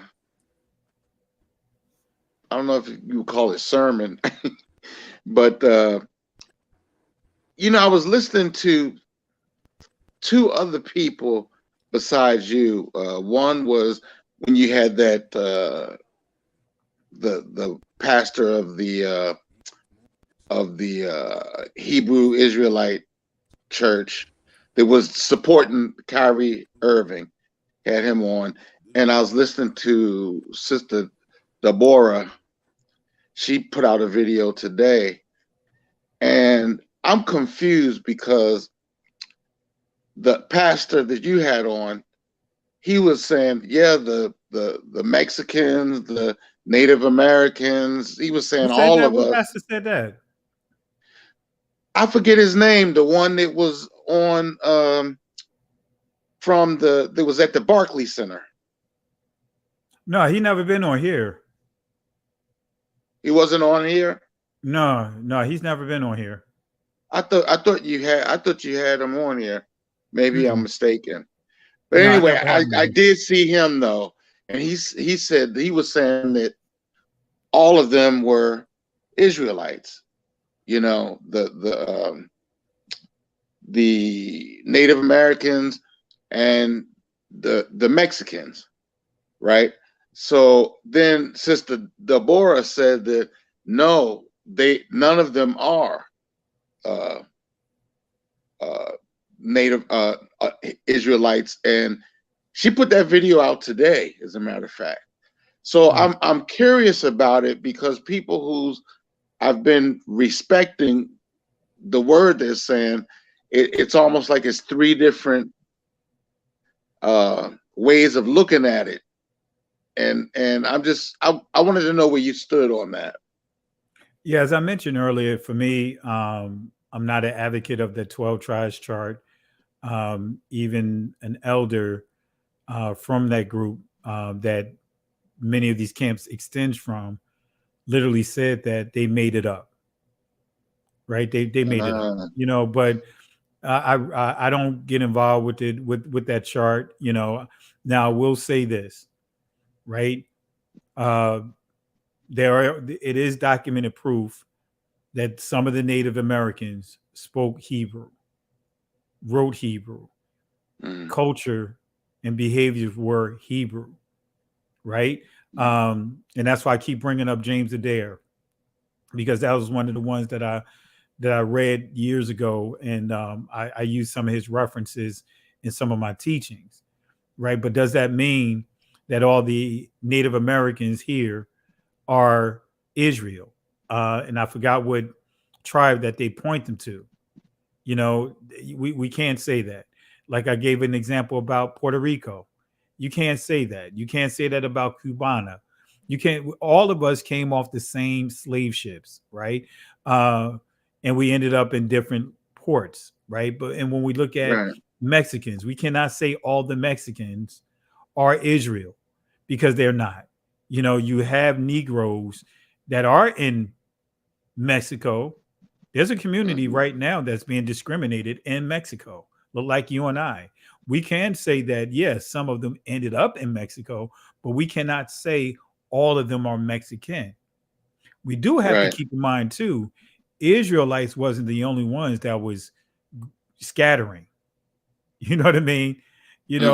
We can't just say it was only the Israelites that was traveling all around the world or being scattered around the world, because we do know that, hey, some other Hebrews were making trips over here. Mansa Musa, he's a Muslim. He's an Arab, a Muslim, right? He worshiped Islam.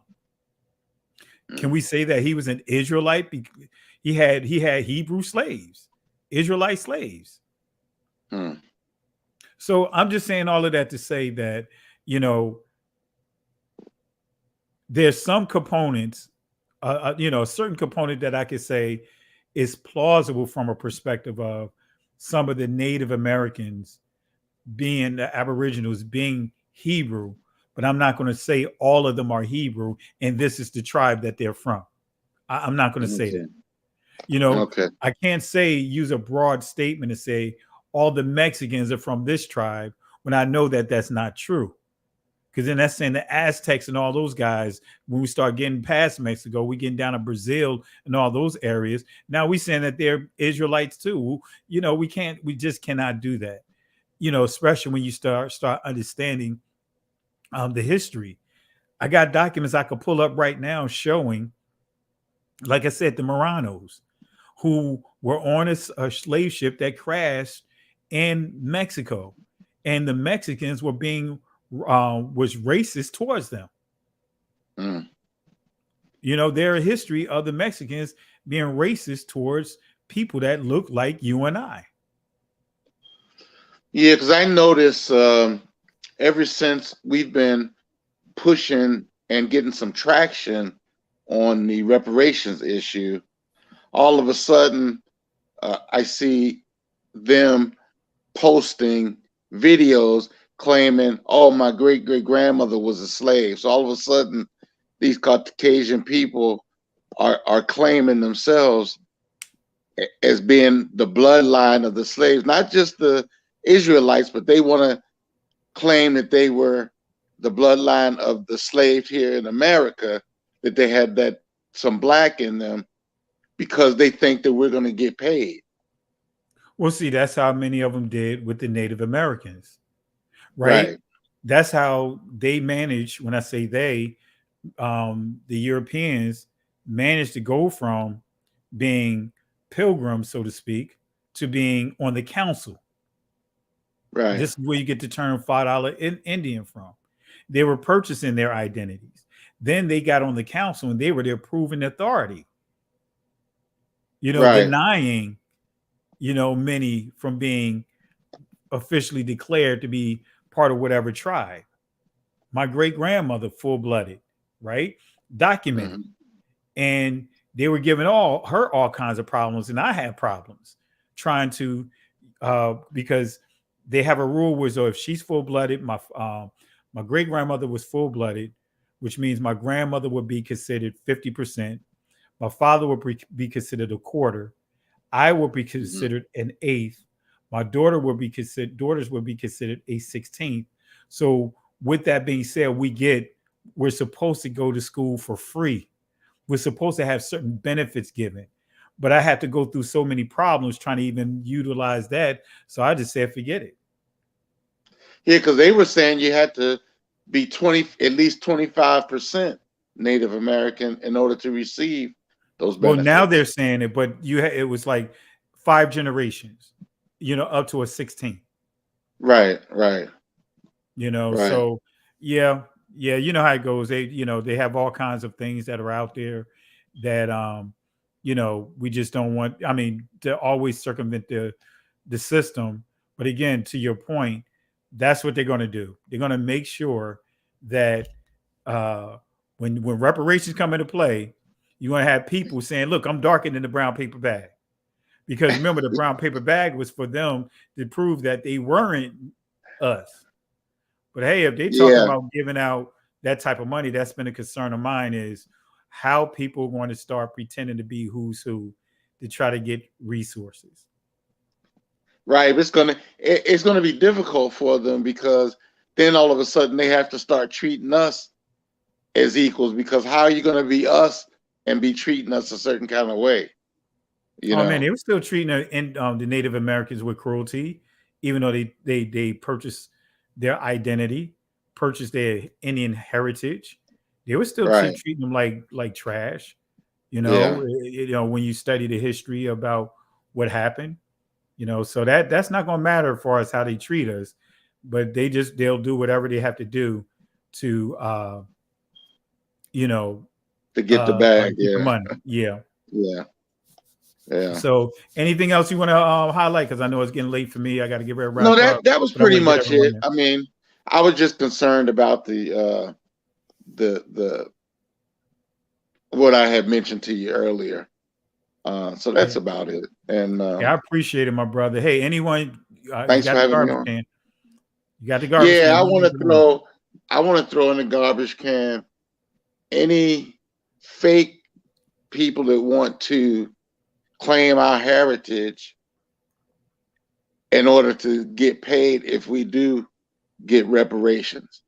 I want them to go in the garbage can, and not just because of reparations, just because of stealing our identity. Absolutely. And then claiming that we can't be a part of our own identity. Hey, that's the way they do it. Remember that word diverse, right? That's the key attribute of this beast. So Yeah. we covered it earlier. So, but I appreciate it, my brother. Let me give the garbage can to them Thanks for who's having me on. I appreciate it. I'm mine.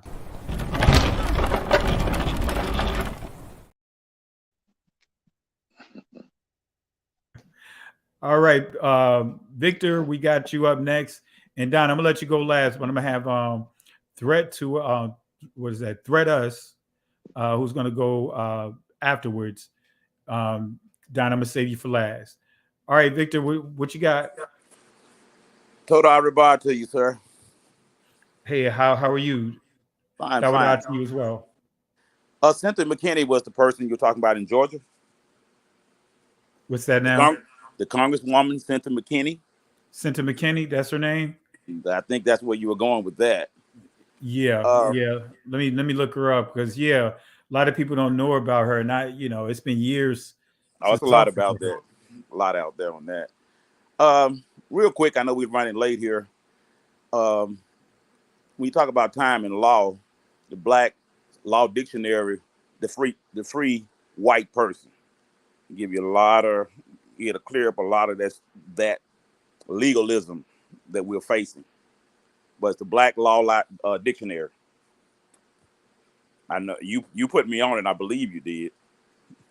Yeah, it's a lot in there. It's a lot that you could extract out of. Yeah, I used it. It's so much you can extract from that. But like I said, I'm here with this, the critical race theory. That's our problem. Replacement theology, successor. That's what they're basically doing. Yeah. The CRT. I'm from Mississippi. The governor. It's law. So I'm from that. All that. I'm from all that. I'm a civil rights baby, as they would say. 1960. And what you finding also, what's going on in Israel? Netanyahu, prime minister. If you're following that, the new government, and they're going to be very radical. And you see what they're doing already. They bombed Syria. So it's on. So that's all I had. We're running late. You can come in on either one of those things. I just had some comments. And life is a series of adjustments and readjustments. And that's what we're doing. Yeah, absolutely. Well, hey, my brother, I really appreciate you jumping on here and sharing that information. And even with the senator, that's her. I was just looking it up while you were speaking, and I saw some of her old videos. Yes. Yeah, that's her. That's her. Forced to sign pledge to support Israel, and she exposed that. Really appreciate it. I'm gonna make a note of that. and show that next time we come together. But anyone you want to throw in the garbage can before we wrap up? Replacement theology. Whoever's encouraging replacement theology, can them. And you know what's unfortunate? It's so many tentacles to the replacement theology that many people not even aware, because some people actually think that covenant theology and replacement theology are different. And actually, replacement theology comes through covenant theology. Yeah. You know, but you hit it on the nail. So I'm gonna give them a garbage can here.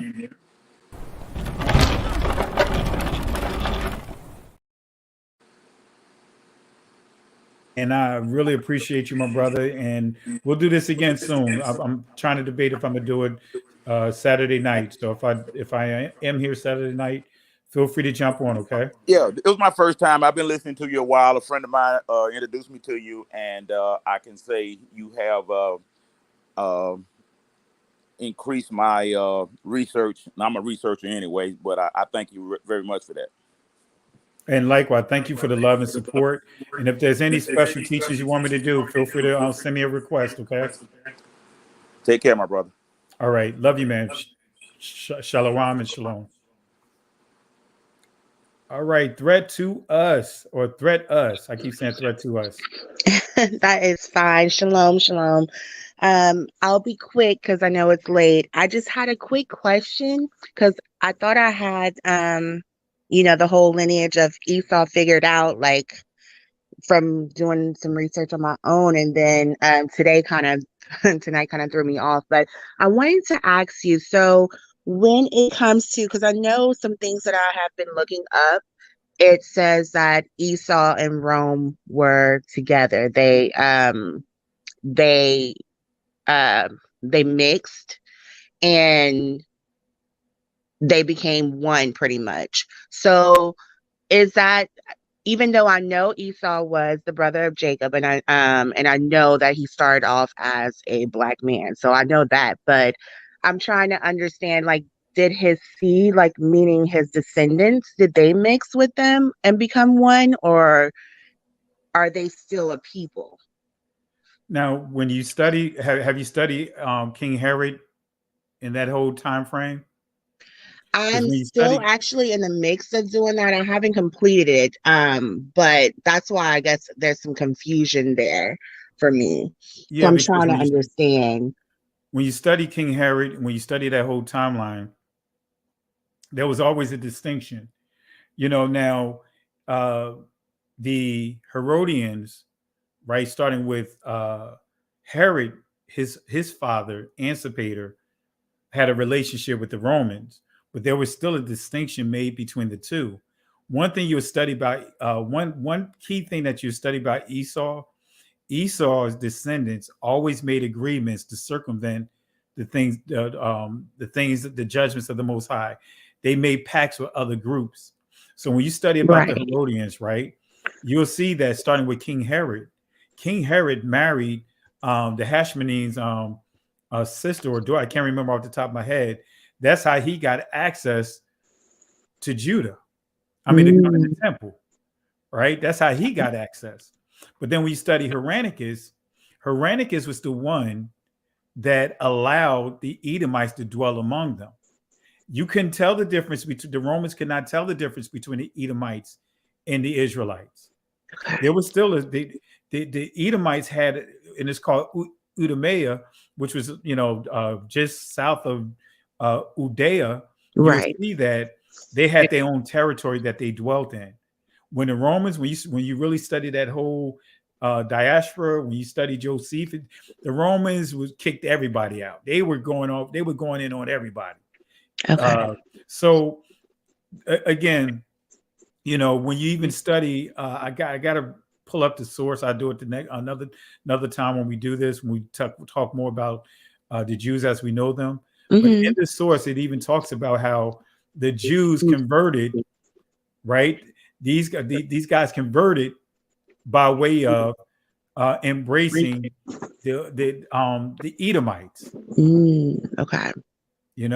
So again, did some of them mesh with the Romans? Absolutely. Just like Israel had, did the same thing, but not all of them did.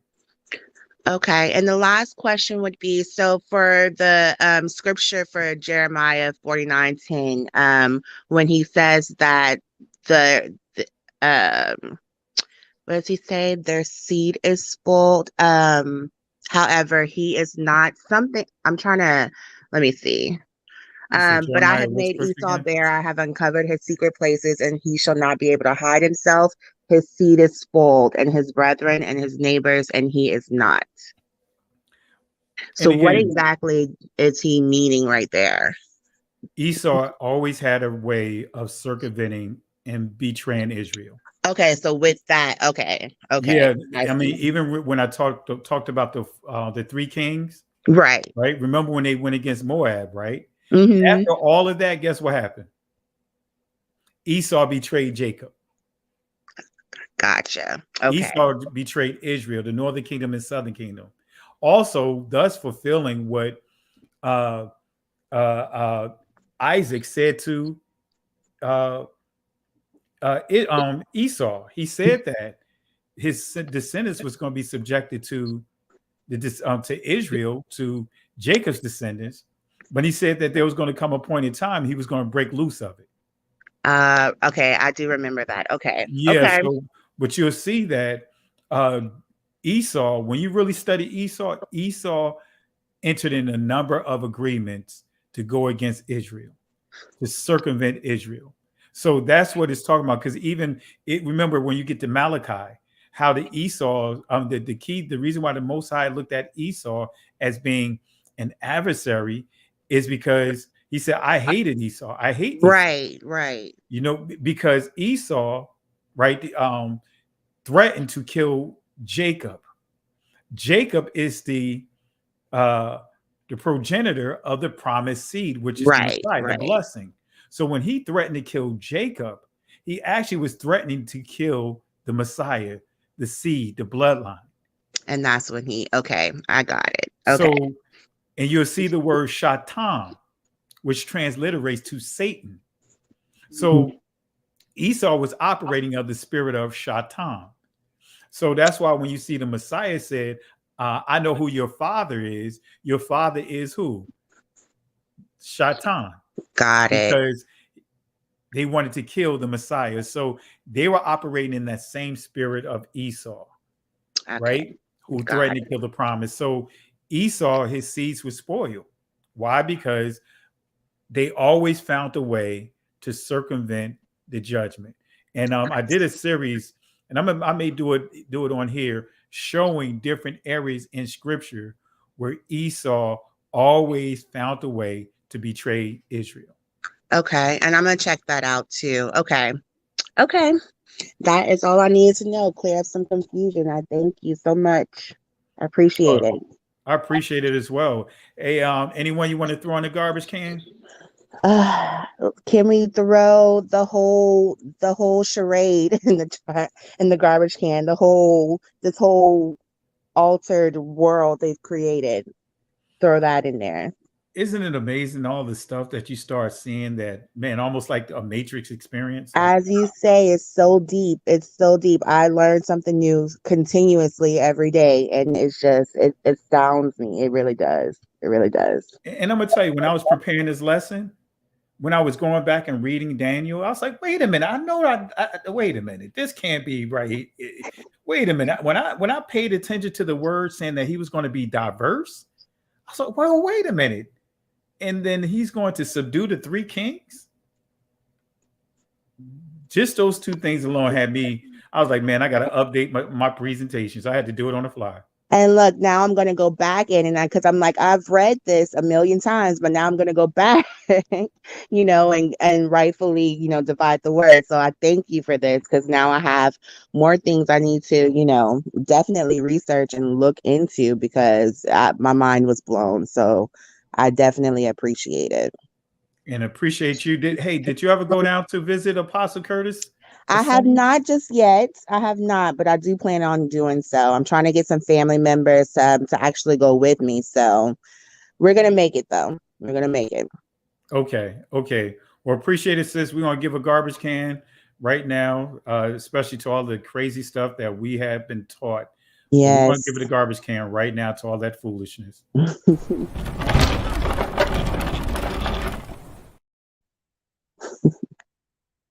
So thank you, sis, and have a blessed Shabbat. You And too. you know, Thank I you. would normally would try to go live, but I can't do it because our cameras is not functioning right now. So Oh far, no, you're good. I got Thank to you set so everything much. up. So we'll get back up within the next week. Thank you. All right. Have a blessed morning, because man, I didn't realize it's almost 4 in the morning. I know, kept y'all late. Y'all do too. Thank you so much. All right. All right. Love you, sis. Have a good one.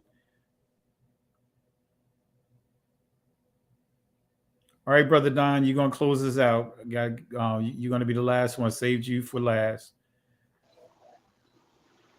You know what it is, Doc. You know what it do. I love you. This is my pastor right here on the realms of the revelations of what's happening and what's going on. And if our people don't really understand it, then I don't know what to tell them. We are in an out and out war. And the why they don't realize that we're in a war is because we're in a soft war. The bullets that are being launched are not, they don't take the major toll like in war that you see, like, with Russia and Ukraine. Those are real wars with real bullets and real people are dying, but they don't understand the warfare that we're dealing with right now that has real spiritual bullets and real spiritual deaths in what we're dealing with right now. Pastor, you are speaking at a level of truth that, I'm sorry, Christians can't understand. And I had been thinking about some scriptures that you were speaking about earlier, but because of me just even trying to get in, because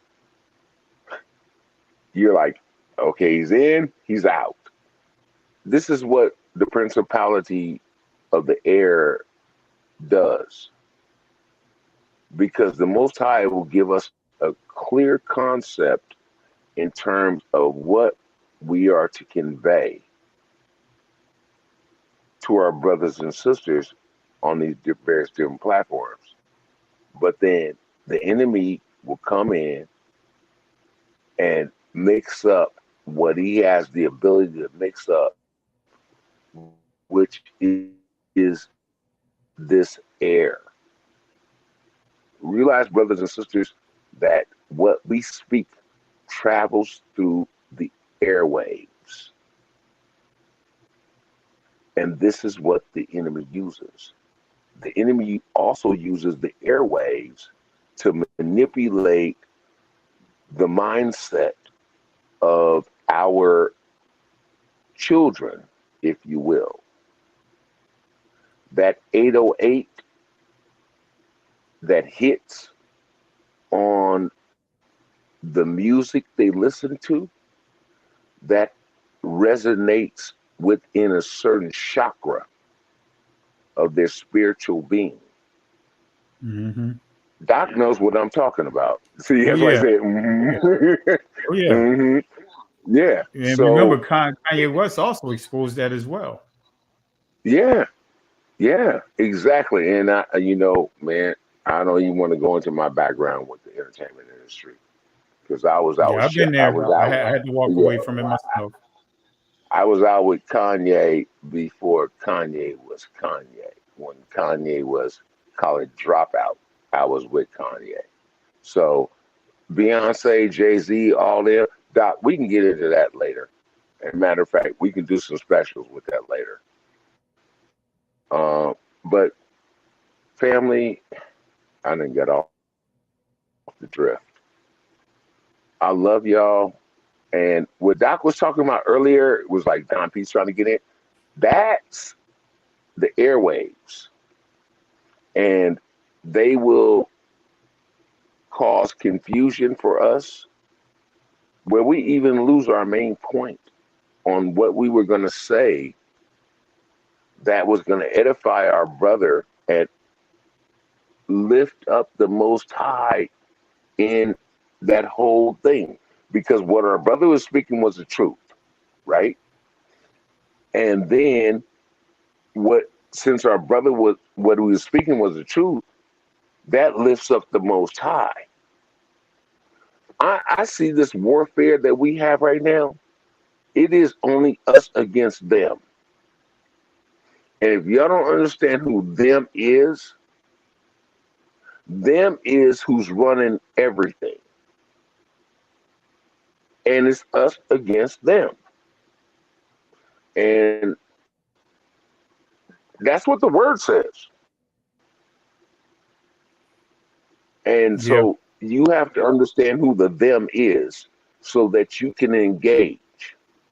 Because you coming against people that look like me, people that look like Doc Kelly,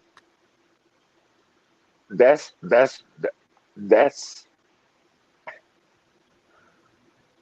you're not warring accordingly. I don't even know how to state that, Doc. I don't even know how to state that because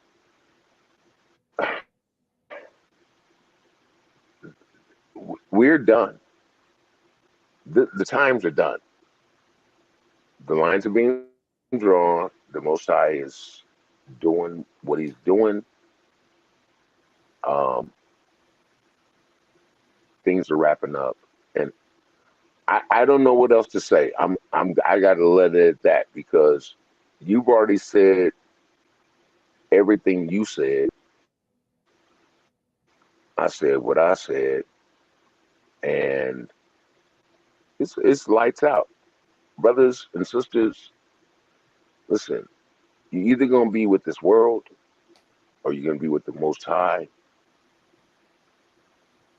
You have the. He gives you the privilege of making the choice about who you're going to serve. And as for me and my house, I'm going to serve the Most High. And I'll land the plane there, Doc. Love you, baby. Hey, love you as well, man. Hey, before you go, who you want to throw in the garbage can? I appreciate you for watching the presentation. Yeah, I'm going to try to give me a couple of Z's before I get up because I still got to get up early. So I'm going to try to catch me some Z's. But who do you want to throw in the garbage can? And thank you again for the love and support. And I know I went geek mode up. I got the whole lesson in, but I know I went geek mode. I hope this gives a lot to go off of.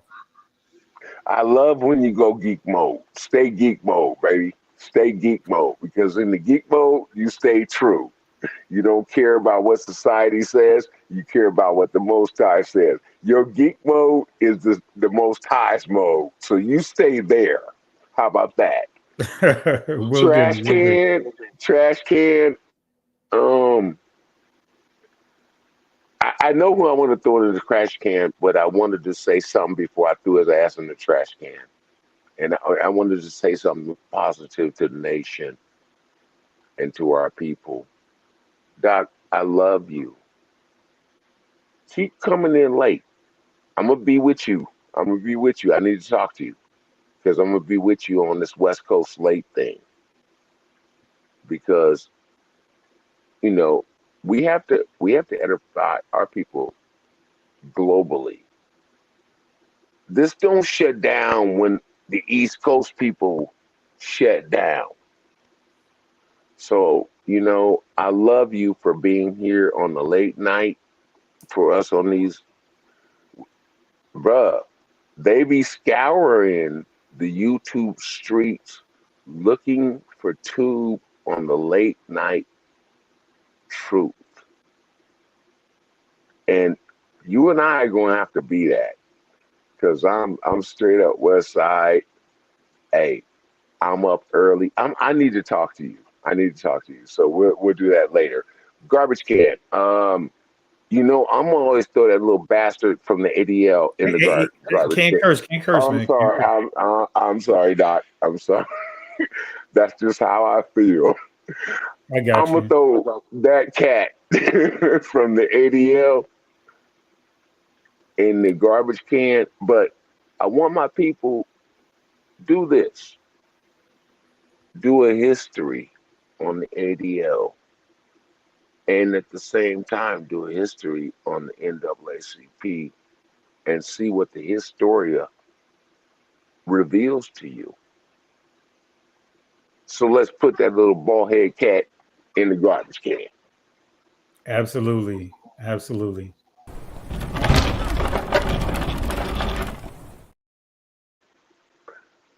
Doc, I love you, man. I can't wait to we gonna team up. We definitely gonna team up in this. The 23 is gonna be crazy.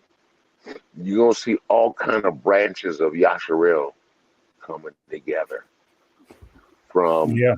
the scriptural teaching side, the health and wellness and living side, how we should, be living, to further help to elongate Yeah. our lives and even our strengths. Because when you look at somebody like Caleb,